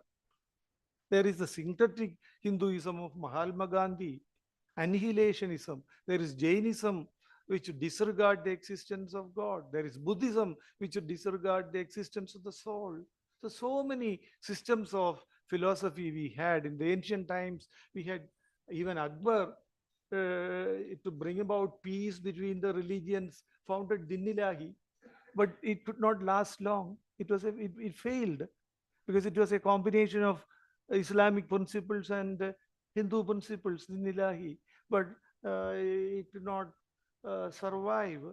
Then there was, now we have the Hindutva with the territorial and cultural nationalism. How? Then this Vedic religion we have, Nara Seva is Narayana Seva. And in Islam, we have this principle. Allah is, you see, the word in Arabic, Rahmatul Alameen, Muslims know. What is its meaning? Allah is the God of not Muslims alone, but the God of everyone. How many Muslims may understand? Rahmatul Alameen, we used to say, which it means Allah is the God of all, not only the Muslims. So all these, but in spite of all this, there is confusion.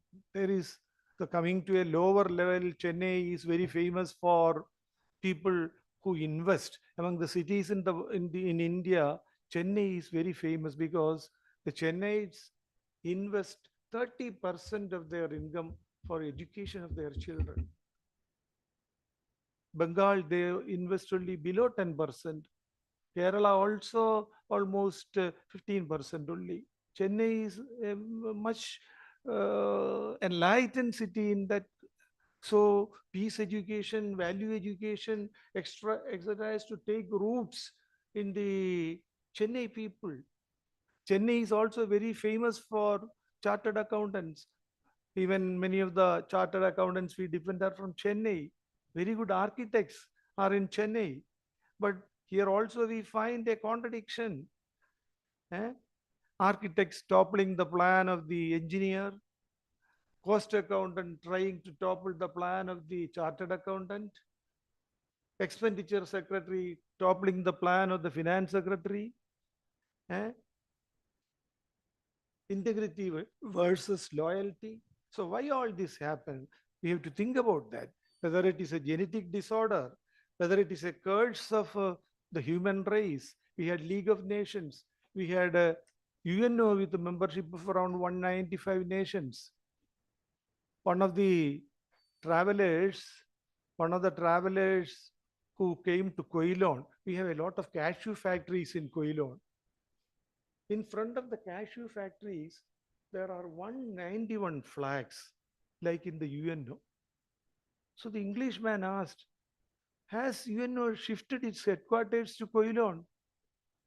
Flags of all, but in fact it was the flags of all the striking unions in that cashew factory. Yes, of CPM, CPI, Janata Dal, BJP, 190 flag. So everywhere that is the situation. So we have to find some remedy for all this. And Madam is policing my time.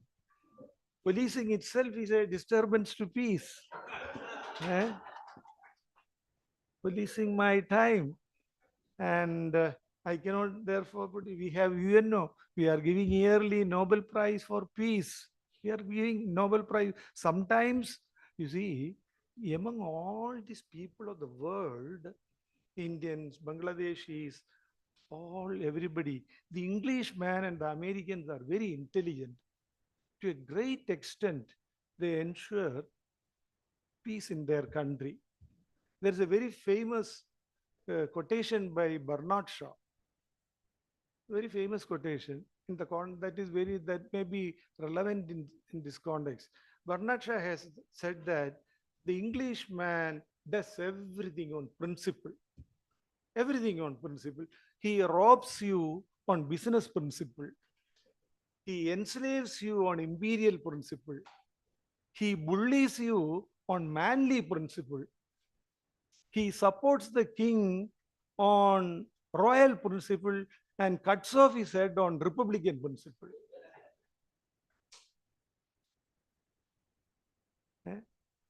On the other hand, the Americans give a name for everything.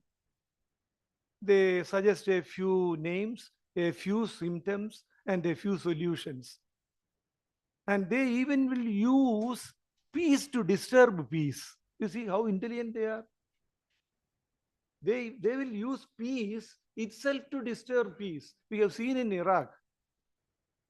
They invented a word, weapons of mass destruction, and interfered in Iraq, and all the trouble ensued there. Once last week I had a talk in the Chinmaya Shankaram in Ernakulam.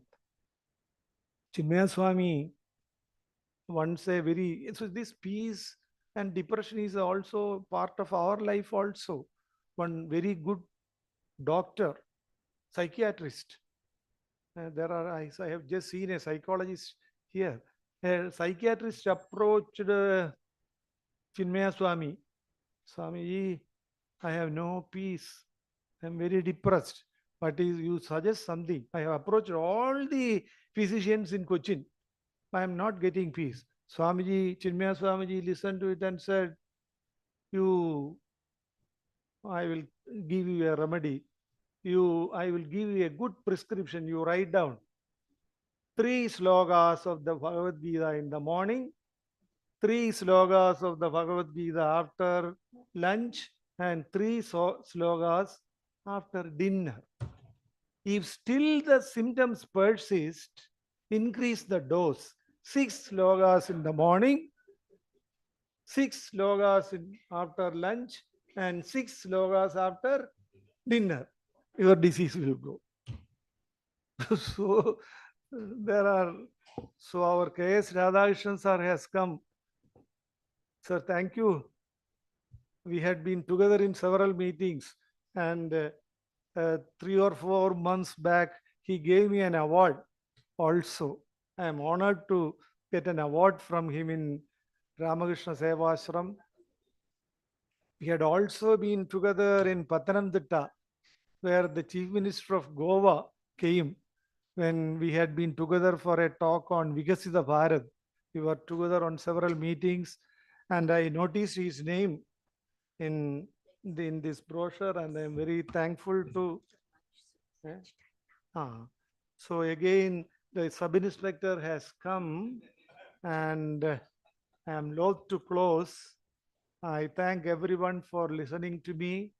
It's a very beautiful occasion. I thank Swamiji for, this is only the 9th. I hope Swamiji will live to conduct 100, at least minimum, 100 conferences like this, which will trigger peace initiatives throughout the world. So at least, because a single step can evolve into a massive movement in the country. And I thank Swamiji as well as the Peedam for organizing this function and inviting me to this beautiful hour. Thank everyone. Thank you very much. Thank you so much, sir. I request Mr. Narayanan Kutti to kindly come and honor Mr. Sharif Mohammed. Questions?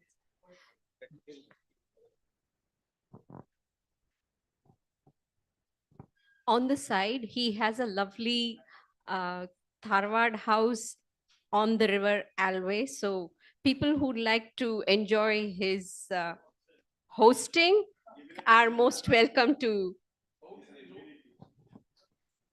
I've got information coming.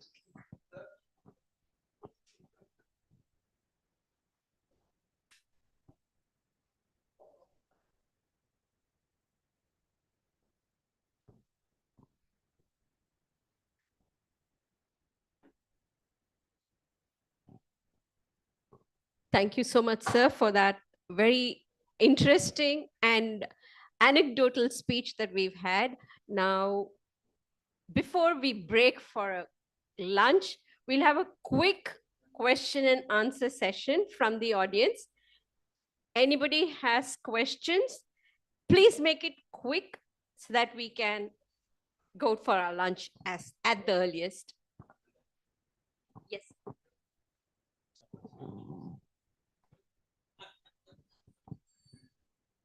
Okay, there was some very interesting points you brought up. You have specifically mentioned that we have a tendency to bite the skin of the fruit, but not the fruit itself. I would imagine political leaders do that tremendously. You had mentioned an important point that peace groups in this day and age with technology should coordinate better. That maybe peace groups could assist political leaders in grasping the fruit rather than just the skin, because everything is done in the name of the skin. sounds great in theory, but we all know how difficult that is in practice. Take the Israeli-Hamas conflict. How would you suggest would be a possibility in injecting peace group advice during a fluid, tense situation like that, where time is limited, action is being demanded by the citizens and maybe globally, and time is short?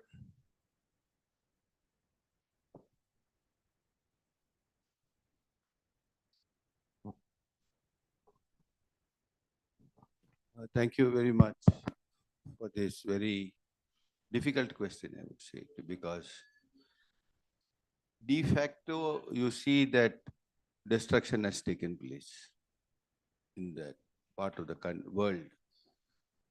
And one of my suggestions was you have to institutionalize negotiation mechanism, which has the international body of the UN has become redundant in a way because it doesn't have this strong institution for forceful negotiation before going to war. For instance, war is happening today because it is not between one country and another country. It is between one country and an international body. So what happens is that because of the veto system that is there today, action taken in the name of defense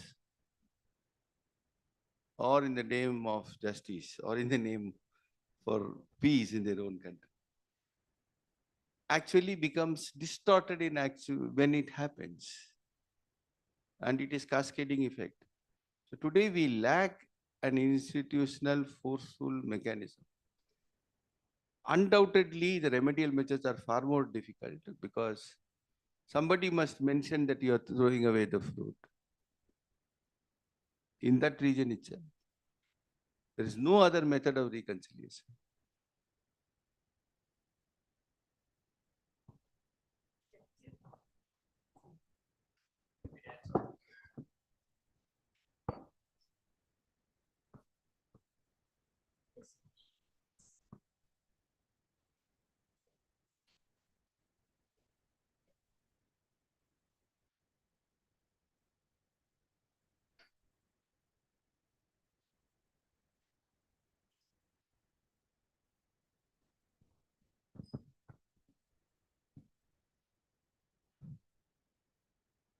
So it's a simple but beautiful question. For everything, the decision making has to come from statesmen and world leaders. See, I will tell you one example. In your locality itself, if the leaders and our statesmen and heads of state, you see, yesterday was World Refugee Day. World Refugee Day. There are 47 million refugees the world over. Lot of problems. That is one of the issues where discussions are going on everywhere. Even our own, we have Rohingyas, around 1,000 Rohingyas in very traumatic conditions. Having been in the camps, they are traumatized, they are suffering. Many of the young ones have 4 or 5 identities. Sometimes they behave like children, sometimes they behave like women, sometimes they behave like old people, sometimes they act like a father, sometimes they act like a mother. Then the Chamkas, then from people from Myanmar, then everywhere. Then you see how a government in Tamil Nadu was able to solve the issue of the Sri Lankan Tamils. They are not called as Sri Lankan Tamils. They are called as displaced Tamils. A government order was issued in 2021, renaming Sri Lankan Tamils into displaced Tamils. 265 crore rupees were spent by the government, I think for the last 2 years, for the rehabilitation, education, housing, and everything of the Tamils. It could have snowballed into a big refugee issue if it had been approached in that manner like other countries. But how Tamil Nadu government has, they are becoming resource persons now for this state as educators, as public servants, as merchants, industrialists. Even the latest women's rights is that the 10,000 rupees is also given to Sri Lankan women also. So a government, we have to appreciate that the Tamil refugee model is a model for the entire world itself. We have to appreciate the government. So if there is a strong government, a strong will, weakness of will is the main issue everywhere. The Greeks have given it a very beautiful name, akrasia. It's a disease, weakness of will. So we have to treat, we have all love. We love our wife, we love our neighbors, we love our love ends at our borders. So that has to change. Many of the speakers have said about this. To see humanity as a whole, I don't think it is all possible. So the leaders and the statesmen and those who guide us, they have to frame rules to ensure peace in the world. Otherwise, what can we do? We can have things like this, conferences, little steps. But to become a practical reality, things have to take place at the higher level. The example I quoted, because the government decided to solve the refugee problem of the Sri Lankan Tamils in Tamil Nadu, that problem is otherwise in another state. Suppose if it had been in Kerala, what would have been the result? They have the illegal immigrants, they have been declared as illegal immigrants, lot of problems creating what is happening in other areas. So it is the will of the government.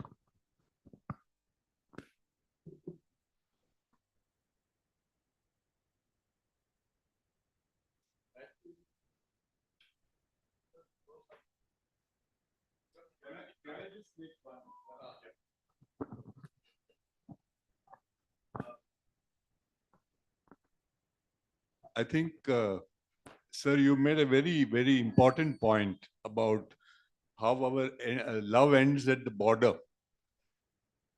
There's a Harvard anthropologist, Richard Wrangham, who has written a marvelous thesis on this. He calls it the goodness paradox. We are extremely good when we are looking at our cohort and our family.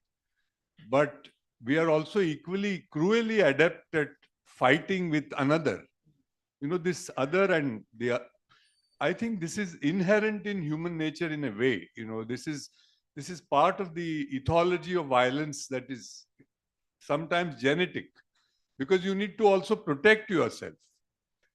How do we transcend this is the challenge now. And I think through a manthan as produced by this beautiful conference, we would be able to share it through the media and through the, whatever means at our demand, at our command. And these are actually things for creative utilization of public resources, which are not belonging to one particular group or one set. And these are assets of humanity, but that, I suppose, is a long haul ahead. This is what I would like to say. And the goodness paradox also, Richard Wrangham has also talked about food and fire as primeval elements that may have brought caveman ancestors together. So how to bring together people is also a proposition that we need to consider. Thank you. Actually, to supplement, if at all anything is going to happen good in the Israeli-Hamas conflict, it is because of the overwhelming public opinion. If at all, The world is moving towards that. Lots of people have spoken. Not yet a statesman has emerged because of various different reasons. But if at all there is a good that is going to happen, it is going to happen because of the noise of the world public opinion against this genocide.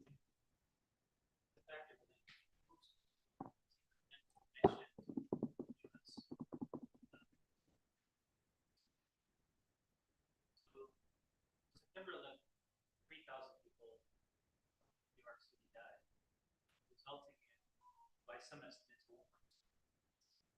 in Afghanistan, Iraq, over most American. I'm from America, so we live in a bubble. Most people know at least 1.2 million at least died as a result of that attack. I read recently that the attack on in Israel, if the same thing had happened in Israel, that would have been 75,000 deaths. So the world saw the US's and they created a coalition of nations, and it resulted in that many deaths over that terrorist action.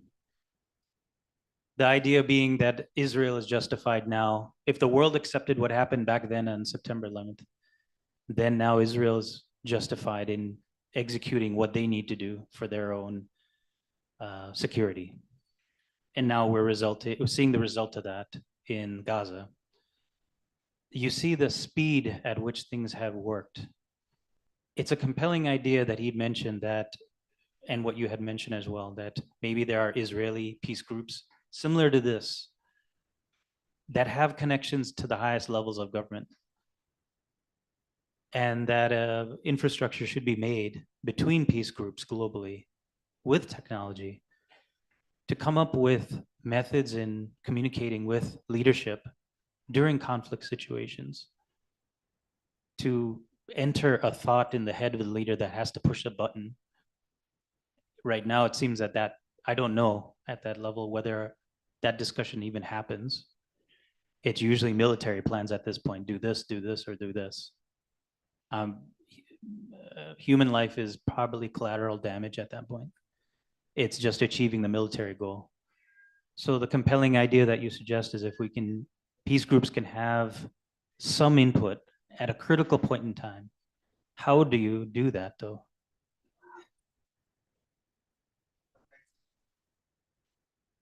Which has no bearing though. I mean, it does work in time.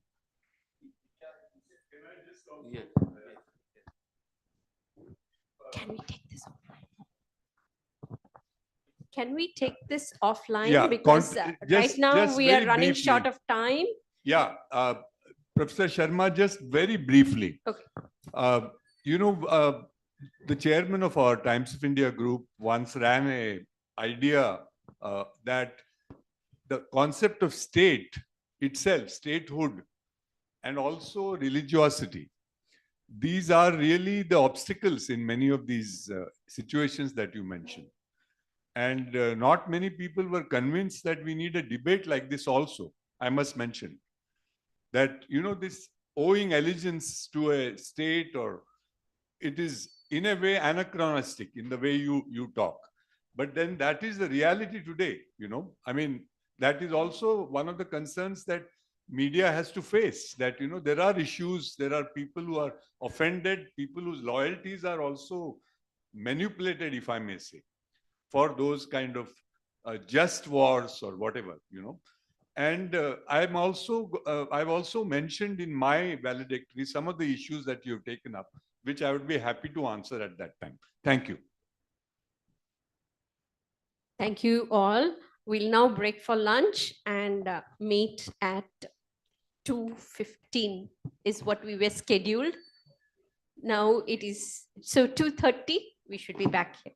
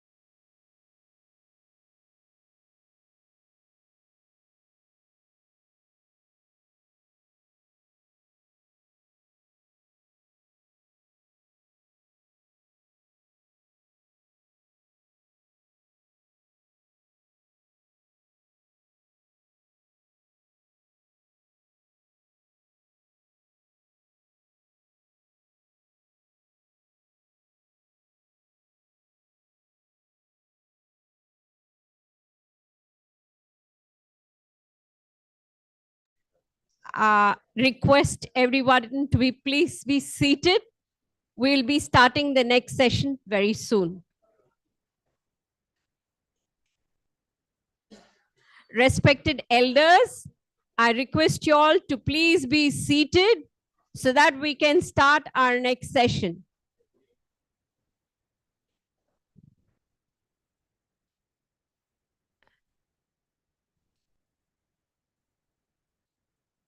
I request the speakers for this session to please come onto the dais.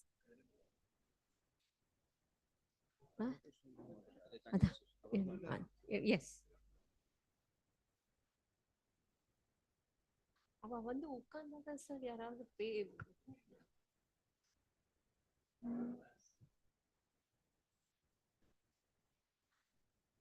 We'll be starting the session very soon.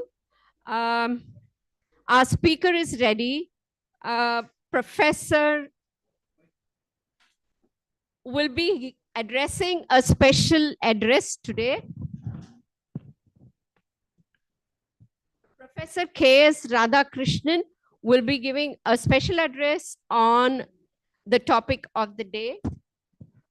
A little bit of an introduction about Professor.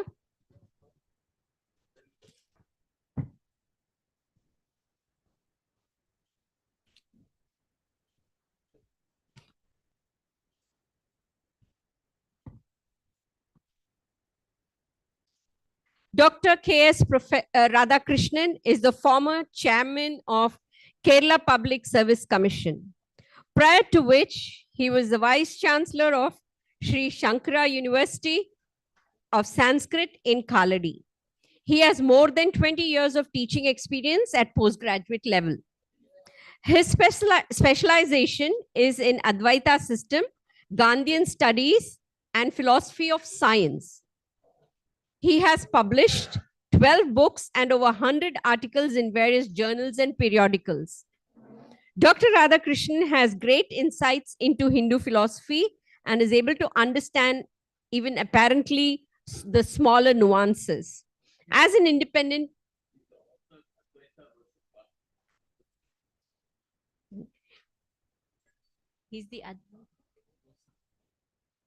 He's the author of the book Advaita versus Marxism.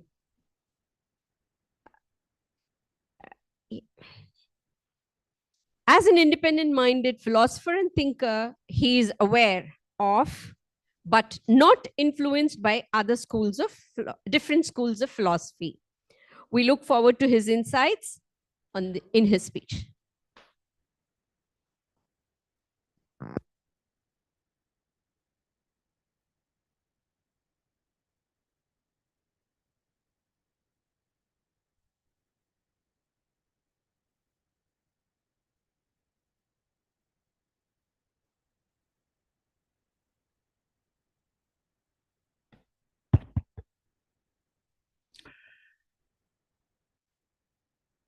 His Holiness Swami Sri Hari Prasad, distinguished dignitaries on the dais of the dais, and my dear friends.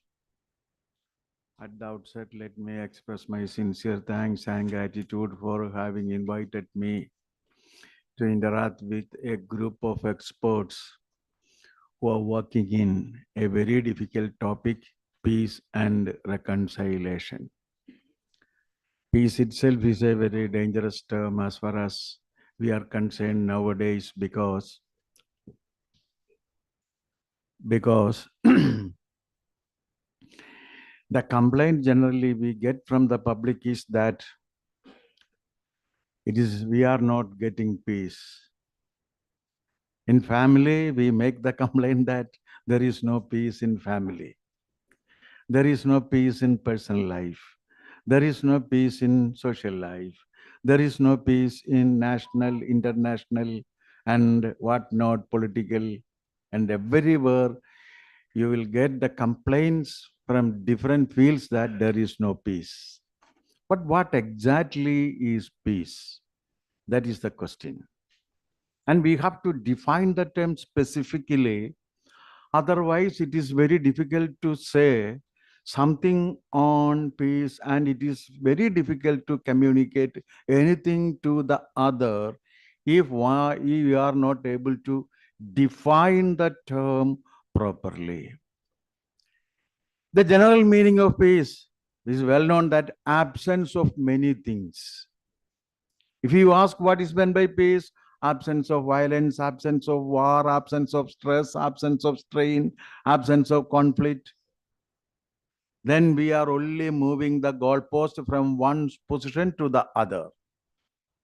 So if you want to explain what peace is, we have to explain what is meant by violence. It is a very, very difficult term to define what violence is. It has often been defined as that to abstain from killing. But I don't think that anybody can live without killing something. Even if you are an uncompromising vegetarian, and if you are doing respiration, you are annihilating millions and millions of microbes. If you are waving your hands, you are annihilating millions and millions of microbes.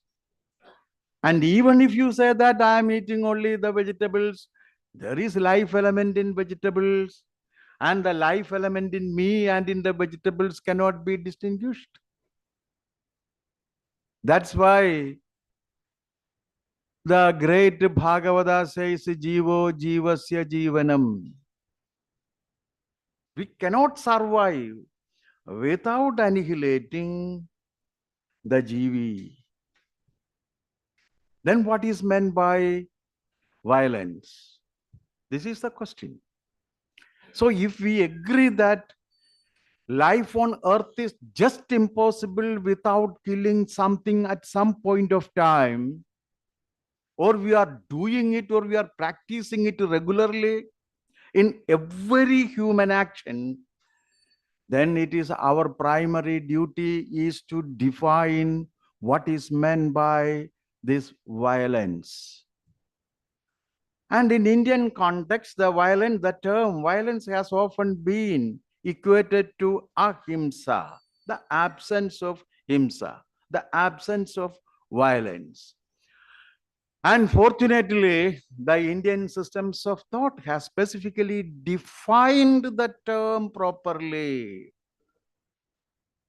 And it has been defined properly in the first mantra of the very famous Ishavasya Upanishad. I am not reciting the whole mantra because it is known to all who present here. And I simply say that Tyaktena Bhunjidha. Ishavasyam idam sarvam yatkinja jagatyam jagattena Tyaktena Bhunjidha. Take the minimum. Tyaktena Bhunjidha technically means take the minimum. The minimum use of worldly powers is Tyaktena Bhunjidha. The minimum use of power, the minimum use of wealth, the minimum use of possessions, the minimum use of fame. These are the worldly things or the artha, and the minimum use of this artha. If you use the maximum, first of all, there is no limit for the maximum. Because nobody knows what is the limit of maximum. Nobody knows.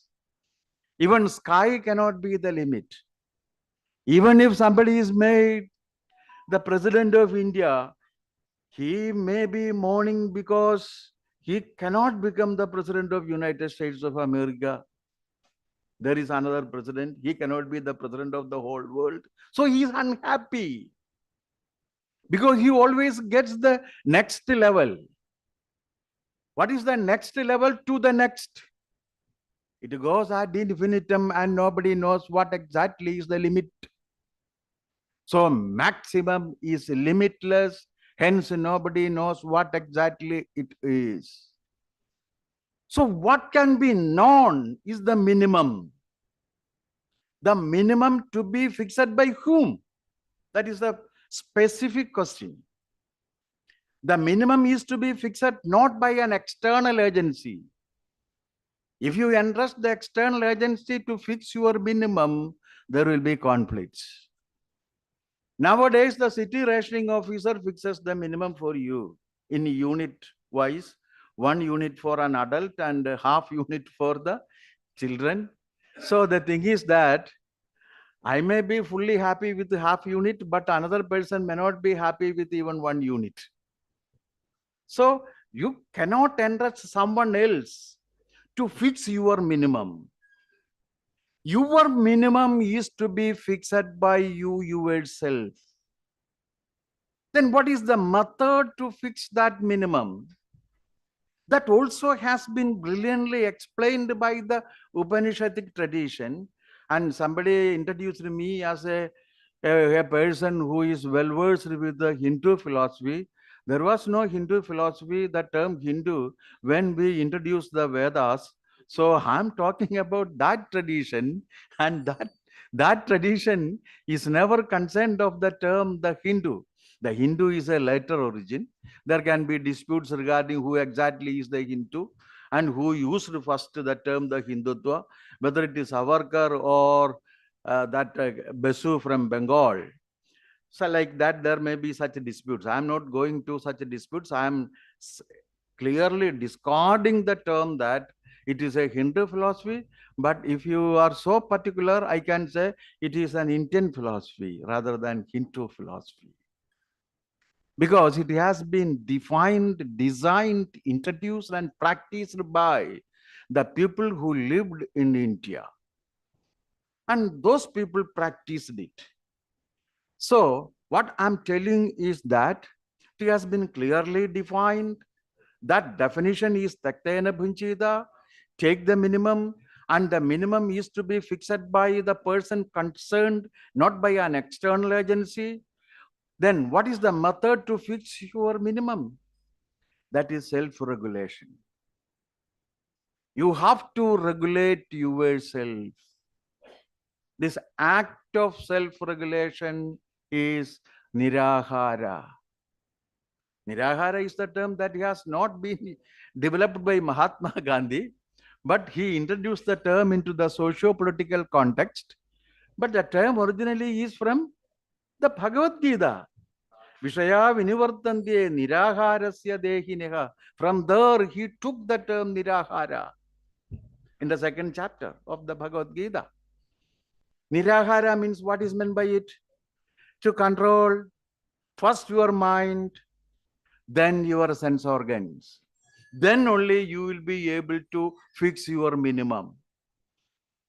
If you let your mind go everywhere, it will go beyond sky.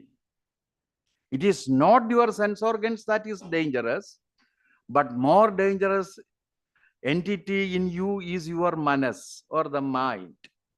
It is not an exact equivalent, but we have no other term in the English language. And since we don't have another term, I use the term mind. Because there is difference between manas and mind. See, mind is an abstract entity and nobody knows what exactly it is. There are different schools of psychology and each school has defined or tried to interpret what mind is. As functionalism, structuralism, associationalism, gestalt, then behaviorism, psychoanalytic trends, post-psychoanalytic trend, and finally a philosopher named Richard Rorty has said that Antipodean is possible. Antipodean is the person without mind, man without mind. So it goes like that. So nobody knows what exactly it is. But in manas is the subtle form of the sense organs and the motor organs.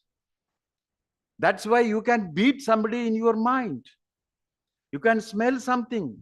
You can embrace somebody. And you can hate somebody.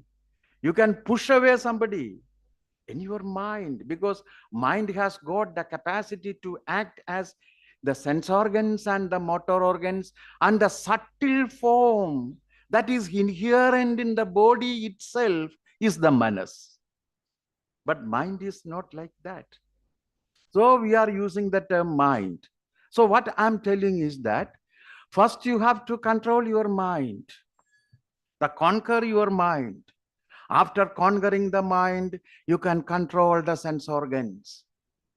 This is Nirahara. So Nirahara is an essential precondition to use the minimum of the worldly things, the minimum of the artha. And if you go to the maximum, beyond the minimum, the power will end in absolute power, and absolute power end in, no doubt, dictatorship. There can be political dictatorship, economic dictatorship, societal dictatorship, and there are different forms of dictatorship, and each form of dictatorship really goes beyond the limit of the minimum. When you cross over the limit of the minimum, you will naturally land up in a very dangerous world where you will think that you are the one and the only one. The moment you think that you are the one and the only thing, you have become so dangerous to the entire world. So dangerous. You have to say that I am here, but there are many. So everyone has to practice this form of minimum in one's own life, in personal life, then he can enjoy personal peace. There will not be violence. There will not be violence. So violence has been properly defined by the Indian traditions, especially the Vedic tradition, and I do accept that traditional form of interpretation or definition of violence as the right way of making discourses with the concept of peace. Then, instead of reconciliation, I would like to use the term justice. There must be lawyers here. Yes.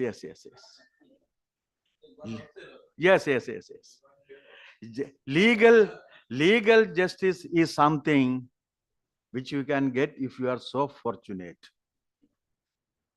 So fortunate in the sense that if you have got sufficient money to engage a lawyer with 15 to 20 lakhs of rupees for one appearance in the Supreme Court, then there are chances to get legal justice.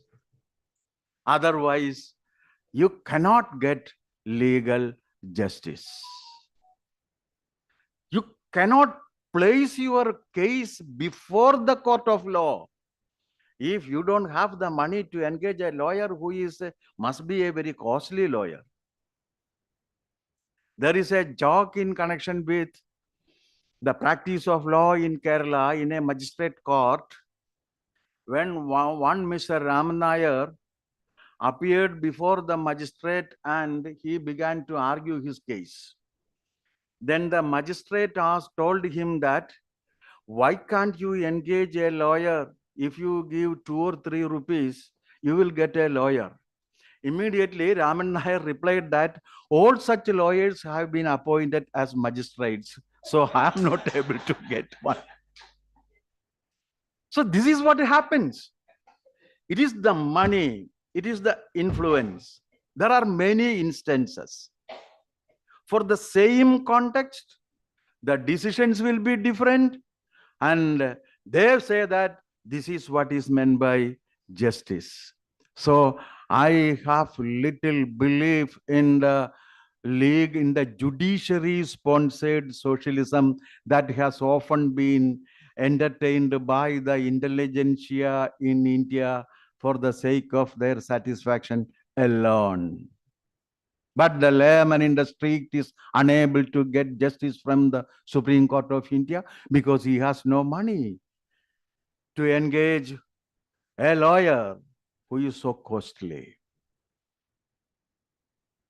And if you engage a lawyer for 2 rupees, then you won't get even your case listed there.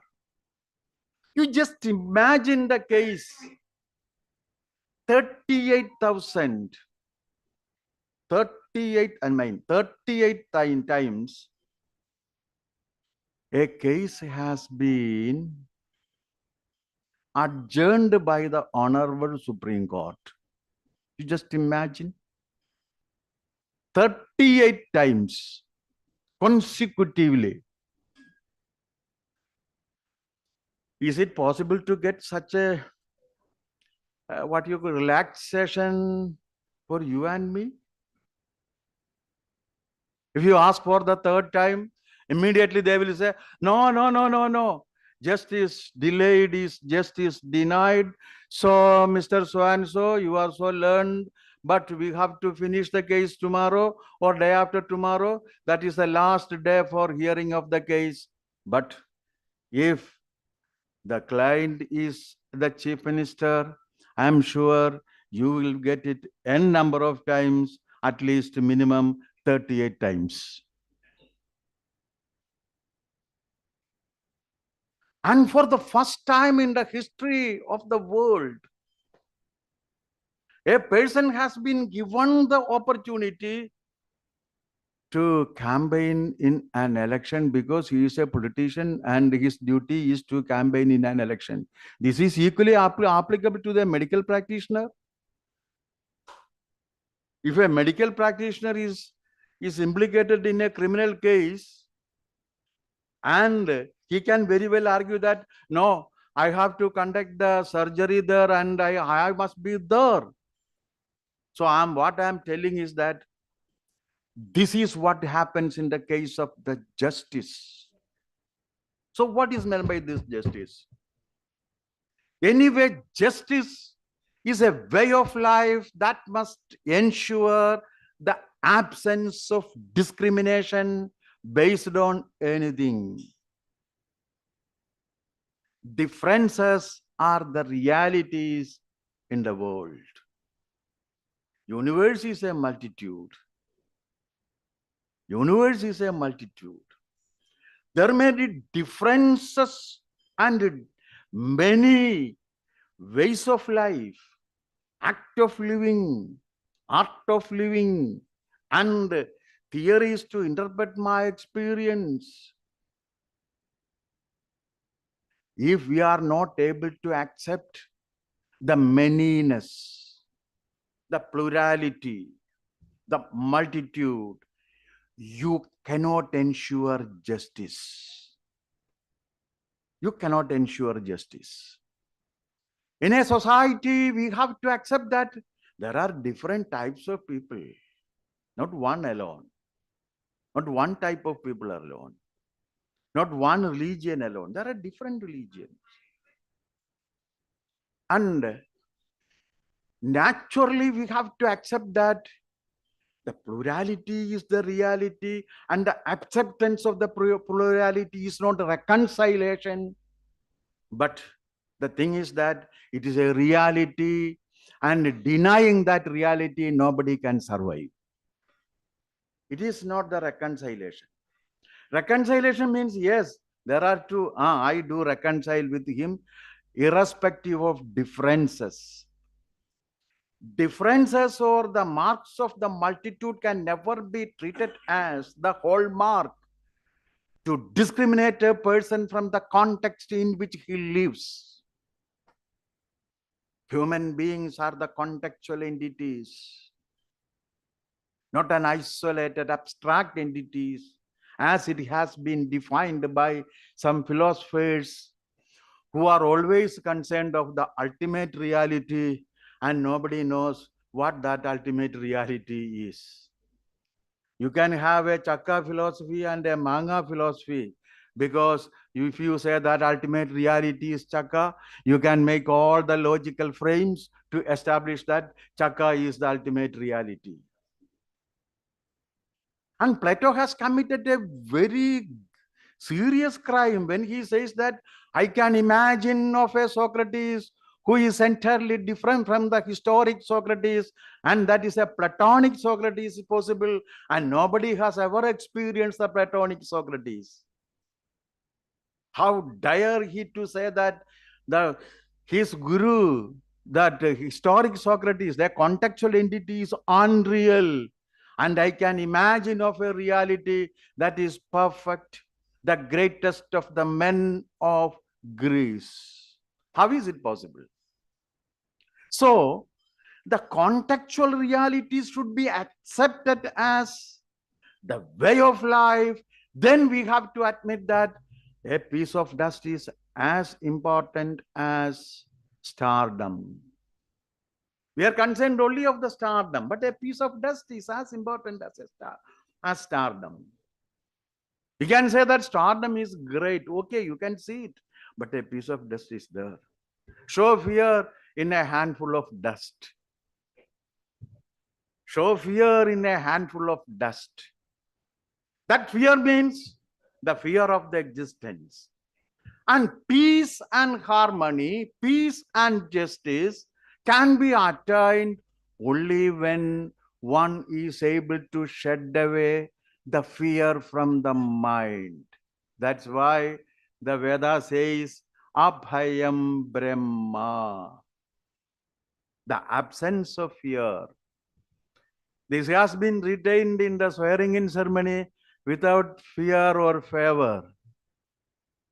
That is there. Otherwise, you cannot administer anything. The act of administration can be possible only if you are free from fear and favor.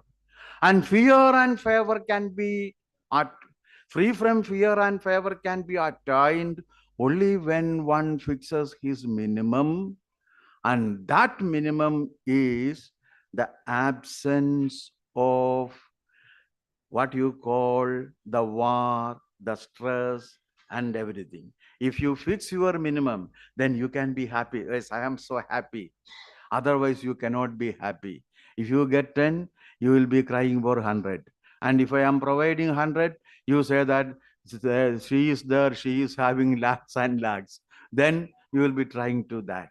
So, look into oneself and fix the minimum is the way to attain peace, justice, and harmony in every sphere of human life, where we have to admit the multitude as a reality.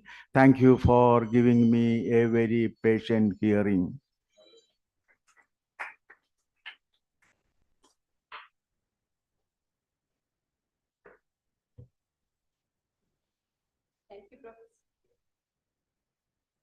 Thank you, Professor, for those lovely words. Now I request Ishwar Mama to come and honor him with a memento. Sir, to the middle, sir.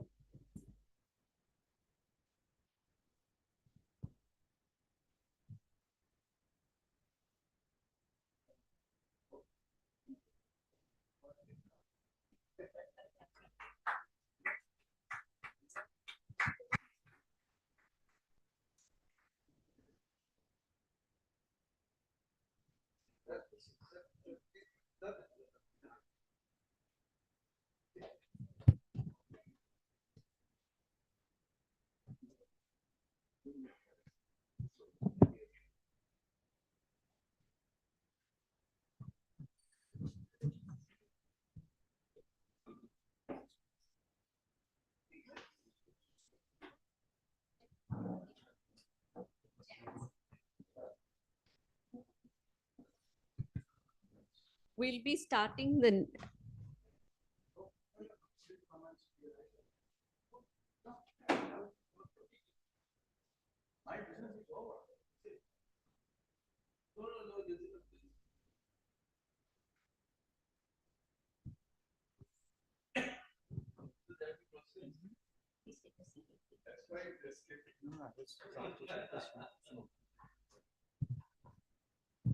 So we'll be starting the next session over here. I request all the speakers for this session to please come on stage.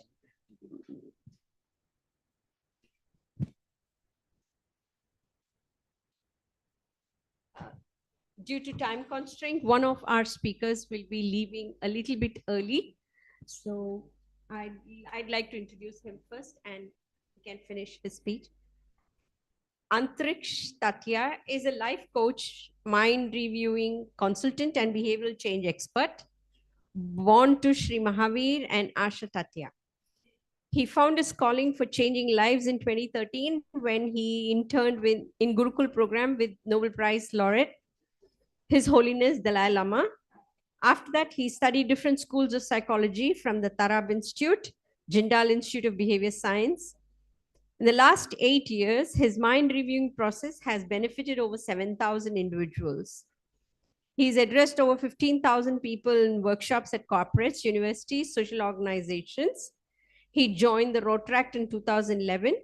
He's been associated with many Jain religious and educational institutions and has led different avenues in Pratishta, Drikshastri, Abhinandan, Yatra Sangh, Sadharmik Seva during COVID lockdown.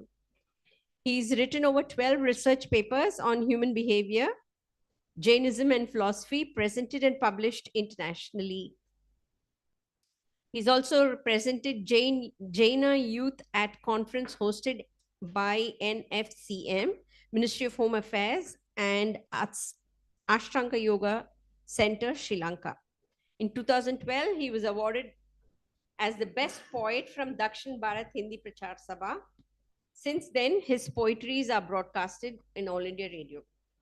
He believes his best achievement is creating positive changes in lives of rape, trauma, and abuse victims and transform them into leaders and high achievers of tomorrow. Over to you, Antriksh.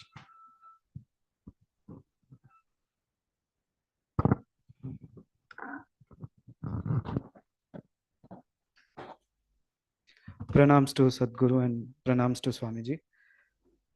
A very good afternoon to everyone. And so all of you must be amused what a young chap would do in a peace conference where people are talking about abstract concepts and about peace, reconciliation, and justice.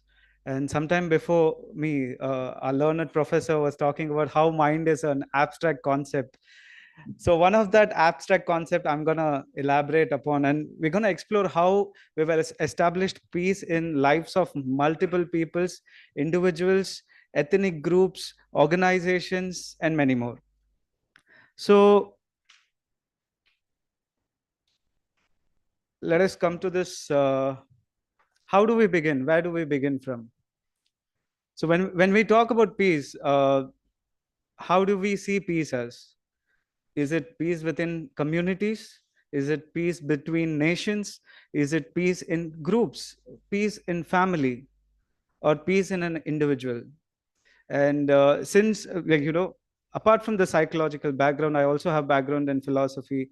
And that's how I started following Swamiji and started learning, and he introduced me to a lot of scholars here. And that's how I'm very frequent to Sri Peetham. So there are Prakrit Sutras, Je Ante Hasi, Te Bahisi. They also say what is in the Pindanda, that is reflecting the Brahmanda.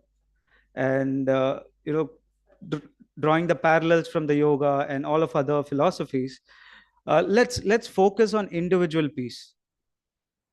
So we'll do some biopsy how an individual's peace is established, or how an individual attains peace, not the last peace, but everyday peace, which I'm talking about. And here in psychology, there are multiple schools, like Professor told. He's talking about Gestalt therapy, he's talking about behavioral sciences. He's talking about so many schools, and every school has their own establishing, how a human frame is work and how he behaves and how he responds and all of that. One school which I will derive my basics from is neuro-linguistic programming. It's called NLP in short form, but it's a very latest developed school of thought, and somewhere in 1960s it was developed.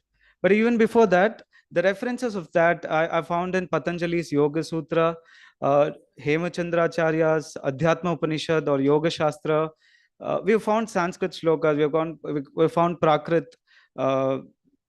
verses which talk about the same process which has been established or discovered in 1960s by two professors, Dr. Richard Bandler and Dr. John Grinder.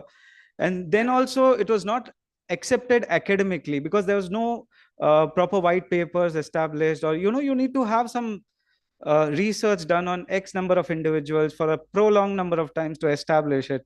So in 1990s, one professor, Dr. Ramachandran from California, he proved it. So this was like, the scientific frame, or how it developed and how it origined and all of it. Well, we come from a process where we are not seeing individuals as humans. The real humanity in seeing individuals, they might be distressed or they might be a problematic person. And when these kind of people, they get power, they get position, they get the right resources in a set, they create conflict on a larger note. And that becomes huge in some time. And at the right time, if these conflicts are either suppressed, resolved, or done anything, and it's arrested in the right pace, right moment, a big incident is stopped. So when we are talking about larger peace, larger conflict resolution on a global, national, state, community level, I'm zeroing it down to an individual. And I'm taking references from neuro-linguistic programming, some references from Jain philosophy, some references from Shakta Tantra, some references from yoga, and drawing a format in which we can address an individual and address his peace. And once peace and harmony is achieved in individual, definitely the butterfly effect, or the whole concept of psychology that you cannot not influence. Like, one person in the seminar starts talking, and then there are 4 more people who'll talk. One person starts yawning, and there's some more people who'll catch it up. And in a group, if one person starts clapping, everyone starts clapping. And that's how, as humans, we repeat the behaviors, we mirror the behaviors. And in 1990, that mirror neurons was established by Dr. Ramachandran. Like in a group, like, you're going, and then there's a person who smiles me. Whether you know the person or not is immaterial. If a person smiles to you, sometimes you smile back. And that's the instant trigger response stimuli.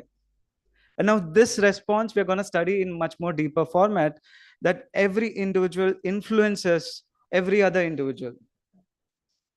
Like who will actually really think the intention is so powerful. One random sannyasi, 60-year-old, 60 plus, who's touched a lot of lives around the world, when he's sitting in one corner of Chennai, and then calling people from all around the globe, and trying to create peace and all of that, what effect it will have? Who really cares? I'm sorry if I'm going over the board, but I'm genuinely trying to establish a concept. And one random butterfly in Jim Corbett Park, if it is flapping its wings in a certain way, and then seeing that some more butterflies join it, and then there's a difference, or there's a disturbance created in the atmosphere. And now that disturbance, it doesn't like transforms immediately. Like, it's not internet or WhatsApp that, you send a message, next moment it's done. It takes some time. And that disturbance in the atmosphere creates a tornado in Ontario. What's the distance? Thousands of kilometers. And it's not even going via Wi-Fi or going via land cable. It is traveling in an atmosphere. So I believe all of you sitting here discussing about peace, invoking the energies for peace, and doing all kinds of activities under the guidance of Swamiji is definitely going to create some butterfly effect on a larger context and influence the communities. So I think, we should take this moment in time to appreciate the whole activities of the foundation. Let's get back. So now we've understood that one individual is powerful enough regardless of where he's standing and what is he doing. And at this point in time, how a person is peaceful or is in distress or is excited or is happy, unhappy, miserable, sad, depressed, or carrying multifold of emotions.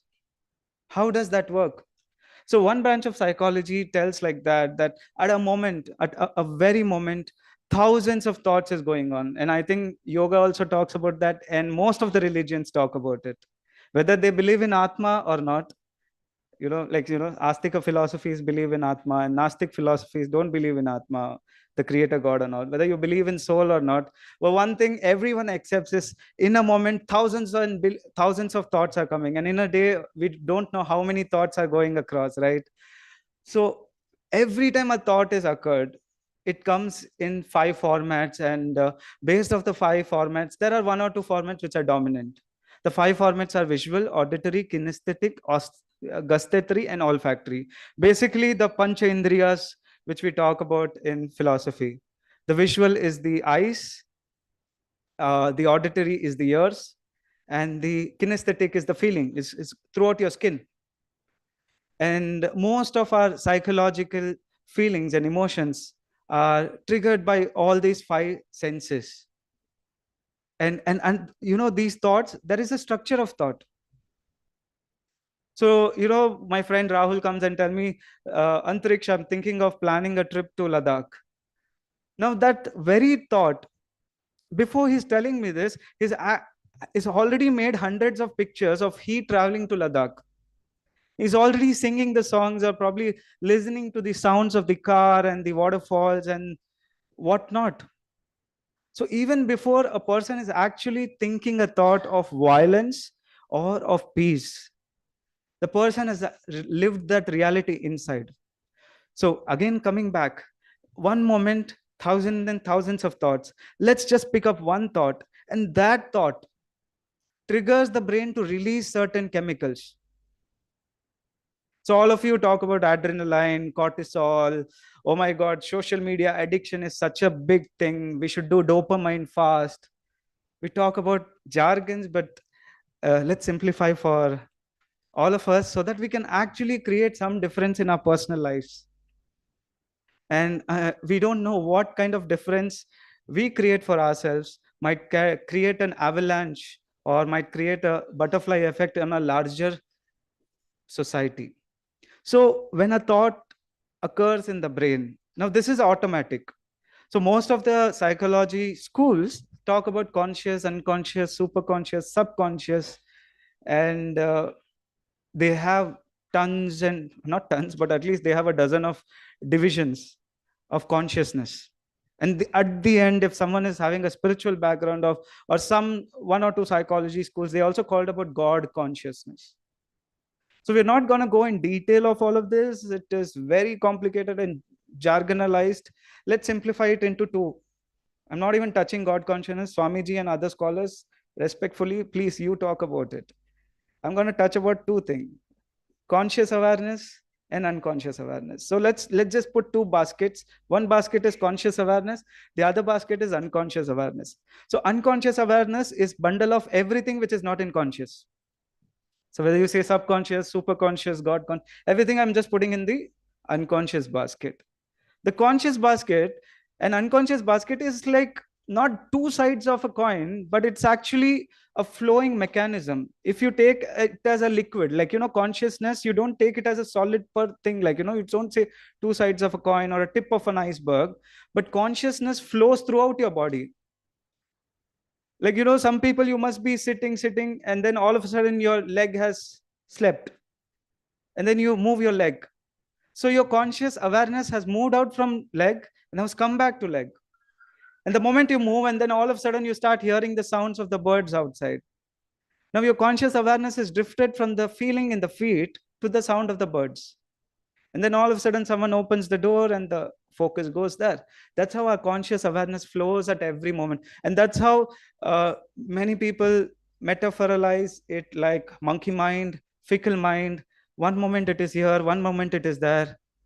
But at same time, the same person whose mind is distracted in all the things going outside, the same person is catching the ball in one shot in the game of cricket. The same person is cooking. relentlessly, or the same person is typing and doing the IT work or whatever work. So the awareness, a tip of the awareness is conscious and the rest of that is unconscious. It's the same awareness. It's the whole one entity. Now that entity, in its conscious awareness, pictures come, immediately it sends a signal to the brain and the brain releases chemicals. And the moment chemical is released, no amount of motivation, no amount of advice will work. You know, a lot of people try to mock with awareness, or probably just they're ignorant, they try to mock. It's just depression. Why don't you come out of it? It's okay. You come out of the bed, go out, you'll find new things to do. People who are going through sadness, yes, they're able to come out. But people who are going through depression or any kind of syndrome or any kind of proper mental illness which is diagnosed, they might not be able to help themselves. How much ever we try to push, they're just not able to move. And how it is not happening is because enough of chemical is already being released in their body. Kitna bhi karo, kuch nahi hoga. And how do we change this? So instead of asking them, telling them, we change the pictures they are making in their head. One simple thing we can do is, instead of telling, just come out, you'll be fine, we can ask them questions which push them to make brighter pictures in the head. When we do, chemicals released in the body changes. And the moment the chemical is changed, like, if you need to have a panic attack, you need to have stress hormone and the hormone which makes you feel turbulent outside, maybe little adrenaline and little cortisol and little more hormones. But the same adrenaline, when it's put into a purposeful application, the person becomes a very good sportsman. So now, how do we respond to the trigger is important. Now, enough number of these triggers are repeated, there's something called conditioning has happened. There's something called sanskar has been created. So now that becomes a behavior. And how do we tackle the behavior of feeling good, feeling peaceful? And how do we establish it is by repeating it. The three ways in which a behavior is formed. One is repetition. It's not 21 days. You repeat something for 2-3 days also, the behavior will be formed. 21 days is a myth. It's also social media. I can say it's a social media thing. Like it's, you take new things and come, but that's not real, but it will get a lot of attention. It's a strategy. 21 days is not real, but you repeat it enough number of times, it becomes a habit. Second thing is intensity. I might not remember A plus B the whole square, but I can remember the MCBC ka abuse words which the rickshaw man has told to the other rickshaw man as a child in second standard, or the abuse word, because it's very intense. Or some movie song, I don't have to really remember like shlokas very hard, repeat it, Vande Krishnam Jagat Gurum or something like that. I don't have to repeat it like that so many times. But ek bar wo gana chal gaya, the song is played, it's there in your brain because it's intense. And then third thing is how a conditioning has happened is speed. So repetition, intensity, and speed creates a conditioning or sanskar or behavior. And then if we create more and more behaviors of peace and less behaviors of conflict, and that's what all of us are, we are aiming towards creating a better society, better nation, better human, better individual. And that's what I've tried to address from a psychological perspective, how peace is established. In NLP, the best and the most human aspect of NLP is we don't see humans as humans, we see humans as a chemical factory. And the more better chemicals you release, and you condition the factory in releasing more better chemicals so that they can direct their unconscious and conscious awareness to a better direction. Thank you. That's Antriksh Tatia from Mind Rewiring.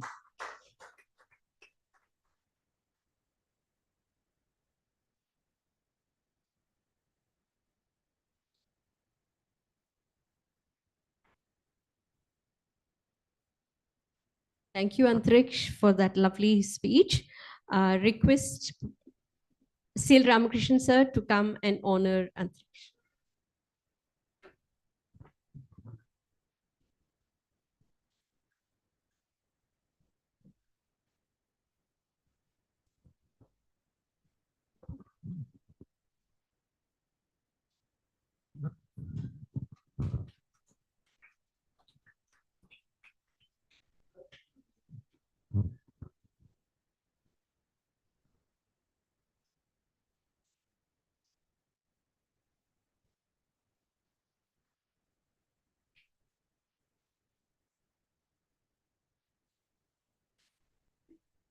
The next speaker for the day is Dr. Sada Farid, Assistant Professor in English at Women's College, Aligarh Muslim University. Her major academic interests are gender studies, diaspora writings, Dalit literature, and translation studies. She has 3 books to her credit. These are Parsi Diaspora, Expartite Experience and Nostalgic Discourse, Literary Criticism, an Overview and a View on Postmodern Feminist Writings. She has been a part of Swayam and Arpit programs at the Ministry of Human Resources Development. She has several national and international publications to her credit and has been an active participant in various seminars and conferences of repute. She has been actively contributing articles to some reputed newspapers also. Her writings especially focus upon contemporary Muslim women and child issues. She has also participated in TV discussions relating to these and other issues. She will be joining us online. Over to Dr. Saad Farid.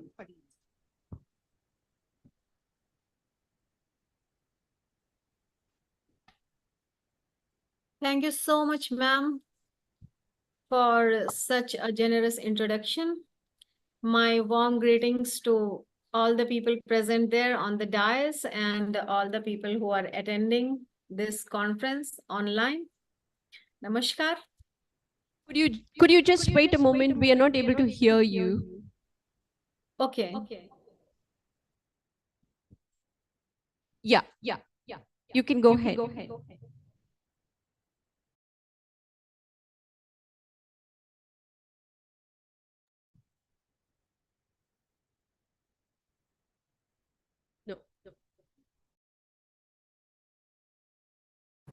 Hi, you can go ahead. Can you hear?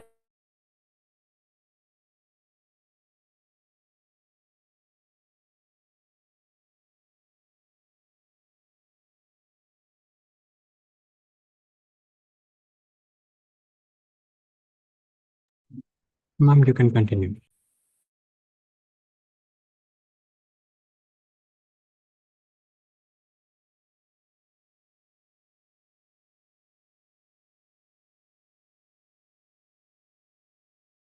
Ma'am, you can continue. What next speaker and so.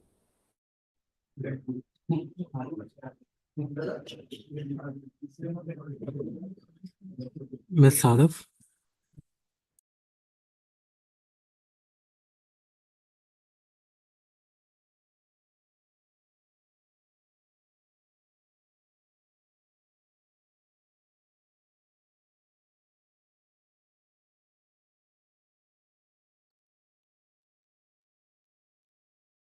Okay, thank you so much. Actually, I was not able to unmute myself from this side. So my warm greetings to all the people present on the dais, and thank you so much for that generous introduction. Namaskar to everyone present there and everyone who is attending this conference online. Before beginning with anything else, I just would like to draw your attention to one specific detail. The detail might appear very small, a very minute information, but it matters a lot. Around 6.8% of the world population, which is approximately 685 million people, are facing poverty. This data has been given by World Bank. Poverty, the biggest reason behind all sorts of crimes. This is something which we all know. There are so many reasons for this party. People are suffering. We all know that around us, there are so many people who are suffering in different ways. Due to drought, hundreds of children in Africa are in the clutches of malnutrition, floods that destroy thousands of lives, earthquakes and hurricanes, wildlife fires and pandemic. We have a long list of global problems. Humanity is suffering, and many problems are raised by us only. Like one is global warming, while the other is religious and cultural clashes. Humanity is suffering not only because of natural calamities, humanity is suffering because of this man-made problem, that is religious and cultural clashes. As humans, we could avoid some man-made problems at least, if not natural calamities. Misconception and misunderstanding about one another's religion are such issues that can be handled and resolved just by some small efforts. We can work and remove those inequalities and create a much happier place for humanity to live and prosper.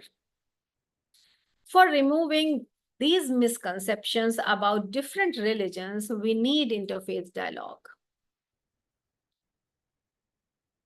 Interfaith dialogue or discussion is a means to maintain the harmony in the society. We all are aware of this thing. We all are aware of this fact, this reality, that interfaith dialogue is a means to maintain the harmony in the society. It had helped in reducing religious, ethnic, and cultural conflicts. But what is this dialogue? What does it mean? Dialogue not only refers to conversation among people of different faiths, but it also refers to educating through interaction and understanding. Therefore, this interfaith dialogue should take place at various levels, at different levels. Let's say it should take place on individual level, it should take place at national level, and also at international level. Let's say when we work at some place, for example, if I talk about myself, I work in a university. There are so many people who are working in my university, and we all belong to different faiths. We come from different religious backgrounds, or we come from different cultural backgrounds. So how do we work together? Because we all are supposed to work together to run an organization smoothly. Smooth functioning of any institution depends upon the employees. So we are required to work together. And we are required to understand each other's working style. Similarly, at the same workplace, we are supposed to understand each other's religious beliefs, each other's faiths, and culture also.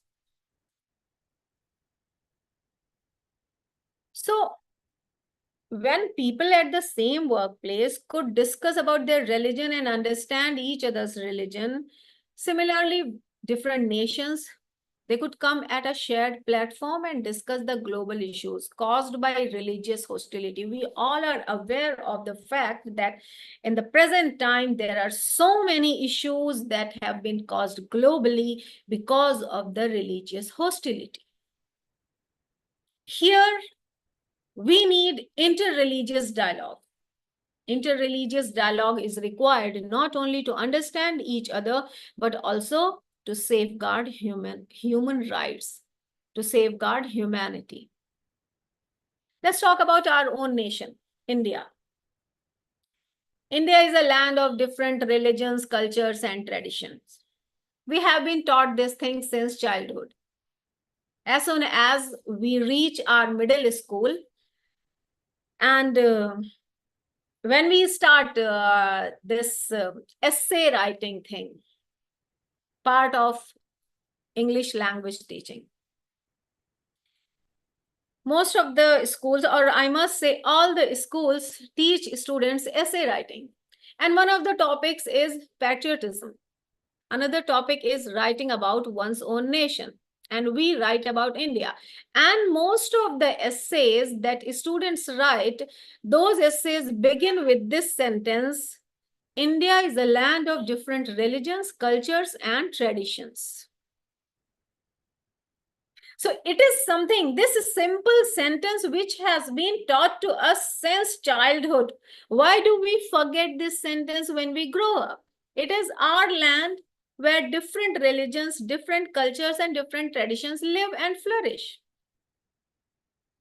The history of the subcontinent is also full of stories of love and affection between different people, between different religions. We have so many stories where Muslims and Sikhs building temples and people of various religions celebrating festivals together. I must say, in the last thousands of years, Jainism, Buddhism, Sikhism, Islam, Christianity, and many other religions have flourished here in India. This religious harmony is the biggest strength of our nation. It is a treasure which makes the nation attractive as well as strong. And the most important thing, the Constitution of India. Constitution of India promotes religious harmony and tolerance. It allows us to choose and practice any religion. When we are allowed to choose and practice any religion, it automatically means that others are also allowed to choose and practice any religion. So therefore, we should develop an understanding for each other. We should try to be tolerant towards each other. So when we start following religious teachings, we consider all the humans are brothers and sisters. This is also something which we have been taught since childhood. The message of brotherhood and humanity has been taught to us since childhood. When we look back to our history and tradition, we learn to live peacefully with other communities. We all worship God. One God is worshipped with different names. God is recognized and worshipped in many ways, but He is the one, the creator, the omnipresent, and the almighty. So I have just a few examples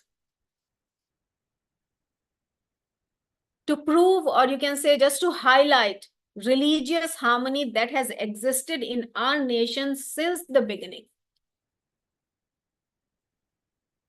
Let's say the very first example we can say, and we can talk about Dargah,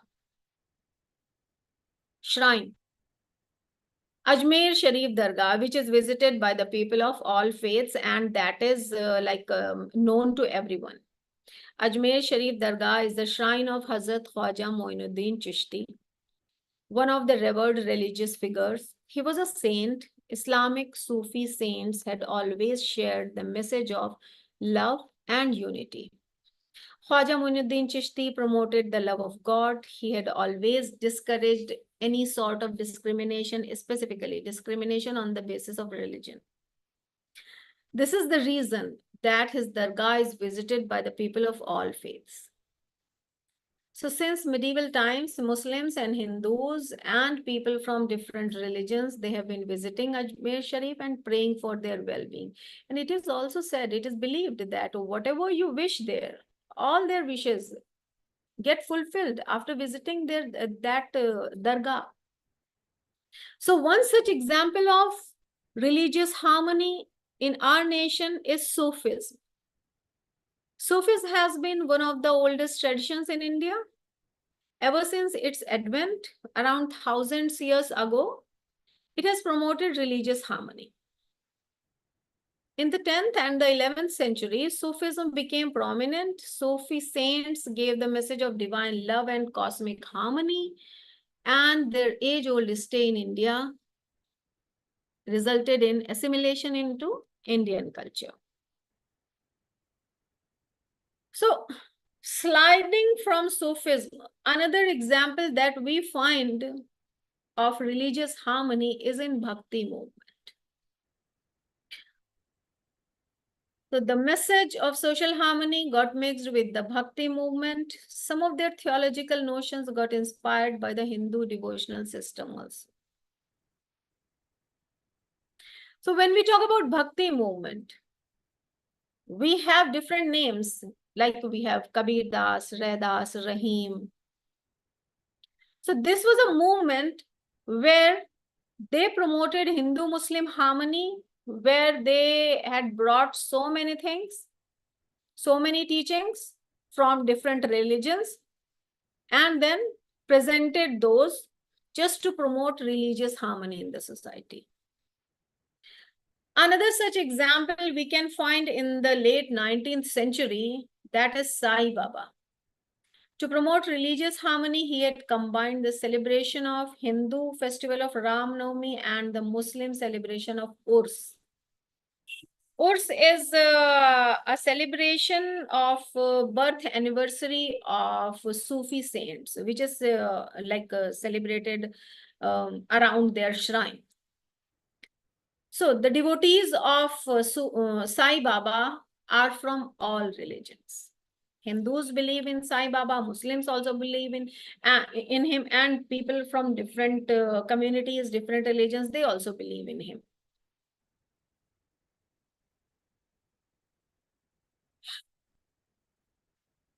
So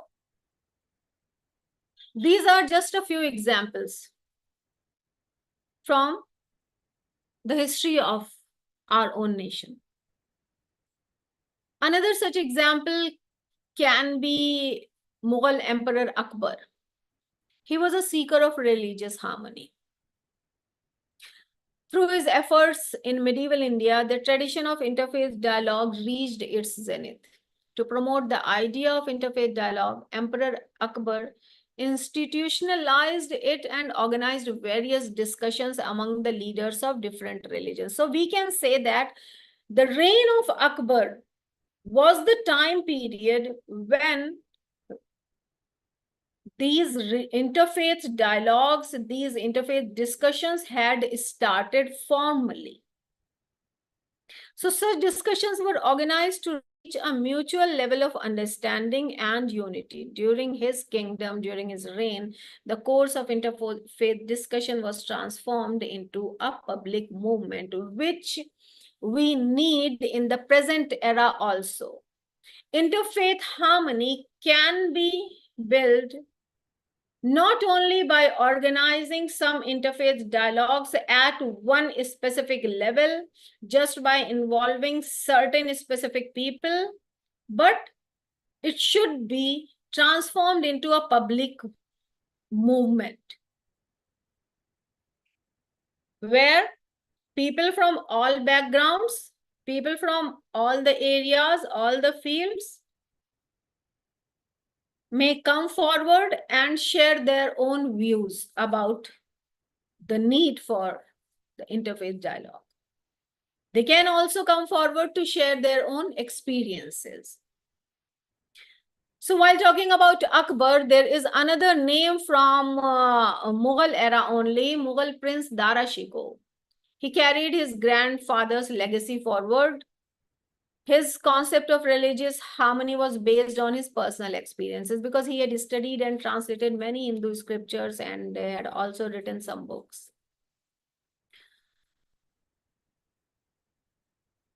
I would fail in performing my duty here if, while talking about interfaith harmony, I would not mention the efforts of Sir Syed Ahmad Khan, the founder of Aligarh Muslim University. In the 19th century, Sir Syed Ahmad Khan came forward to support the idea of interfaith understanding.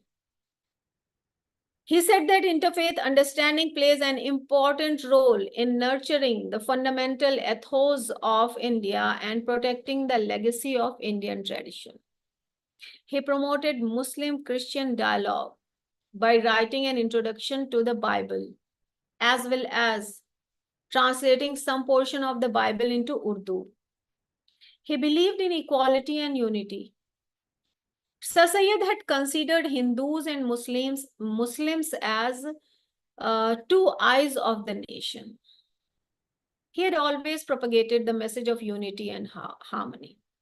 Now, in this present era, it is the duty of the younger generation to carry forward the age-old tradition of interfaith harmony. This important responsibility should be fulfilled.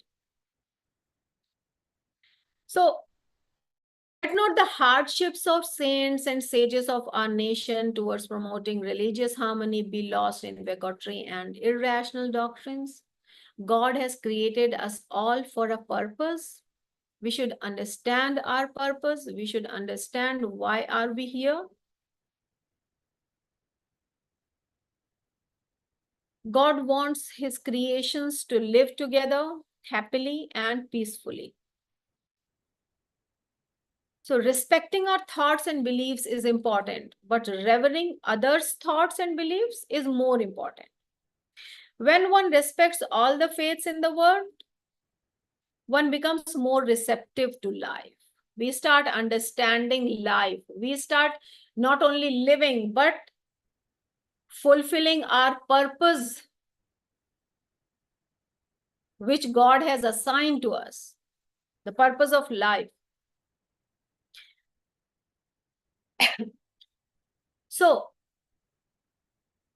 everyone is free to explore and adopt a belief or faith. But while following our faith freely, we should be respectful and tolerant towards others as well. Here I am remembering one of the stories which my father used to narrate when I was a child. He used to say that Islam teaches tolerance. We should be tolerant towards each other. We should understand each other. So I would like to share that short story with you. It's one small anecdote which is related to the life of Prophet Muhammad, peace be upon him. It goes like that. Prophet Muhammad, he used to go to a mosque for praying, and he used to take one specific route to that mosque, from his house to that mosque. And on that road, there lived a woman who used to clean her house, broom it, dust it, collect all the garbage and dust, and she used to throw that garbage on the Prophet. The Prophet never complained. He never said anything to that woman. Instead, he just dusted his clothes, his dress, smiled and walked away. This was like a regular practice done by that woman. She used to do this on daily basis. One day, when the Prophet was passing by from that same road, he noticed that that old woman was not there. Next day again, he did not find that old woman there. So he inquired about that. He asked people who were living in that same place. So then the Prophet came to know that that old woman was very sick. She has been suffering for some days. He visited her. He cleaned his house, cooked a meal for her, served her, looked after her until she got well. He kept on visiting her on daily basis, cooking for her and serving her. The woman, when she was totally fine, she cried a lot, asked for forgiveness. So this small story gives us the lesson of tolerance. Instead of complaining, instead of answering the anger with anger, answering the wrongdoings of other people with wrongdoings, We should always be compassionate towards them. We should always try to understand the reason behind that anger. This is what we learned from this story. We should always try to understand the reason behind that anger. We should always try to be nice towards those people. This is what tolerance actually means. We should be considerate of other people as well.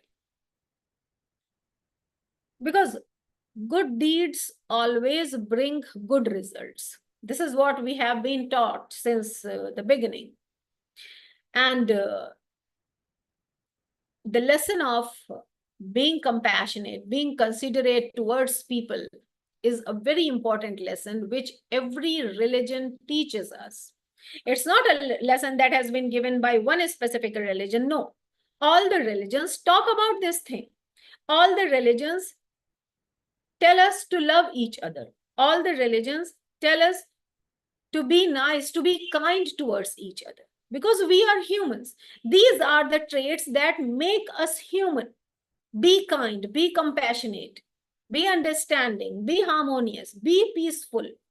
These are the traits that differentiate us from animals. That's why we are humans, because we have brain to understand. So when we have brain to understand, we should be rational. We should understand each other.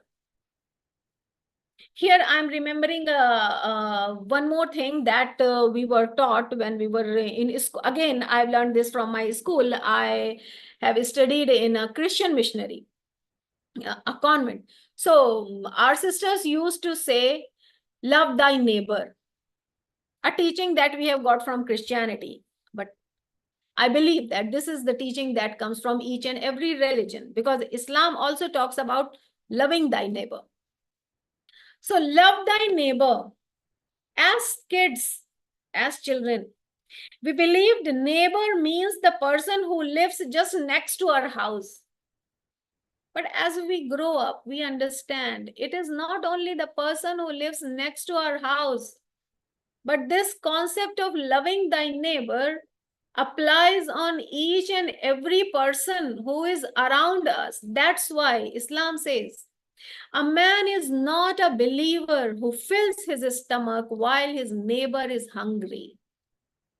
If you eat and enjoy and are very happy and proud of your good life, your luxurious life, and there is a person who is living next to your house, or if there is a person who is living in that same society who is hungry, then it's your responsibility. Because God has created us all with some purpose. He has given us all a responsibility of being human towards each other, being compassionate towards each other. I would finish with just one small thing, that religion. What does religion mean? To some people, religion means praying 5 times a day. To some people, religion means going to temple.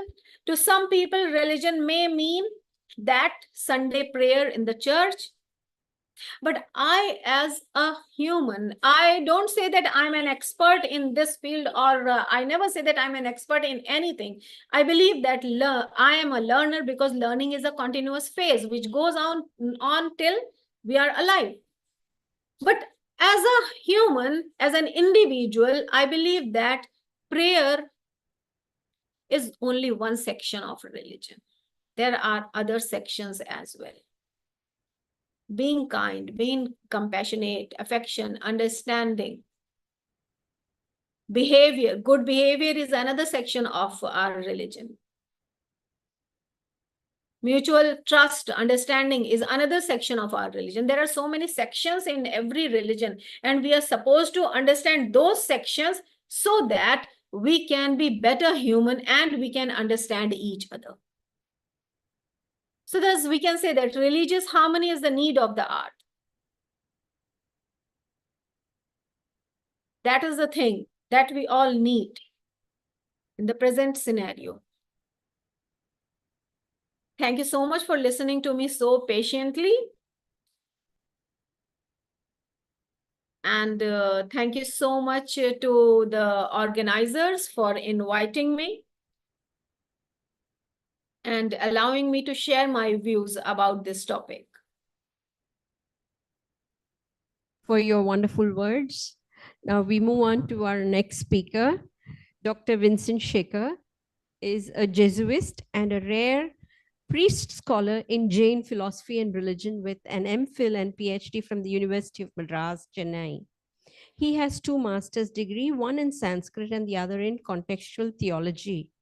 He undertook postdoctoral research at Woodstock Theological Center, Georgetown University, Washington, D.C., and Jesuit School of Theology at Berkeley, Santa Clara, University of California, and taught at the Fordham University, New York, lectured at various universities in the USA, Italy, China, Brazil, Mauritius, and South Asian countries. He was secretary for the Commission of Interreligious Dialogue in the Jesuit Conference of South Asia and remains an occasional consultant to the Vatican Pontifical Council for Interreligious Dialogues on Jain Christian Dialogue. He's at present associate professor in the Department of Philosophy and heads the Department of Human Excellence, besides being the director of campus ministry at Arul Andar College, Karumattur, Madurai district. Dr. Shekhar can be reached on Gmail. Thank you. Over to you.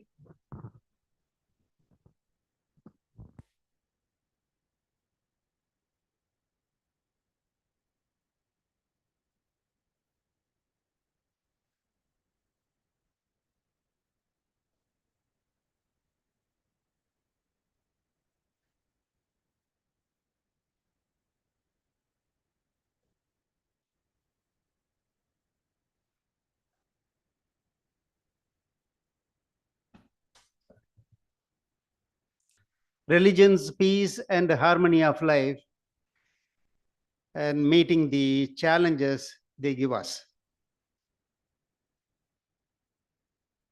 At the very beginning, I would like to play a song sung by K.J. Yesudas, and it tells you actually the slow death of human relationships based on religious conflicts.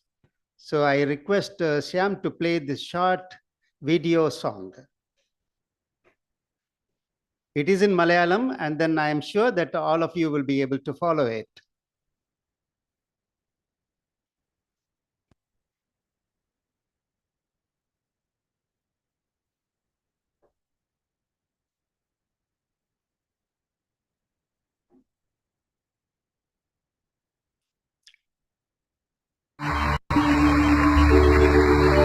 മനുഷ്യൻ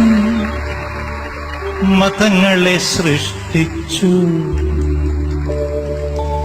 മതങ്ങൾ ദൈവങ്ങളെ സൃഷ്ടിച്ചു. മനുഷ്യനും മതങ്ങളും ദൈവങ്ങളും കൂടി മണ്ണു പങ്കുവച്ചു, മനസ്സു പങ്കുവച്ചു. ഹിന്ദുവായി, മുസൽമാനായി, ക്രിസ്ത്യാനിയായി, നമ്മളെ കണ്ടാലറിയാതായി ലോകം ഭ്രാന്താലയമായി.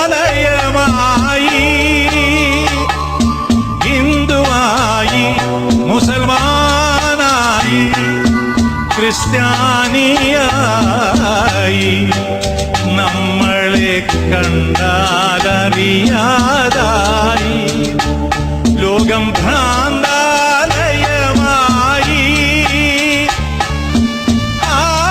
ആയിരമായിരം മാനവ ഹൃദയങ്ങൾ ആയുധപുരകളായി. ദൈവം തെരുവിൽ മരിക്കുന്നു, ചെകുത്താൻ ചിരിക്കുന്നു. മനുഷ്യൻ മതങ്ങളെ സൃഷ്ടിച്ചു. മതങ്ങൾ ദൈവങ്ങളെ സൃഷ്ടിച്ചു.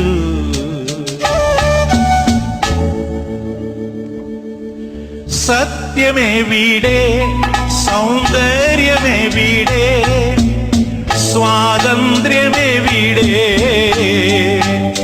നമ്മുടെ രക്തബന്ധങ്ങളെവിടെ, നിത്യസ്നേഹങ്ങൾ എവിടെ? ആയിരം യുഗങ്ങളിൽ ഒരിക്കൽ വരാറുള്ള അവതാരങ്ങളെവിടെ? മനുഷ്യൻ തെരുവിൽ മരിക്കുന്നു, മതങ്ങൾ ചിരിക്കുന്നു. മനുഷ്യൻ മതങ്ങളെ സൃഷ്ടിച്ചു. മതങ്ങൾ ദൈവങ്ങളെ സൃഷ്ടിച്ചു. മനുഷ്യനും മതങ്ങളും ദൈവങ്ങളും കൂടി മണ്ണു പങ്കുവച്ചു, മനസ്സു പങ്കുവച്ചു.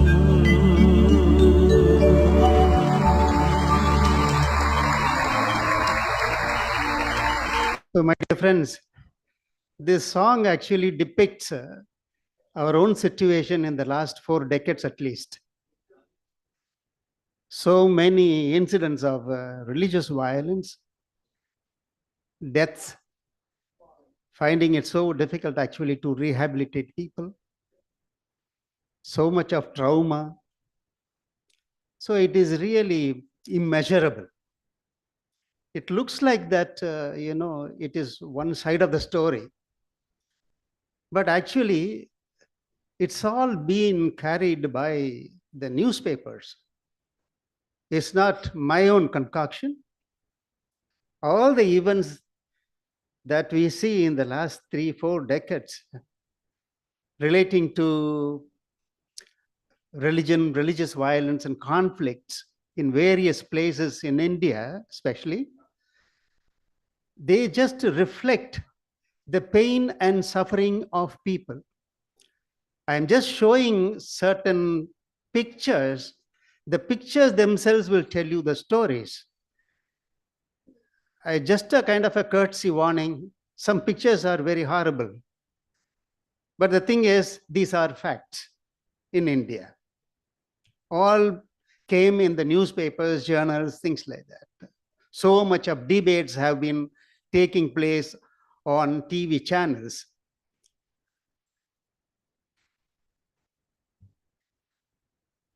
So you find actually after all these calamities, after these religious conflicts, it requires 10 times more actually to rectify, to rebuild, to rehabilitate, to reintegrate individuals in communities and in society. It's an obvious fact. It also needs 10 times more to re-establish peace in the community, peace in the neighborhood. It certainly leads us actually to look into ourselves for a soul search, for self-introspection, I believe. You see the ethnic cleansing that happened from 85 to 95, 1 decade. So much of people exodus from Kashmir, and then almost 62,000 people, families from Kashmir.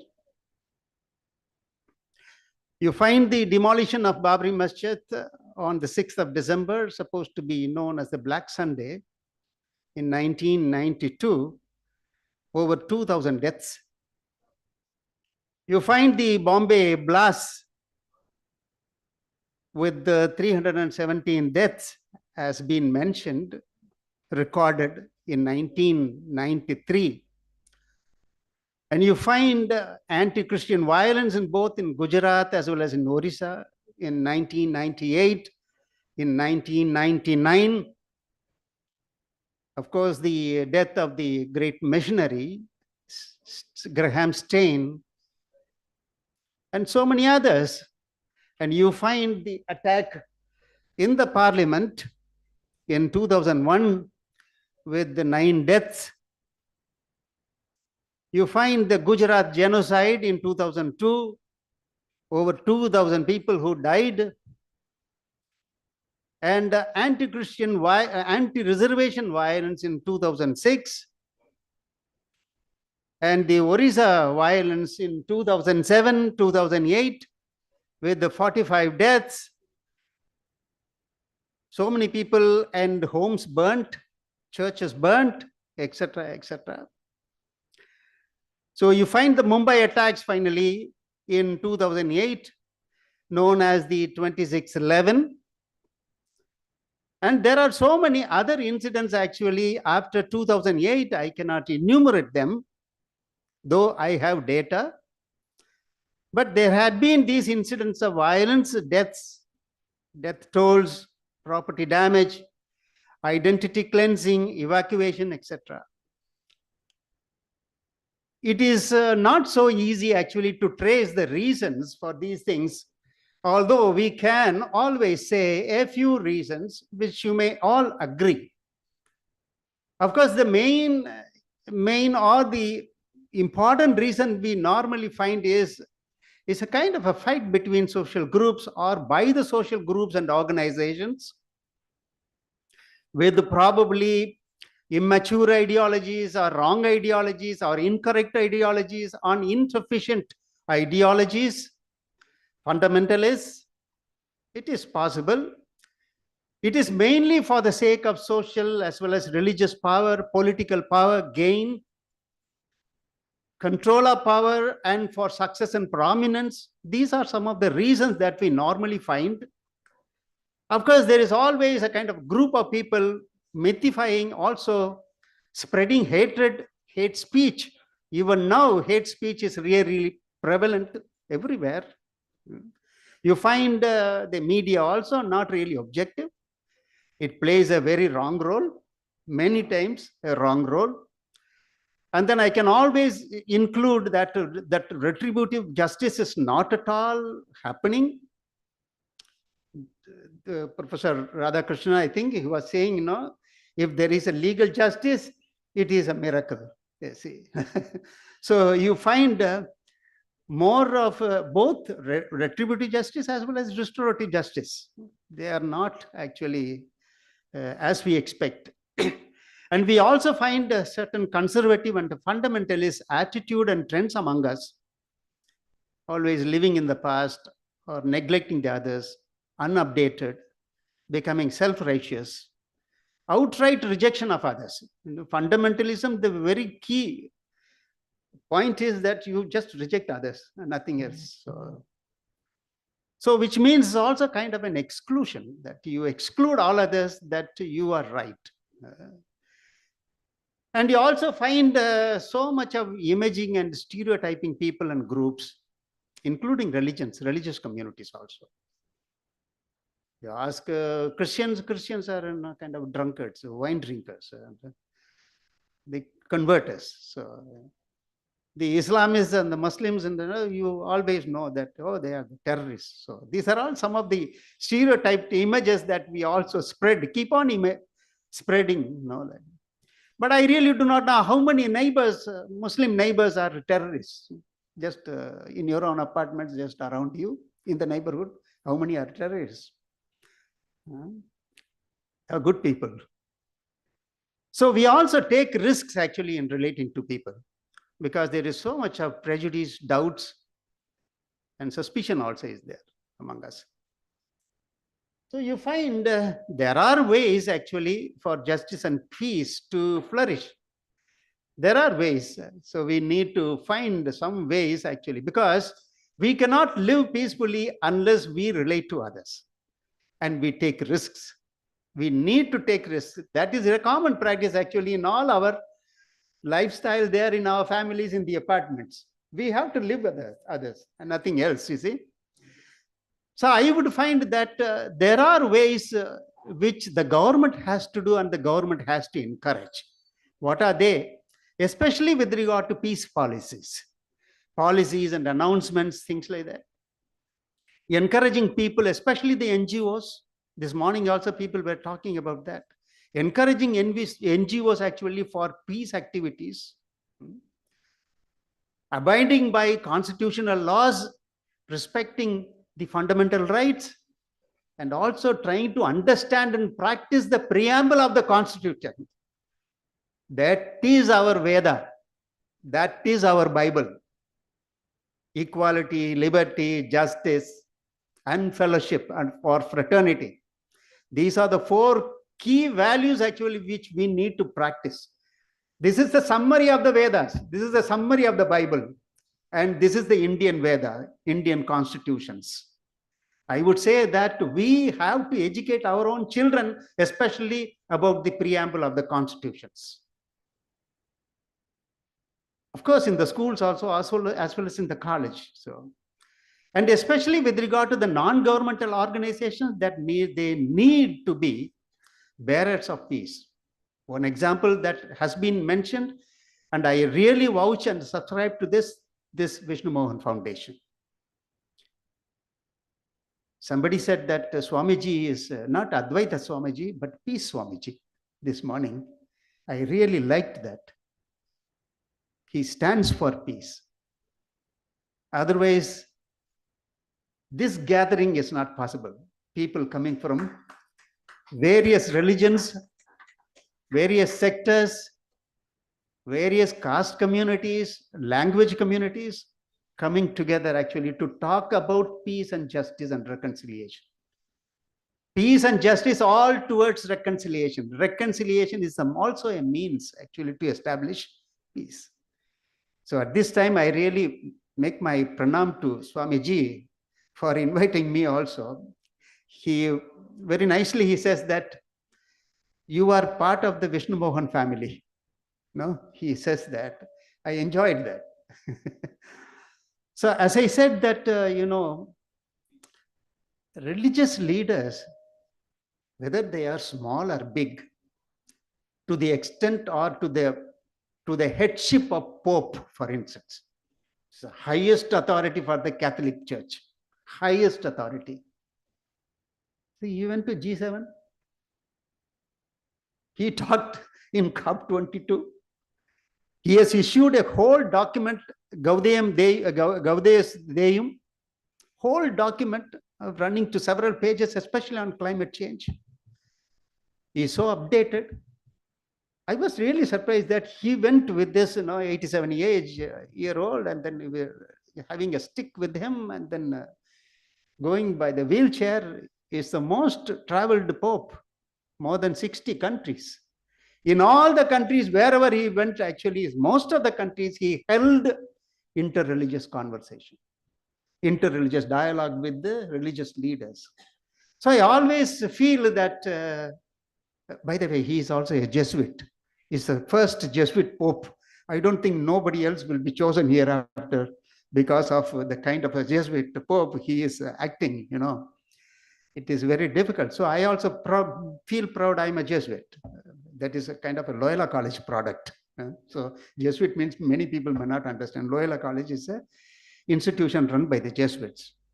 I'm coming also from an institution, Arulanandar College. So, and one thing that I just want to say that the role of the media, oh my God,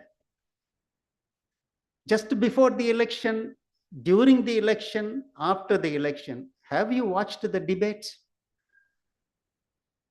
Have you watched the debates on so many TVs? They will vie with each other, scold each other. And they need actually to be really objective and not one-sided or biased. And I think if they are not one-sided and biased, they will lose market. And they will lose business and they will lose money. That's the only thing. And finally, I would like to say that it's citizens' responsibility is there. So we cannot actually throw the responsibility only to the government or non-governmental organizations or role of media, things like that. But we should also have our own responsibilities, especially with regard to having certain attitudinal change. I think a number of professors, starting with the Honorable Governor, was saying something about these things. Even Swamiji mentioned about no anyatva. No, you are not an anya. You are not a stranger. You are not saying you are a friend, but the thing is, you are our own. Like, that is very important, I feel. So we need actually to see that we are peace builders, especially in the apartments, especially where we live and in the neighborhood. And we should actually promote a sense of community through celebrations, healthy relationships, things like that. So you find some happy images here, just totally opposite to whatever that you saw. This is also possible, and that we are actually responsible to make it happen. Nurturing relationships across boundaries, religious boundaries, promoting interreligious activity. I was so happy that Dr. Farid, Sadaf Farid, just the speaker just before me from online, she was dealing about, what she is doing in the university with regard to interfaith dialogue and harmony. That is something very, very important that I see. So promoting interreligious activities, religious leaders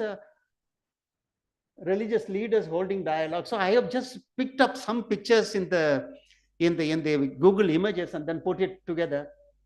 All the popes, for instance, from John Paul II, Benedict XVI, and Pope Francis, all these people have been engaged in this one. The latest, which means actually latest in the sense that in 2002, the Vatican Secretariat for Interreligious Dialogue initiated Jain Christian dialogue.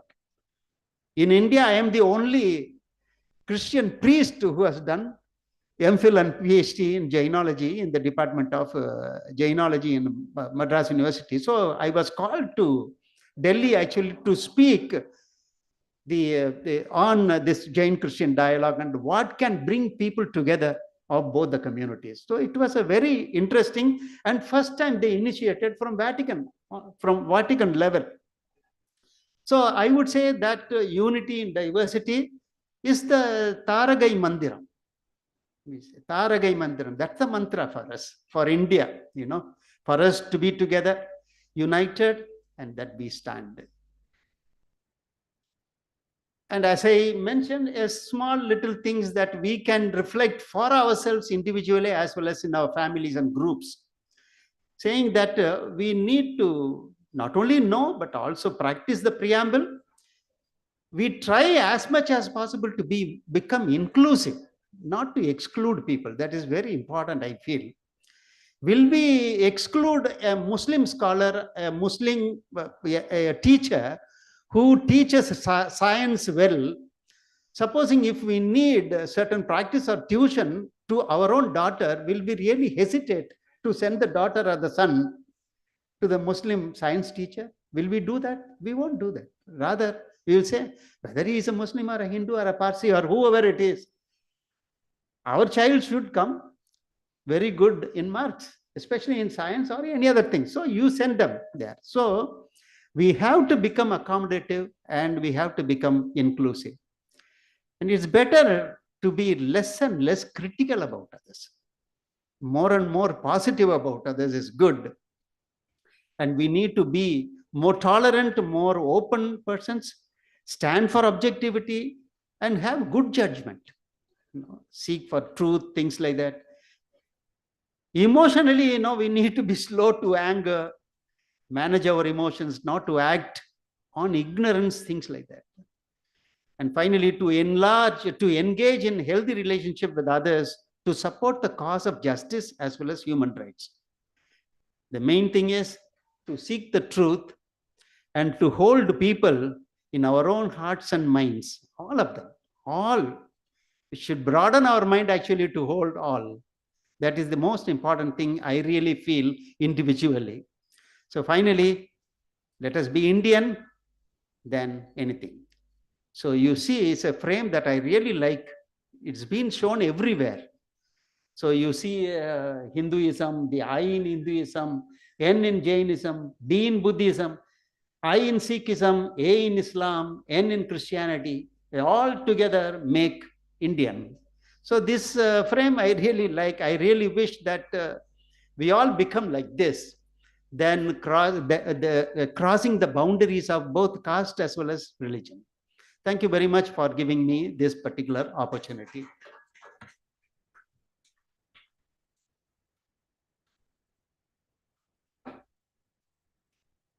Thank you, sir. Now I request Ishwar Mama to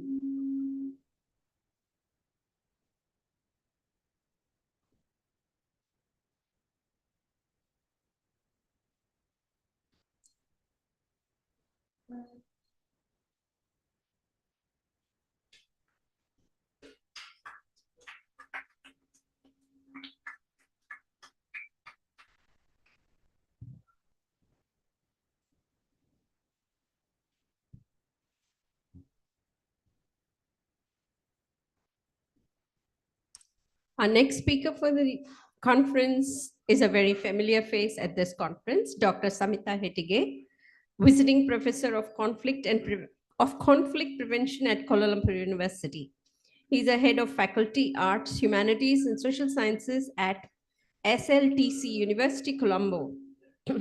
He's a former advisor to UN Peacekeeping and National Education Commission of Sri Lanka. Dr. Samita is a supporter of Sri Vishnu Mohan Foundation, and his talks at seminars and conference have been well received. Over to you, sir.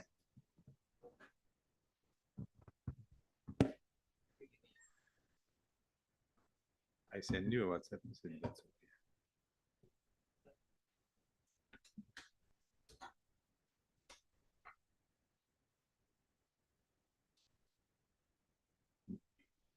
I can start. Yeah. My pranams to Sadhguru,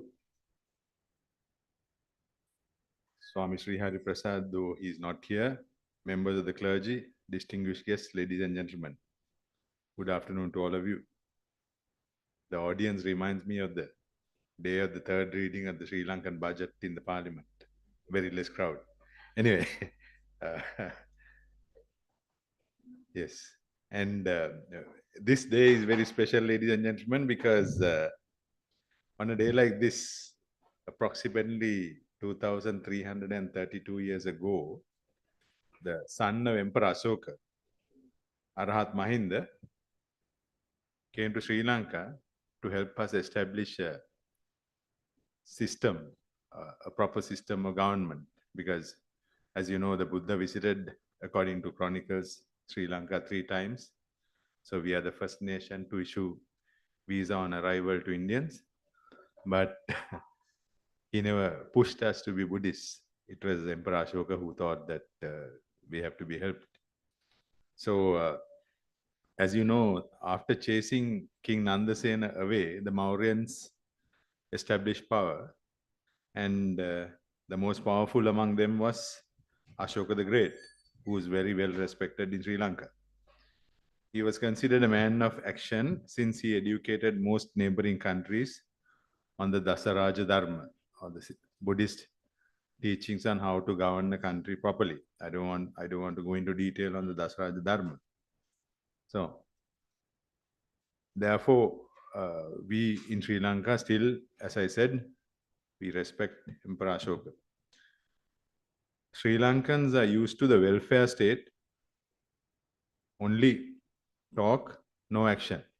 As you know, you may, not all, but most of them. So most of them conduct protest near the famous Fort railway station, which looks a little like the Egmore station, under a particular statue, a statue of an American colonel whose name is Henry Steele Olcott. Olcott is an American who came to Sri Lanka in the late 1880s and helped the Buddhist very much to establish schools, etc. Across the street from that statue, ladies and gentlemen, if you can, you may Google and see, is the Theosophical Society of Sri Lanka, which is a very old building, and it's a protected building. Theosophists, as some of you may know and believe, think that Henry Steele Olcott was a reincarnation of Ashoka. So that's what some of the Sri Lankans are also believe. Ashoka's son Arhat Mahinda, on a day like this, as I said, delivered the first sermon to introduce Buddhist way of life to the Sri Lankans, including the king. It was known as the Chulla Hatti Padopama Sutra, or the analysis of the small elephant's footprint. There's another sutra called the Maha Hatti Padopama Sutra, which means the analysis of the big elephant's footprint. So Mahinda may have expected, Arhat Mahinda may have expected to train Sri Lankans to avert conflicts and be resilient. If he was alive, he may have had different views, but he preached, according to chronicles, suppose an elephant hunter was to enter an elephant forest and see a large elephant footprint, long and broad. A skilled hunter would not yet come to the conclusion, what a big bull elephant. Why is that? Because in an elephant forest, there are dwarf female elephants with big feet. The footprint might be one of theirs, he said. So he proceeds and sees another large elephant footprint, long and broad, and some scratch marks high up. A skilled hunter would not yet come to the conclusion, what a big bull elephant. Why is that? Because in a forest, there can be tall female elephants with prominent teeth and big feet. The footprint might be one of theirs. So he proceeds and sees a large elephant footprint, long and broad, with some scratch marks, tusk slashes high up, and broken branches. There he sees that big bull elephant at the foot of a tree, or walking, standing, sitting, or lying down. He comes to the conclusion that that is the big bull elephant that I was looking for. In the same way, when a Buddha appears in the world, he said, the Buddha teaches the Dharma, admirable in its beginning, middle, and end. He speaks in season what is factual, with the goal, Dharma, and discipline. His words are worth treasuring, seasonable, reasonable, circumscribed, and focused on the goal. He would teach his followers, that Arhat Mahinda meant my own people, that they abstain from damaging life, not to take what is not given, refrain from sexual acts that aren't ethical, abandon false speech, and abstain from addictive substances. To his disciples, ladies and gentlemen, Arhat Mahinda said that the Buddha told his disciples, eat once a day and refrain from evening meal and food at the wrong time. Abstain from dancing, singing, instrumental music, and from watching shows or stage dramas. Abstain from wearing garlands, from beautifying self with scents and cosmetics. Abstain from high and luxurious beds and seats. Abstain from accepting gold and money. Abstain from accepting uncooked grain, raw meat, women and girls, male and female slaves, animals, birds, and fields and property. Abstain from buying and selling, dealing with false scales, false metals, false measures, bribery, deception, and fraud. Abstain from mutilating, executing, imprisoning, highway robbery, plunder, and violence. Analyzing the situation now,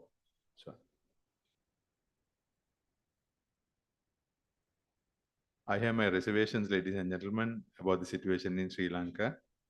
on the Buddha's advice to his disciples and what is happening right now in Sri Lanka. But I hope and pray that we will stick to the advice of the Buddha for more and more years. And 2024, that is this year, being an election year, Sri Lankans will have to be very wise like the hunter, ladies and gentlemen. Because that is one way of preventing and resoluting conflicts that are on surface and below surface in Sri Lanka. So I believe that first they may follow the Buddha's advice to his followers, the 5 that I mentioned. It will minimize conflicts in a society. Second, they should wisely analyze and identify the matured to manage the country. I'm not talking politics, but we have to select the right people. So far, people have selected, and I don't know whether it's right or wrong. Buddha's advice to his disciples should be analyzed when selecting managers, because it can be, those qualities can be a value when you select public administrators with regard to Sri Lanka. I'm talking about Sri Lanka. And we Sri Lankans will have to think of the Indians and the Chinese when we are talking about, especially about Buddhism and the 21st century economic development. Indians and the Chinese, as you know, were both exposed to Buddhism. The Chinese learned Buddhism from Bodhidharma, the famous monk from South India, and the travels of Xuanzang and Emperor Asoka, indeed. And even his daughter Sanghamitra via Sri Lanka. As you know, China got the Buddhist nuns through Sanghamitra via Sri Lanka. So the Indians and the Chinese, I think, acted like the experienced hunter. And now they are enjoying the results with very strong economics and very powerful societies being global powers. So if Sri Lankans think that way, they can be proud about their country. On the 23rd of February 1940, American composer Woody Guthrie first composed the folk song, This Land is Your Land, This Land is My Land, from California to New York Island. I'm sure you must have heard of that song. However, the Red Indians think that it is their land.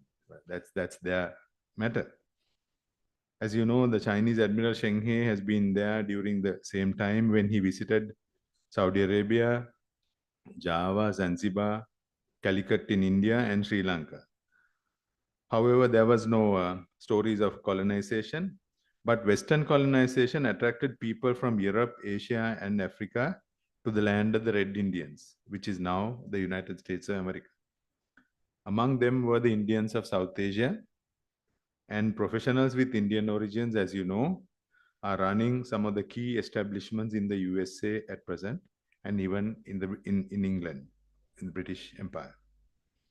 So we have this young, energetic minister named Harin Fernando, who's in charge of tourism and sports and land.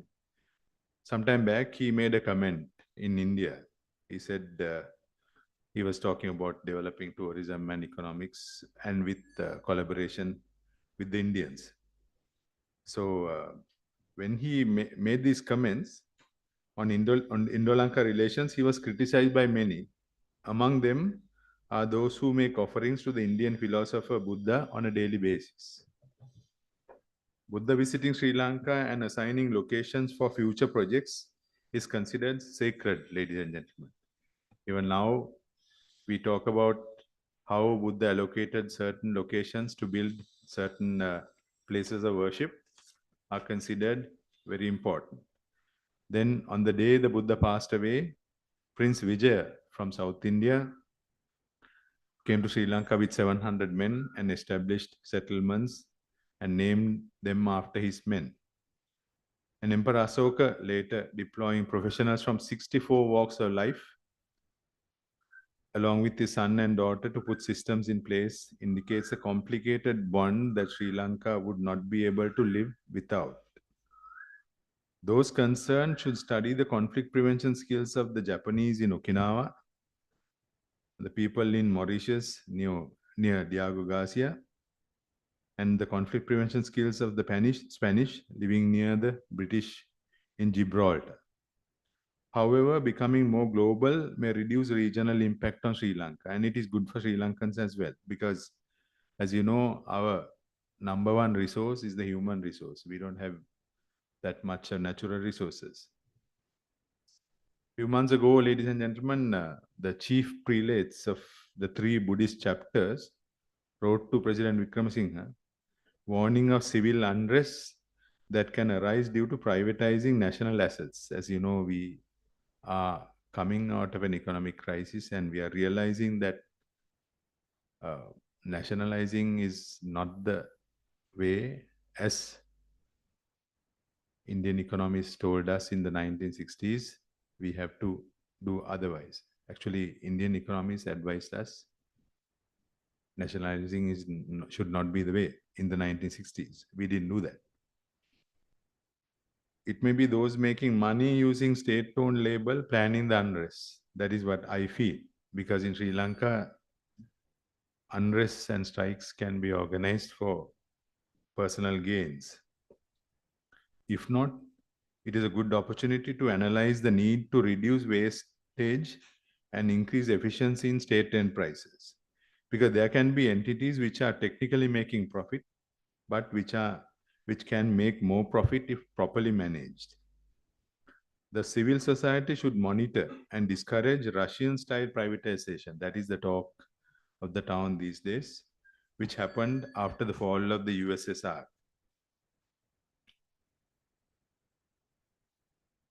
But still, more progressive changes should be supported, as it would create a surplus to reduce cost of living. Foreign direct investments from any source would be encouraging, and if rejected, I'm sure those will flow elsewhere.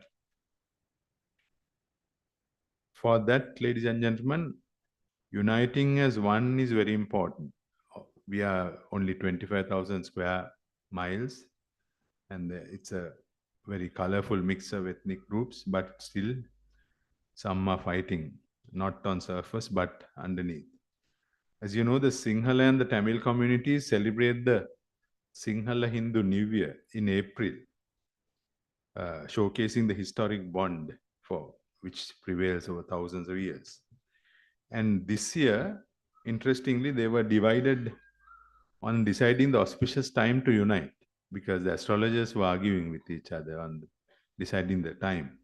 So, but anyway, somehow we managed to overcome that, and we decided on a time. But they were still divided on the time to unite.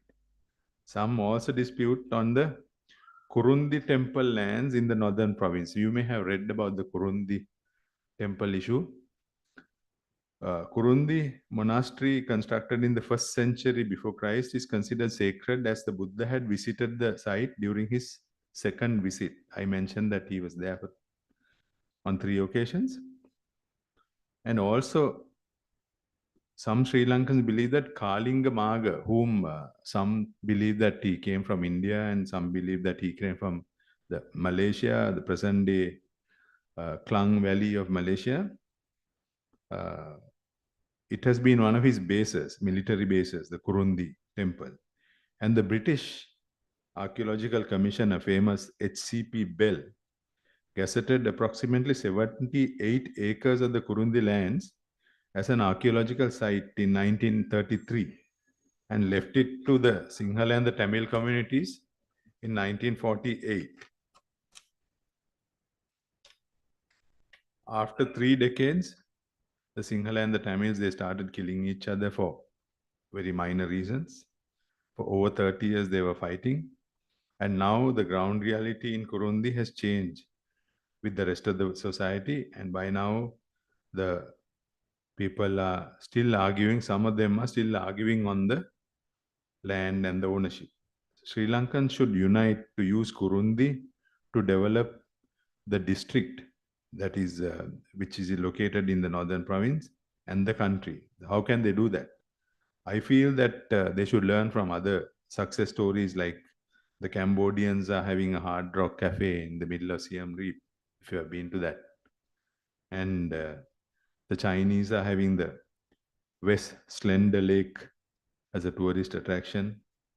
And they're both using modern high tech to attract tourists, like 3D animations, virtual tours, etc., etc. So speaking of high tech, for conflict prevention, ladies and gentlemen, experienced conflict management managers would know that high tech artificial intelligence can be used to mislead ill-informed masses, very especially Sri Lankans. It would reverse economic development. And recently, I'm sure you may have read somewhere, French scientists have proved that artificial intelligence can turn brain waves into paintings or a picture on the screen. But they have used artificial intelligence to reconstruct visualizing in a human brain to create artwork. You should read about it. My mother-in-law is dead, but if she was alive, I would have checked that on her. So, in other words, the images a human visualizes when thinking of an object, experience, or a situation can now be printed on paper or displayed on screen. Human thinking should dominate so that computers would draw peace. The enlightenment of the Buddha is an example for that. After enlightening, Buddha preached that his philosophy, as you know, is not a speculative philosophy, is a universal law found only through enlightenment, and is preached precisely, Swakkata in Pali. His philosophy is testable and practice and by experience, Sandittika. And his philosophy is timeless, Akalika. That is very important, timeless. His philosophy welcomes all beings to test and experience for themselves, Ehipassika, can be entered upon, and it is worthy to be followed as a part of life, Opanayika, may be perfectly realized only by the noble, matured, and enlightened in supreme wisdom, Pacchattam Veditabbo, referring to Anguttara Nikaya. The practicing Buddhists would know that Dhamma is timeless. So artificial intelligence is not a threat to Dhamma, that we should realize. So it is the best tool for conflict prevention in Sri Lanka, to my understanding. Thank you very much.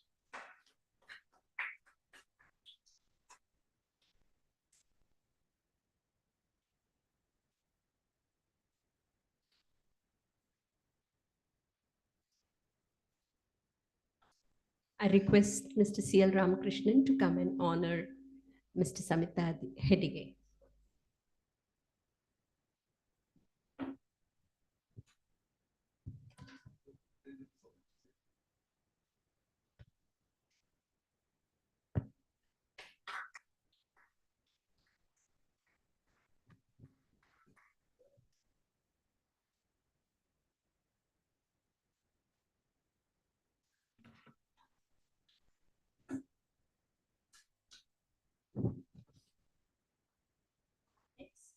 Our next speaker is Mr. Umar Siddiqui, Chairman and CEO, Global Entrepreneur, Social Reformist, Educationist, and Startup Promoter.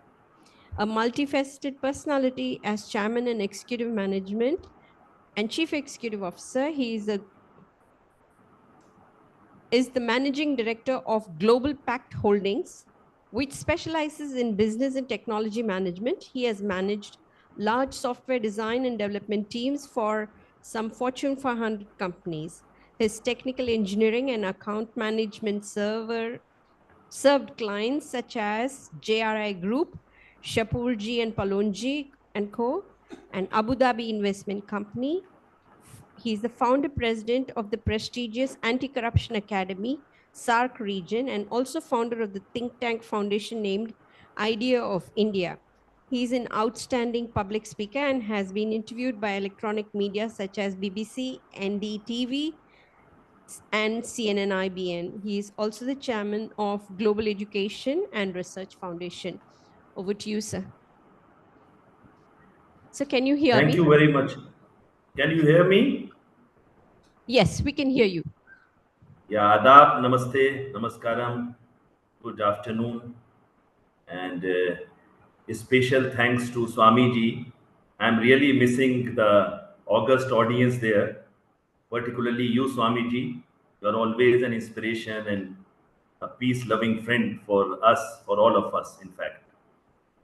And due to some prior commitment, I was not able to travel to Chennai. Otherwise, I was thinking that it is a great time to spend with some soulful personalities and to have some good time out of our busy schedule of metros like Bombay and Delhi and other places.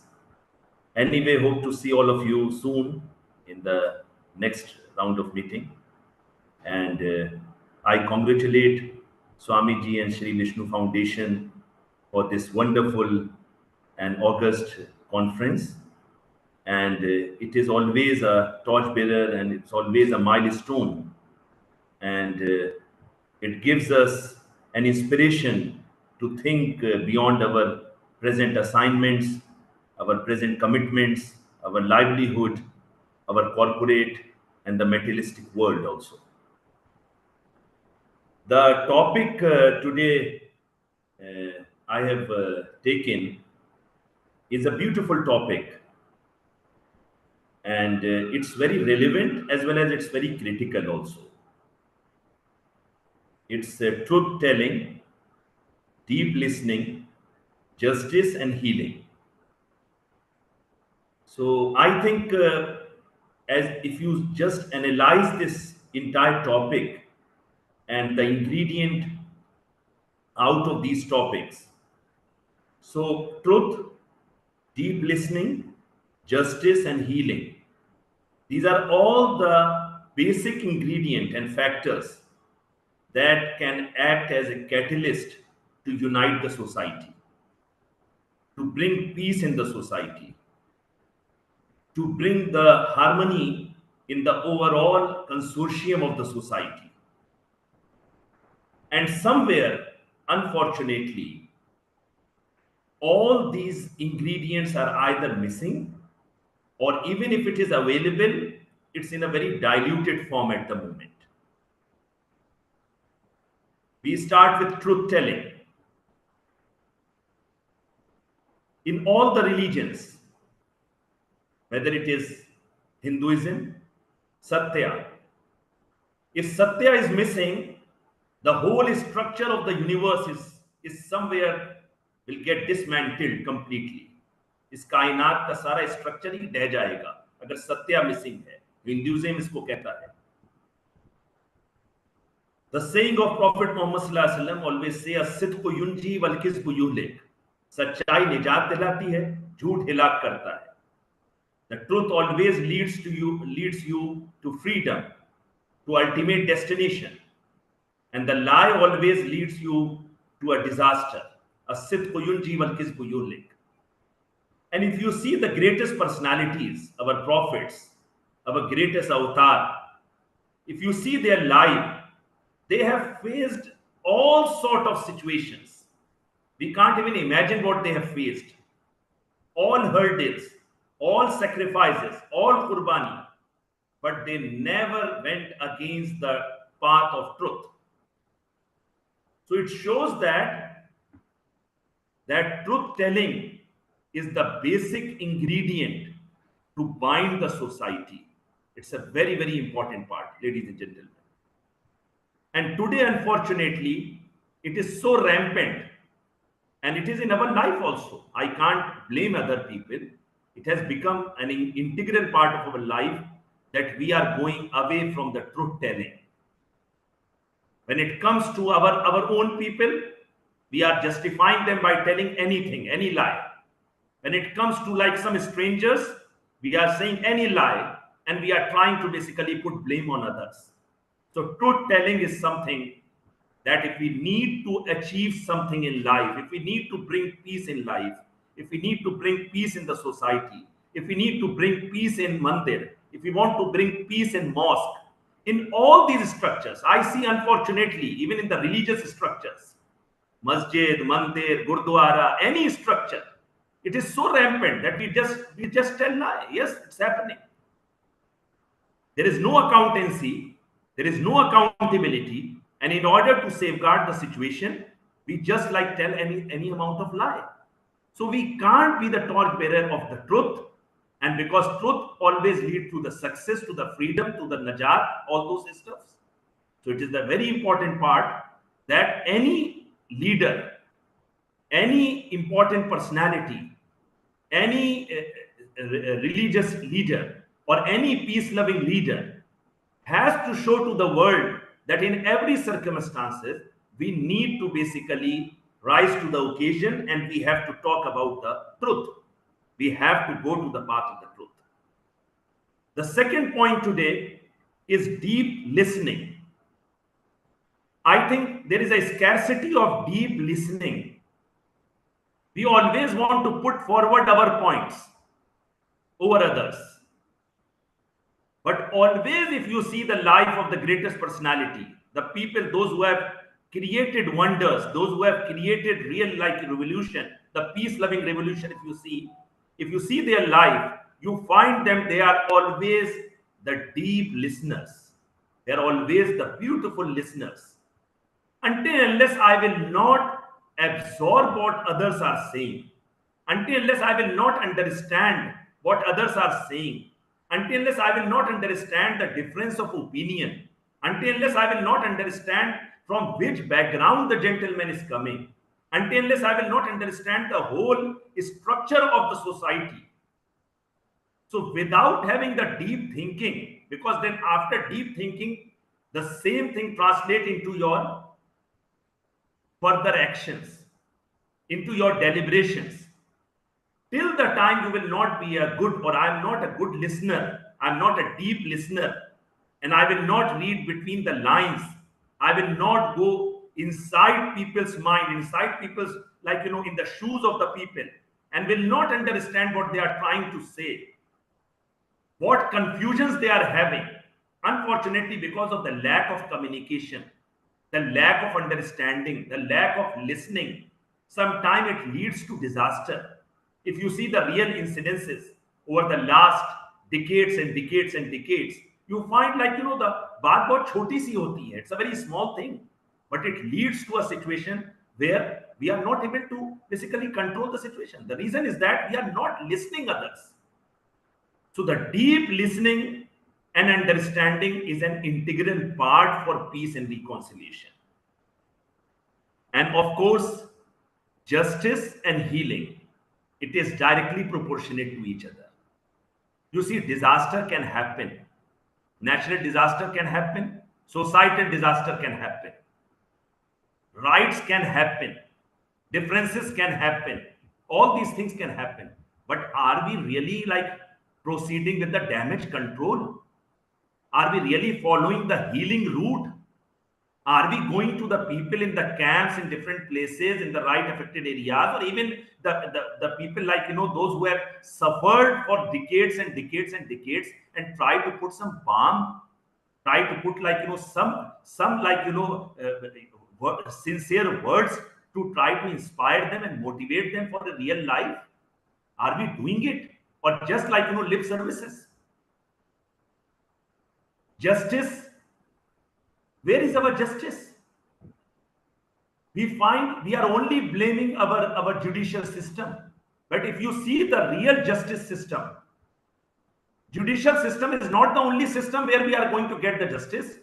Even our arbitrators, even our CEOs, even our MDs, even our MPs, even our MLAs, even our father, even our society leaders, even our political leaders, even the mandir pujari, even the masjid imam sahab, all these people, they are the people, they are contributing towards justice or injustice.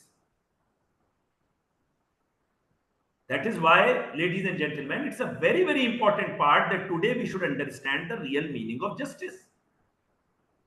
If justice is not happening, it means we are heading towards a very, very anarchy situation.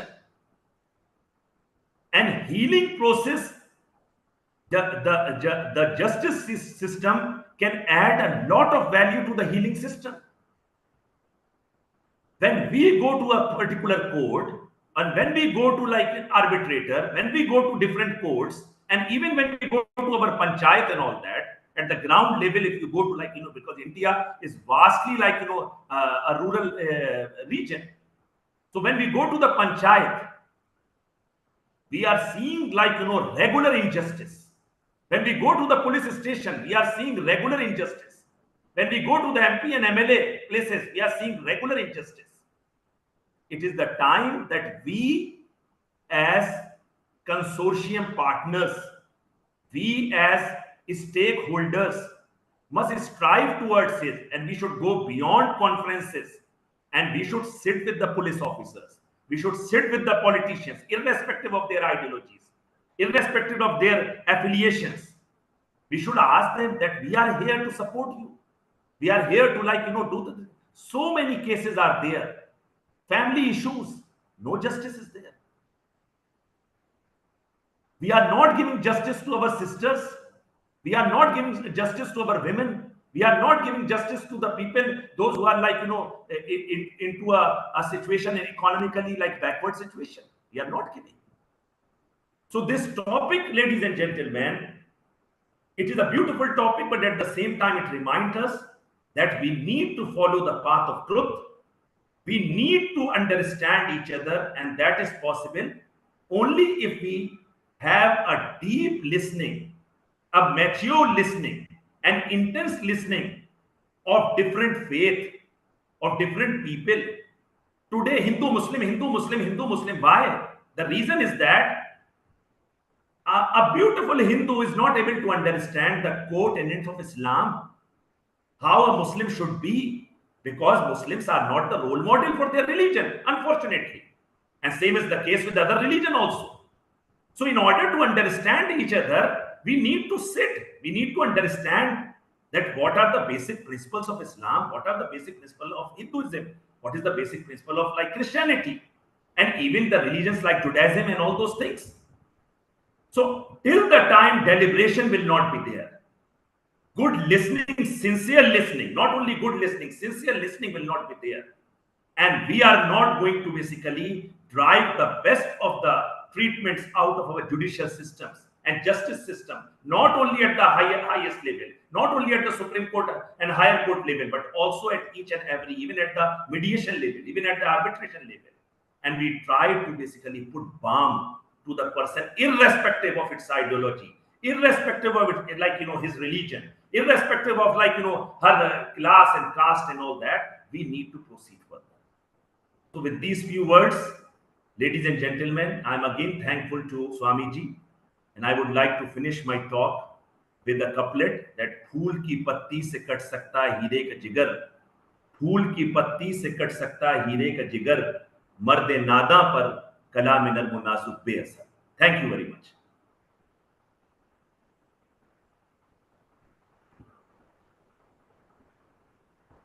Thank you, sir. Now, our next speaker will be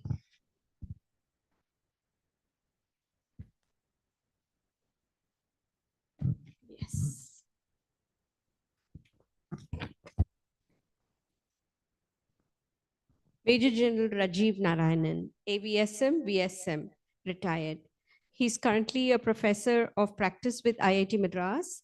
He's an independent strategic and defense analyst and has published many articles and papers and has many video chats in his field of expertise: China, Indo-Pacific, future strategy, forced restructuring and forced modernization, and Bharatiya Itihas. Over to you, sir.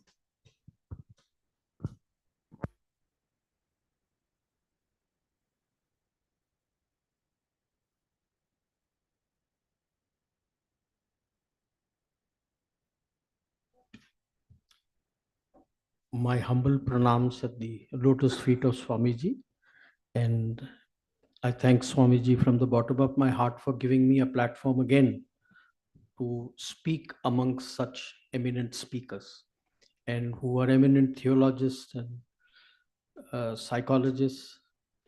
I don't vouch for being one of that, but I come from over 40 years of experience being a microcosm of what is Bharat. We have forgotten that. But we in the uniform have not. Because when we are there, you're not bothered about what is his name, what is his religion, what is his caste, what is his creed. You train together to face the threats together. You eat together, you sleep together. And we don't have a temple or gurdwara or a masjid.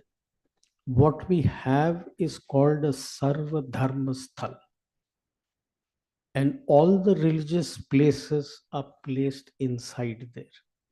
It will be the one place where you will find that a Panditji is running the Gurdwara when the Granthi is on leave, or the priest is running the temple because the Panditji has had to go on leave when he's doing the Aarti and Puja and everything. That's why I say that I come from a microcosm of what is Bharat, which we the Indians have forgotten.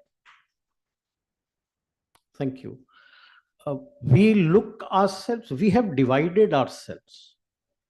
And over this brief talk that I'll give, I will try to put across why I say that we have forgotten our Bharatiya-ness.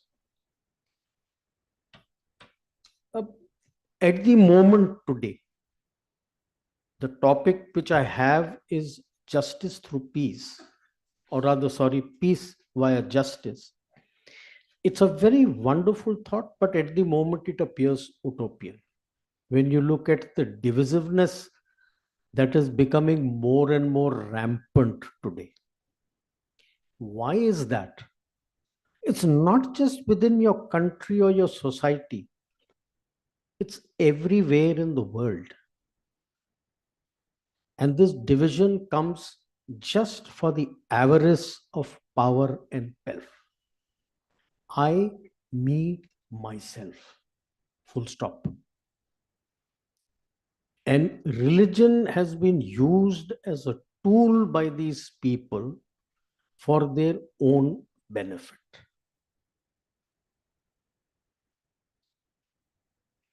We heard people talking, the eminent speaker, father had spoken about the media. May I add, what were they talking in the media during elections? The divisiveness in the society. So-and-so religion, so-and-so caste is going to vote for so-and-so. Is that what we have come down to? The aim is to dominate the society, from there dominate the nation, dominate the region, dominate the globe, like the professor had spoken at the start of this topic about maximalist position. Where are you going? What happens only even after you have captured the whole globe? What do you do then? So that is why today there is no true peace. I'll come to what I feel is the meaning of peace.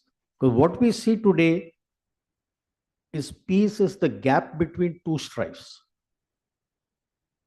You're always thinking what is going to happen next. And that gap is reducing. As the days are progressing, the gap is reducing. Similarly, jurisprudence has also taken a hit at all levels. Why? Because there are different perceptions within the society. In a multicultural society, there are different perceptions of what somebody thinks is judicially correct. The views are different. So how do you get justice? But in this simmering cauldron, there is a glimmer of hope that I see. And surprise, surprise, I'm taking it from the political world, which is the very cause, the casus belli for all that is going on. We all have seen through the coalition stage of the governments. And they came up with what? They were disparate parties who came together. What did they come up with? Well, it was for their own power and pelf, but they came together as a glue was a common minimum program. They had disparate manifestos, but they sat together, discussed, and came together with a common minimum program so that nobody deviates from that and they can rule the full 5 years. That they didn't, that's a different issue. It came and fell, but some of them did last with the common minimum program. So I'll tell you how this can be used for our needs. So what is justice? Essentially, it defines how people interact with each other. The problem arises when you have differences when you're interacting, and that's why you say, I'll see you in court. If you did not have problems when you interacted with each other, you wouldn't go to court. So at the base level, I understand justice as that. And inherently, when you are interacting, it should have the quality of being just, righteous, equitable, or morally correct. When any of this is missing, that's where you have your strife, and then you have to go at various levels for resolving the issue. Why do you have the problems? Which I had stated earlier. When you say what is just, what is righteous, what is equitably or morally correct, since you come from different streams, everybody will have different interpretations. Within the stream itself, you will find different interpretations by different scholars and theologists. So how do you match everything together in this cauldron? And in this, put in the seed of rising religious intolerance, my way or the highway, and you will have a problem. Then we come to peace. What is peace? That is perfect harmony and freedom. So that is utopian. You never have harmony, totally disrupted. And whatever strife you see is also within and outside. And when I say within and outside, is within the human being himself, because the individual is not at peace with himself. And that comes out into the society, that becomes external. And when we look at a nation state, it becomes internal within the nation and outside.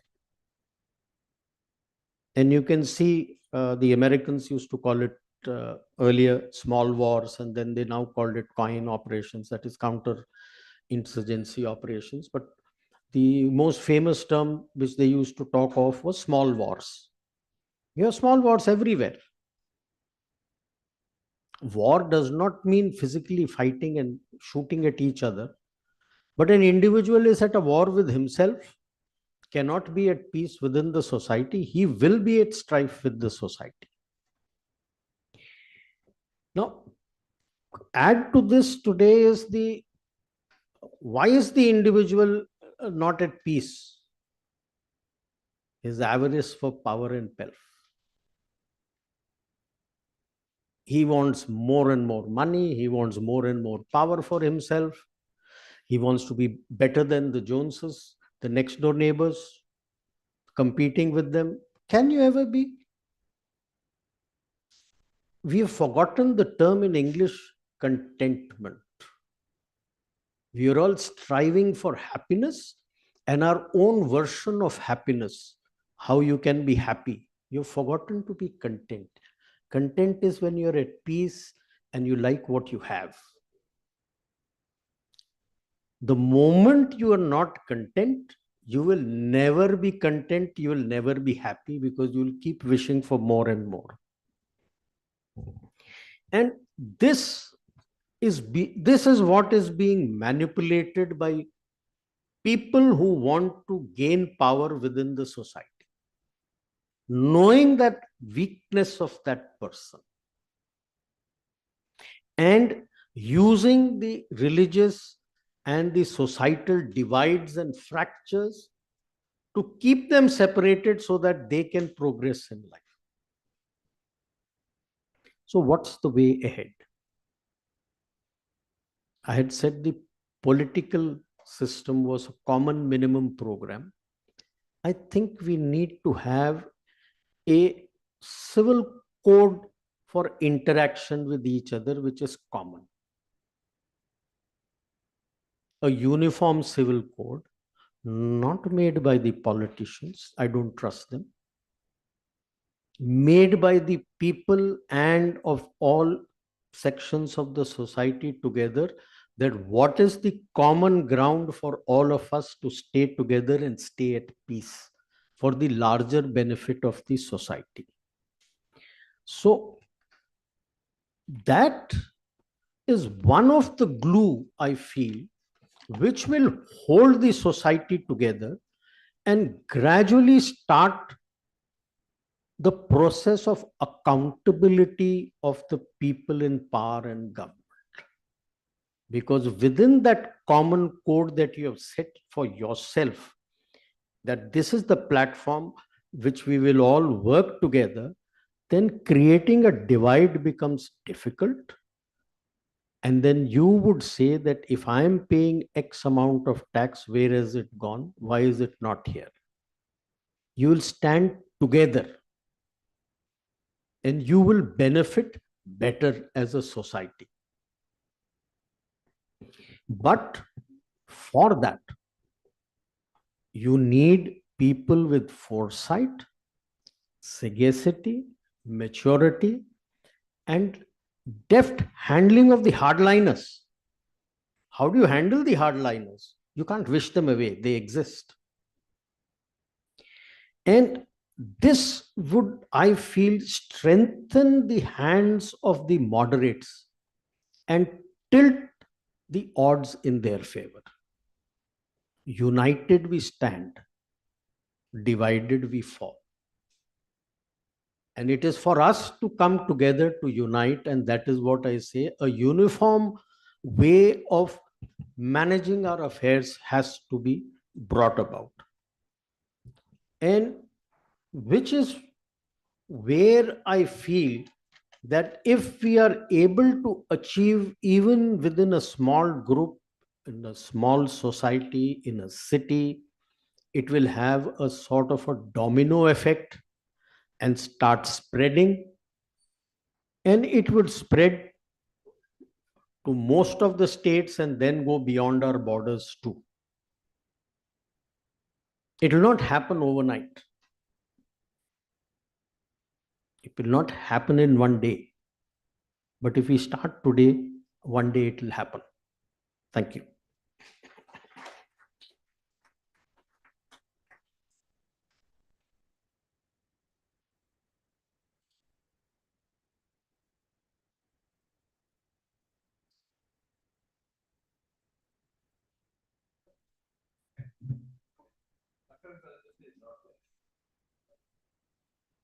I request Ishwar Mama to please come and honor.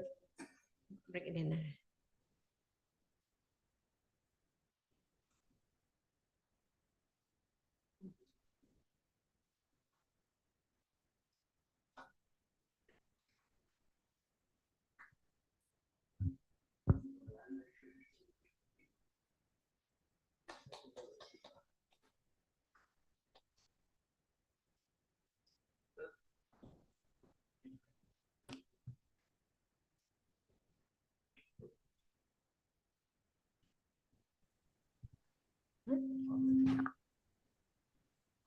Our next speaker is Makarand Prajanpe. who is currently the Director of Education, Access Healthcare.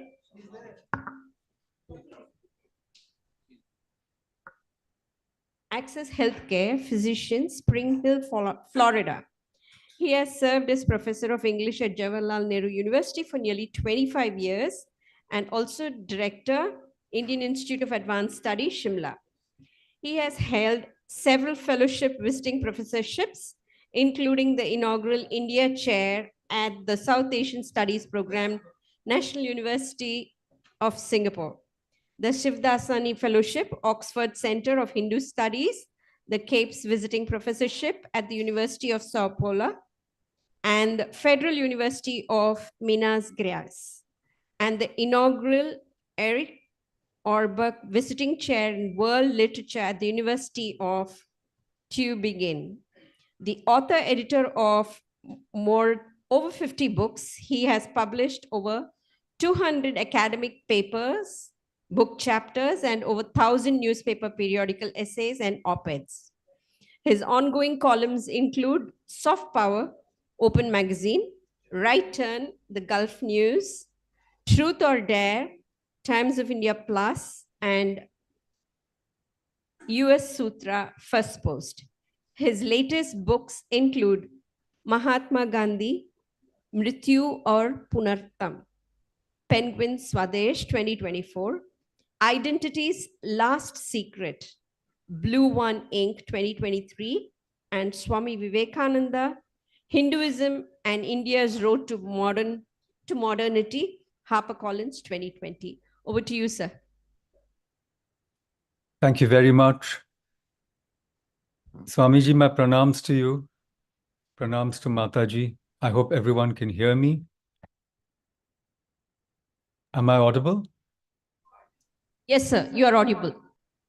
Thank you. Thank you. It's a great privilege and honor to be a part of this very important symposium on peace and justice that Swamiji has organized with so much patience, love, thought, care, attention. He has brought all of us together to reflect on something that is of great importance, not only to us as individuals, but in fact, to our nation and to the future of humanity. My pranams and gratitude to Swamiji.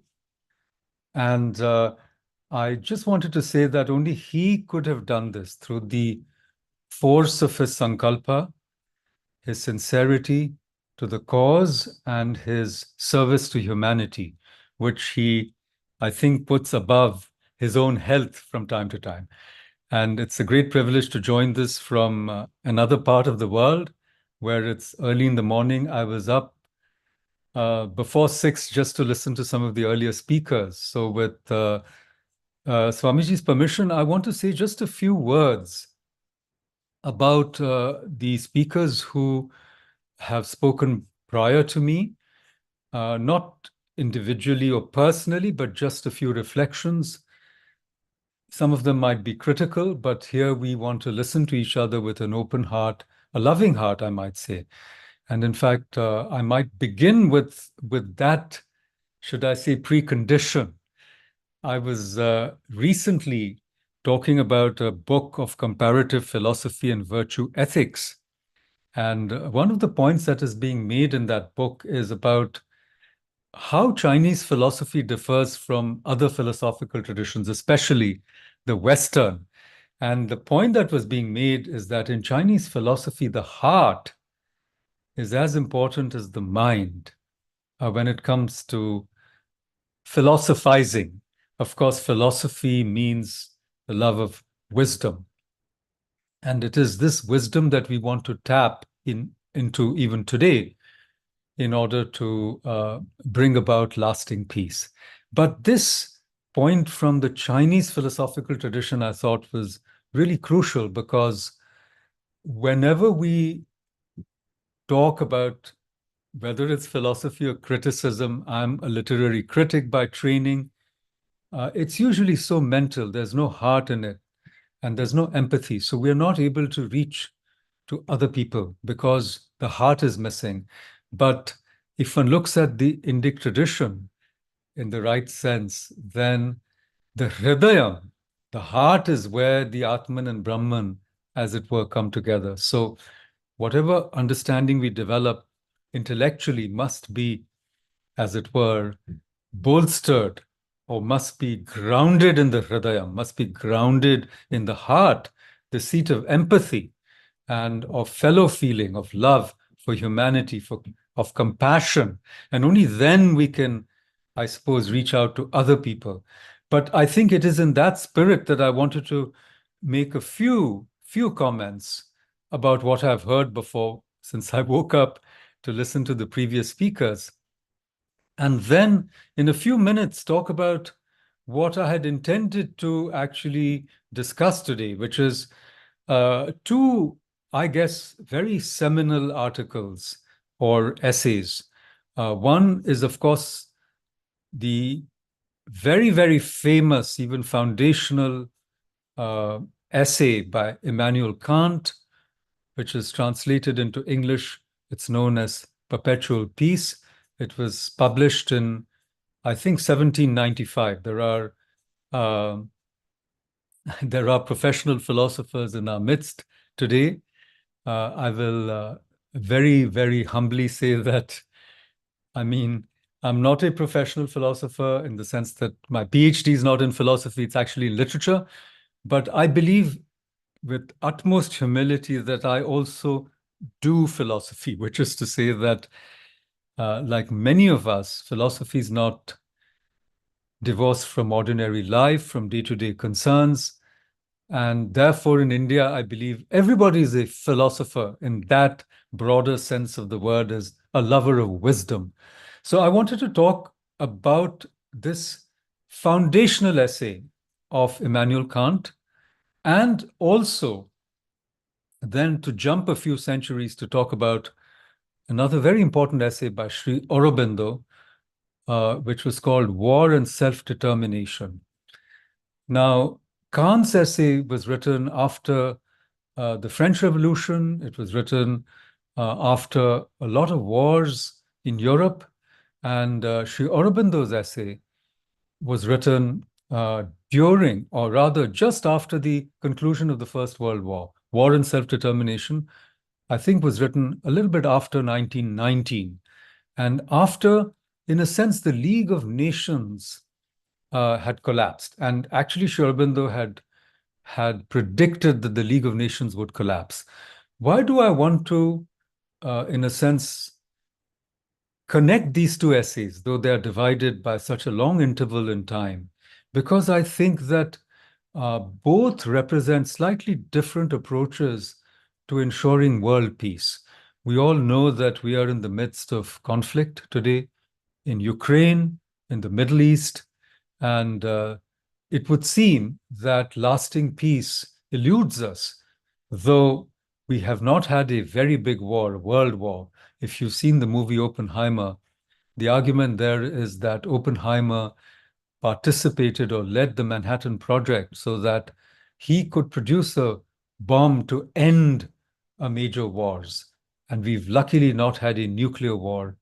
There's been a Cold War, and now we may think that we are in the start or the middle, actually, of another kind of Cold War. General Narayanan is an expert. I've heard many of his talks on China, India, and the geopolitical and strategic environment that we are in. And he just mentioned that even if we haven't had a very big conflagration, we've had so many smaller wars almost all the time. In fact, on our borders right now, we are facing almost a warlike situation of never-ending hostilities, both on our western border and, unfortunately, in Myanmar on our eastern border as well. So these were the two essays I wanted to talk about. And let me just say what I want to say very quickly. And then, because I don't want to lose track of that, and then speak about what I heard prior to my own presentation today. So my fundamental point about these two essays was that Kant was so aware of the challenges to ensure perpetual peace. And he approached it from his own Western tradition, philosophical tradition, where he saw, as Hobbes said, that human beings are selfish. We heard this earlier as well. They want to dominate others, and they cannot be trusted, as it were, with unlimited power.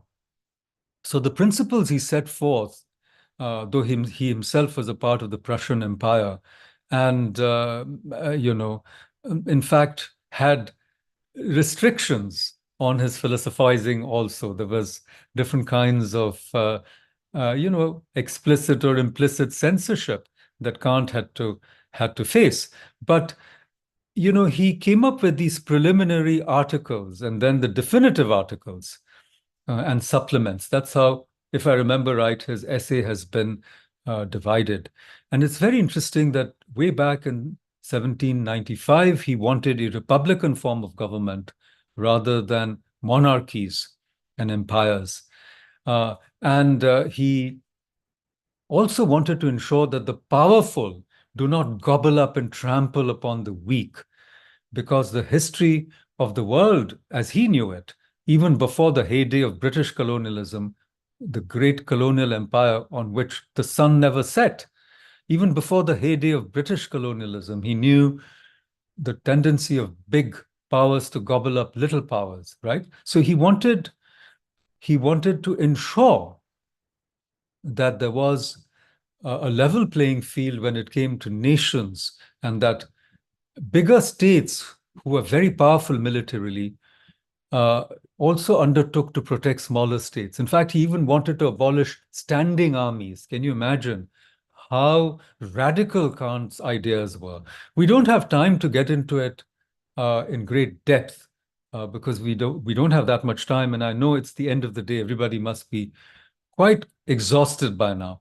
But the point I wanted to make is that Kant's approach is by and large the approach which is rational, which is based on a covenant, an agreement, a treaty between people, not by people, I mean by states, treaties between states guaranteed by a kind of global body. The reason I mention Kant is because it is Kantian principles, arguably, which were the basis of the League of Nations and then also the United Nations. So that there is an international system of governance, there is an international system of guarantees, there is an international system of treaties, which ensures that there is no unbridled or rampant exercise of unilateral force and power by extremely powerful, militarily powerful, economically powerful states over weak and defenseless states. But we know that that hasn't quite happened. We know that members of the Security Council have unilaterally, because of the veto power, attacked other powers. The USA did it. We know that during the Iraq wars, and Russia is doing it with Ukraine as we speak. So it has not quite worked. Kantian ideas have not quite worked. Does it mean that we dismiss them? Not at all, not at all. But it's one way forward. That's what I was trying to say. Now we come to Sri Aurobindo, which I think is a different approach to peace. And in War and Self-Determination, I want to read you just one excerpt about war from that wonderful series of essays where he talks about how war fatigue sets in when there's so much bloodshed. He even refers to the Mahabharata.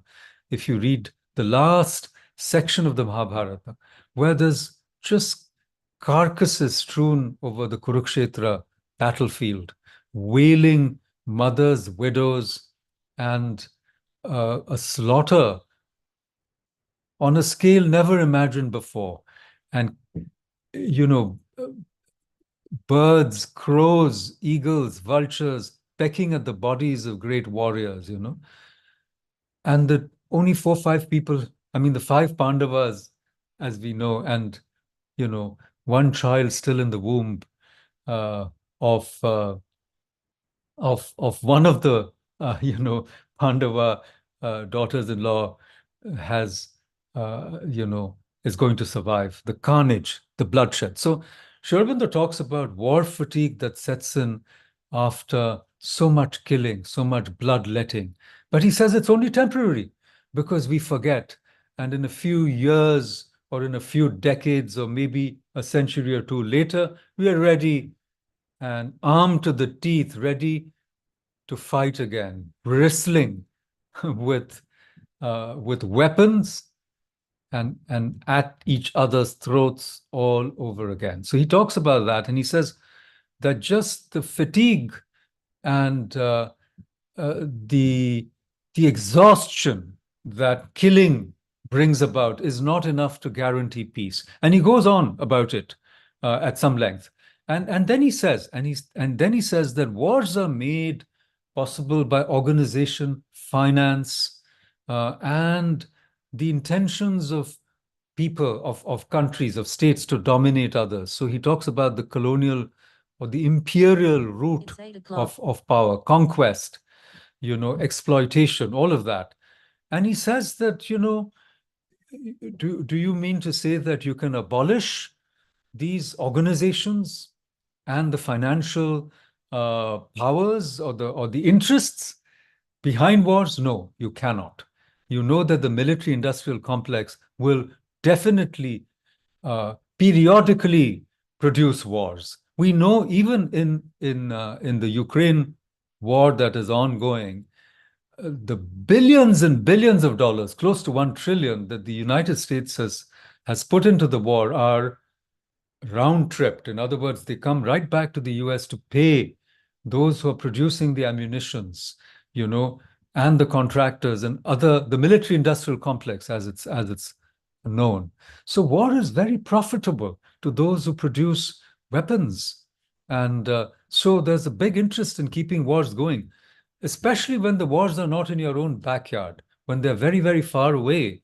And, with remote control, with proxies, you can fight these wars, and you can, have nowadays drone suicide attackers. You don't have to have jihadi warriors being programmed to blow themselves up anymore. A drone can do it.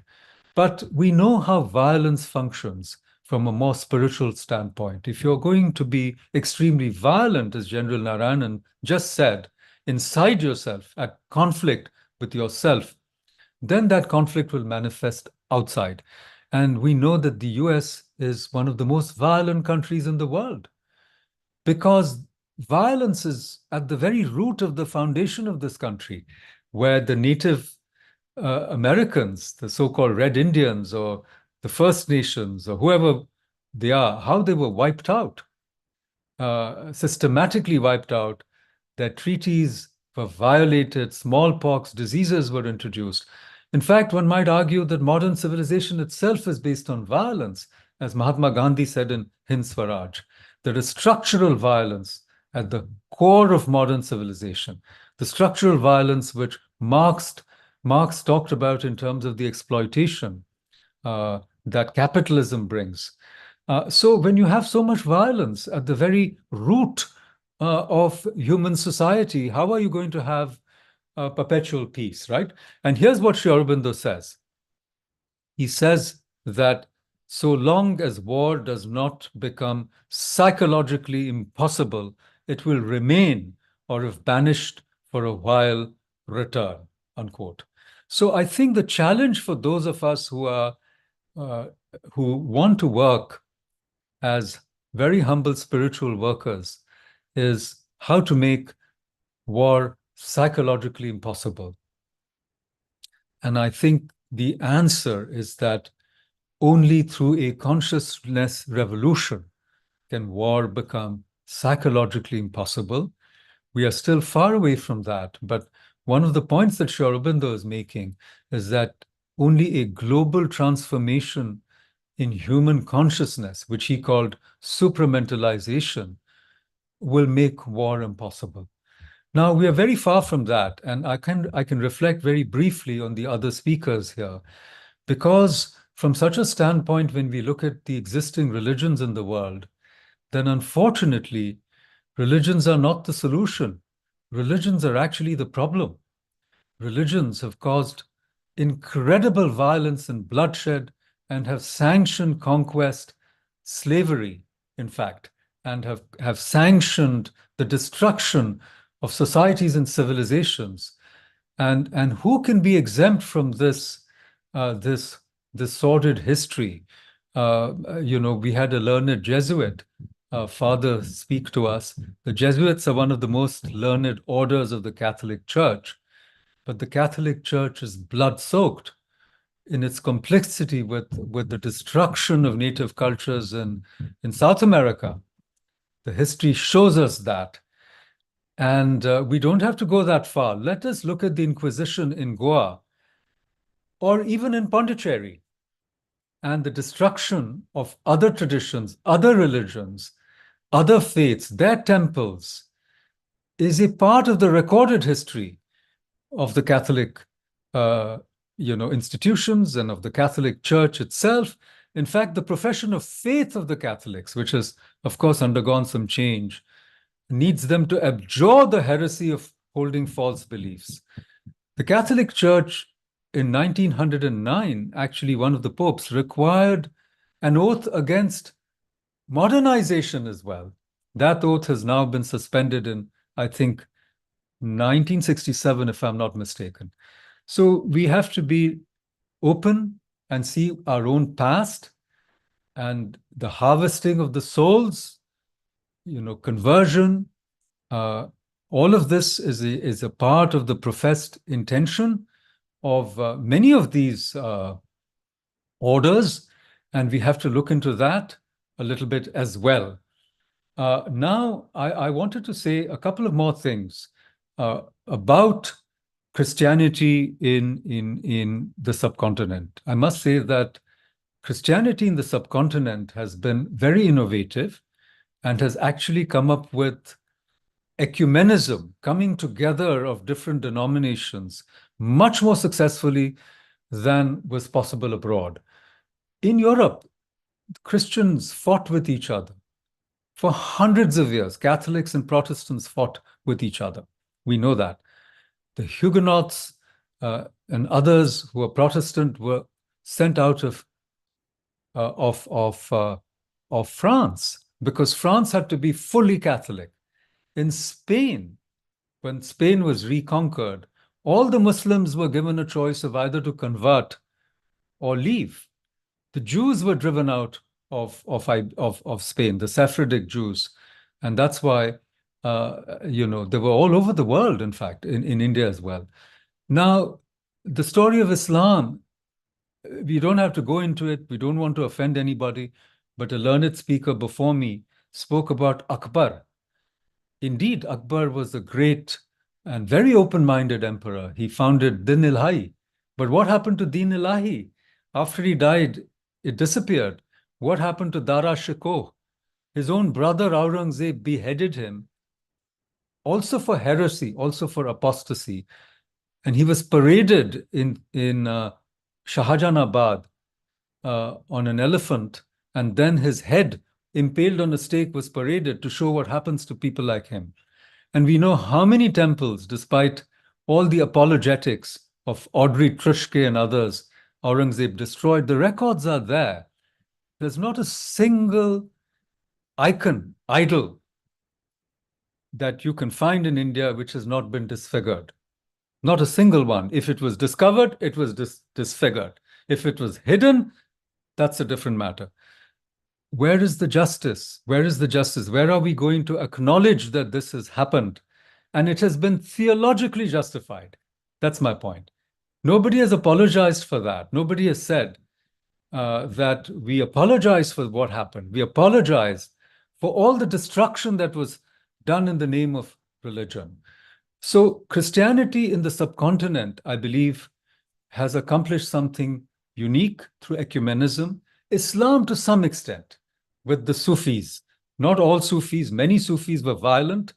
We know now the records are there. Their own historians have recorded their tremendous violence, but some were not.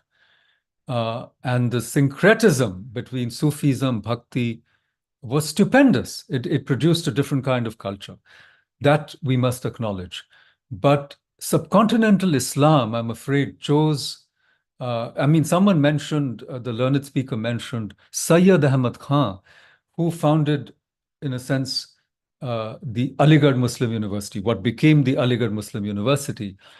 Let's not forget that the ideology of Pakistan came out of the Aligarh Muslim University. It did not come out of Devband.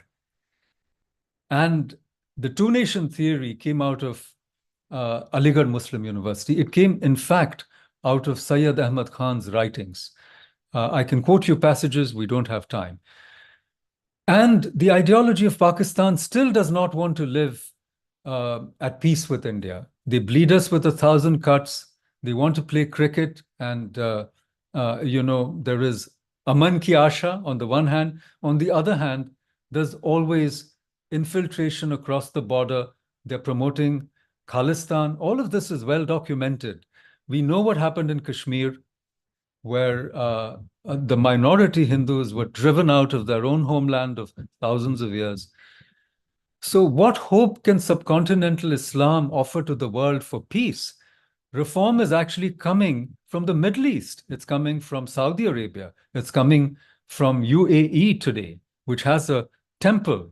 It has a Swaminarayan temple, which they have allowed, which is, I think, unprecedented in the history of Islam. So where is the reform coming from? And now I want to mention very briefly what General Narayanan said. I completely agree. I've seen General Atta Hasnain, a very important person in our life, in the life of the nation. I've seen him with a tilak. He told me he used to wear a kada when he led the Sikhs. The army in India has not been communalized. I agree. But look at what happened to the Pakistani army with General Ziaul Haq. And it came from the same British traditions. But the same British, colonizers, our masters erstwhile, who created the Indian army, also created the Jat regiment and the Maratha regiment and the Mahar regiment and the Sikh regiment and the Hindu Gymkhana and the Parsi Gymkhana and the Muslim Gymkhana in Mumbai and East Bengal and Mohan Bagan and divide and rule. So look, when they wanted to be secular, when they wanted an army which would not be divided, they created one. When they wanted to divide and rule, they did the same. We have so much to learn from our erstwhile masters. Subhash Chandra Bose learned a lesson. His INA, Azad Hind Fauj, was a very secular army where Hindus, Muslims, Sikhs, everybody was treated on par. And he himself was a devotee of Sri Ramakrishna. He used to go in Singapore to the Ramakrishna mission to pray, to meditate, but his army was totally secular. Now, we can learn from the secular institutions of other countries, for example, Singapore, where all religions are treated alike, where proselytization is banned. So if somebody comes to preach to you, there are many Christian denominations whose duty it is to preach. So you can complain and say, I don't want to be preached to. Like when you say, do not disturb in your phone, you have a right not to be disturbed. You have a right not to be preached to, let's say. In Singapore, it's enforceable. And they keep religion out of politics. When the Khalistan movement was going on in India, the Gurdwaras were starting up to radicalize. They were distributing pamphlets, collecting money, which is happening even today in Canada and in the United States, but in Singapore, it was not allowed. The mosques are monitored for any hate speech. There are cameras and microphones in Singapore. You can pray, you can follow your religion. Your religion is your private belief. And on Fridays in Singapore, you can even have parking, in front of a mosque, which otherwise you would get a ticket because you want to pray, you want to follow your religion. They allow you to park on the street where there's no parking, go and pray, come back, and then you can drive your truck or car or whatever you want to do, but there will be no mixing of religion and politics. Unfortunately, we haven't followed that trajectory in India. So caste has been politicized, community has been politicized, region, language, And then why wouldn't religion become politicized? That's what we are seeing today. And therefore, I think that a learned gentleman before me spoke about truth. I completely agree with him. Without truth, there is no justice. And if we are votaries of truth, we will have to be critical of our own traditions. And I want to now end by taking us back to the World's Parliament of Religions, 1893. There was a 9/11 on which that happened. And there was another 9/11 that also happened, where the airplanes came crashing into the Twin Towers of the World Trade Center. Many things happened after that. But Swami Vivekananda also spoke on 9/11 in 1893. I just want to mention that because that's the beginning in modern times of a different kind of interfaith dialogue, not an interfaith dialogue which was exclusivist. That is to say that my way or the highway. And in fact, the caliph or the Ottoman emperor, who was the head of the Islamic world, refused to send anybody to the World's Parliament of Religion. He said, why should I send anybody? I already know the truth. The Pope in Europe refused to send anybody. Even the Archbishop of Canterbury refused to send a representative. There were Protestant denominations in the United States who were represented. There were Catholics in the United States. There were no native traditions. Buddhists and Hindus were there, Jains were there, but Native Americans, indigenous religions, the Aboriginal faiths, they were not represented. The reason I'm saying all this is that world faiths themselves can be divided. We say all religions preach the same thing. No, they do not. They're very different. There are religions of profession and faith and covenant. That is, you're the chosen people, or you have salvation through the Savior, or you believe in a particular God and so is his last prophet. No other prophets will follow. There are religions of that sort, and they're completely different religions, where there's no book, no single book, no founder, no prophet, no church. It's an experiential thing. It's a religion of experience, transformation, and practice. And today, such, so to speak, religions, they are not religions at all in the sense in which we understand religions, are sought to be made into churches and sought to be organized and politicized for survival, possibly. But the point I'm trying to make is not all religions are identical, and interfaith dialogue must recognize that. And it is only Swami Vivekananda who started this process by bringing pluralism where there was exclusivism, and these are not my terms, these are terms that have been used to understand the World's Parliament of Religion. Exclusivism, where you believe your faith is the best, everybody else is wrong. Inclusivism, where you want to listen to others, but you still believe your faith is the best. Okay, and a lot of the founders of the World's Parliament of Religion were Christians, and they were inclusive. They wanted to give a platform to others, but eventually they wanted to prove the superiority of Christianity. That was a part of their mission. If you read the documents, I have done a little bit of research on that. But it is only Swami Vivekananda who says, no, let's be pluralistic, because we are all like frogs in a well, and we believe that there's no ocean.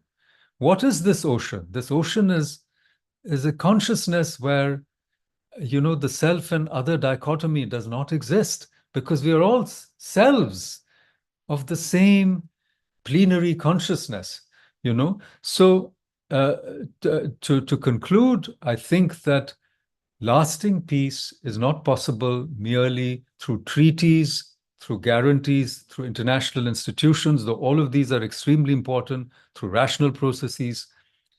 It requires a heart, it requires a transformation of the heart. It is not possible only through interfaith dialogues of the kind that we've been doing for so long. It is not possible for conventional religions to bring about lasting peace, whichever religions these are, because they're all mired in an older consciousness. Organized religions, organized dogmas, organized churches, led by, whether they are priests, whether they are powerful people, I'm sorry, they have not produced lasting peace. So we need a global transformation of consciousness in which all of us must contribute as humble, I think, seekers of truth, seekers of peace, seekers of justice. And I agree with previous speakers, it's only through deep listening, through respect for one another, but respect for truth, respect for justice, not negationism, not denialism, not simply pretending certain things never happened, okay? To be rational, anvikshiki, to examine the evidence, and then acknowledge, you know what? You know, we all have seeds of pluralism, compassion, acceptance, and we all have seeds of fanaticism, domination, conflict. Which part of us are we going to empower? Which part of us are we going to bring to the fore? And how far are we willing to go? I think these are questions we all need to ask. And as to India, I think that we all must work together. I really regret, the kind of hatred and opposition that we've seen. I don't think we can take the position that the law treats everybody equally. The benefits of the welfare state go to everyone equally, and yet you keep targeting one community or the other. No. Social cohesion, the fabric of society needs the acceptance. I completely agree, whether it's in an apartment building, whether it's in a community. And where are the times where we celebrated each other's festivals? How many Muslim friends do we have today? I had a lot of Muslim friends growing up. Now I have very few for various reasons. The old friends remain, thankfully. I have a few new ones, but the division in society, I have many Christian friends. That's a different matter. But where are these friendships? Because friendships are important. And I believe that Swamiji is playing a great role in keeping these bonds, these ties, and these friendships alive and bringing all of us onto the same platform. Thank you so much for this opportunity. Thank you for this opportunity, and my pranams to Swamiji once again. Thank you very much.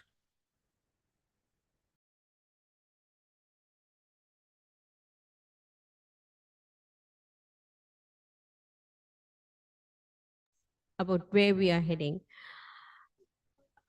The next 2 days, we will be doing a lot of thinking and a lot of talking.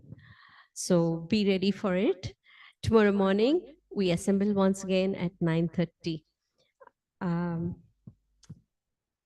The conclusion remarks by Yagneshwar.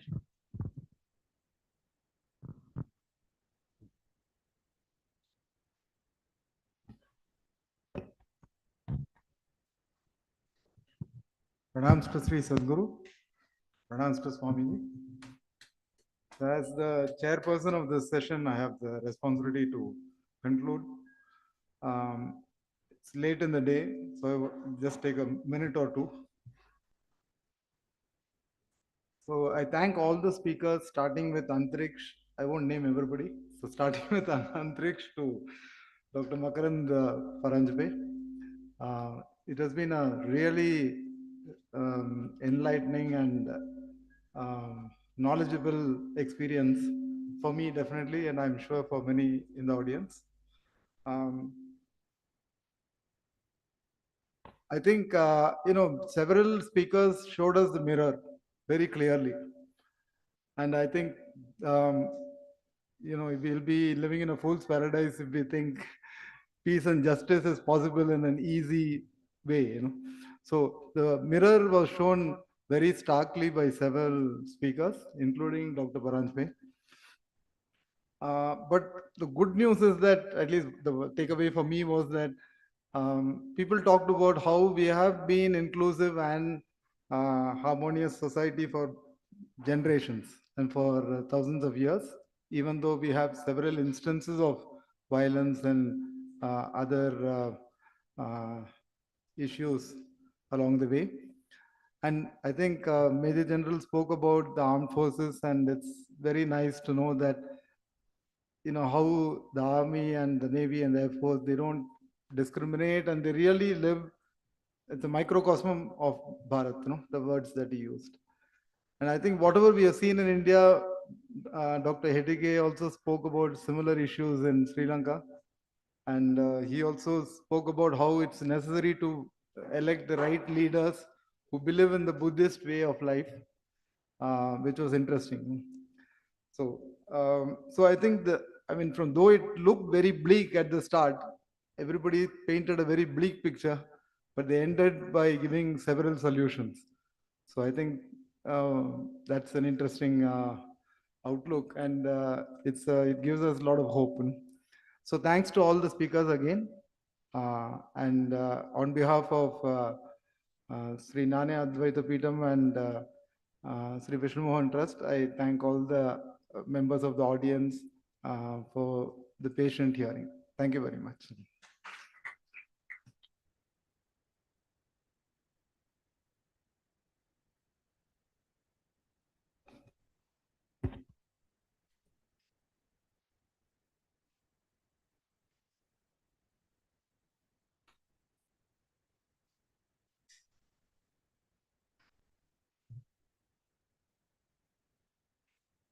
Request Mr. C.L. Ramakrishnan to come and honor Yagneshwar, Managing Trustee of the SVMF Foundation.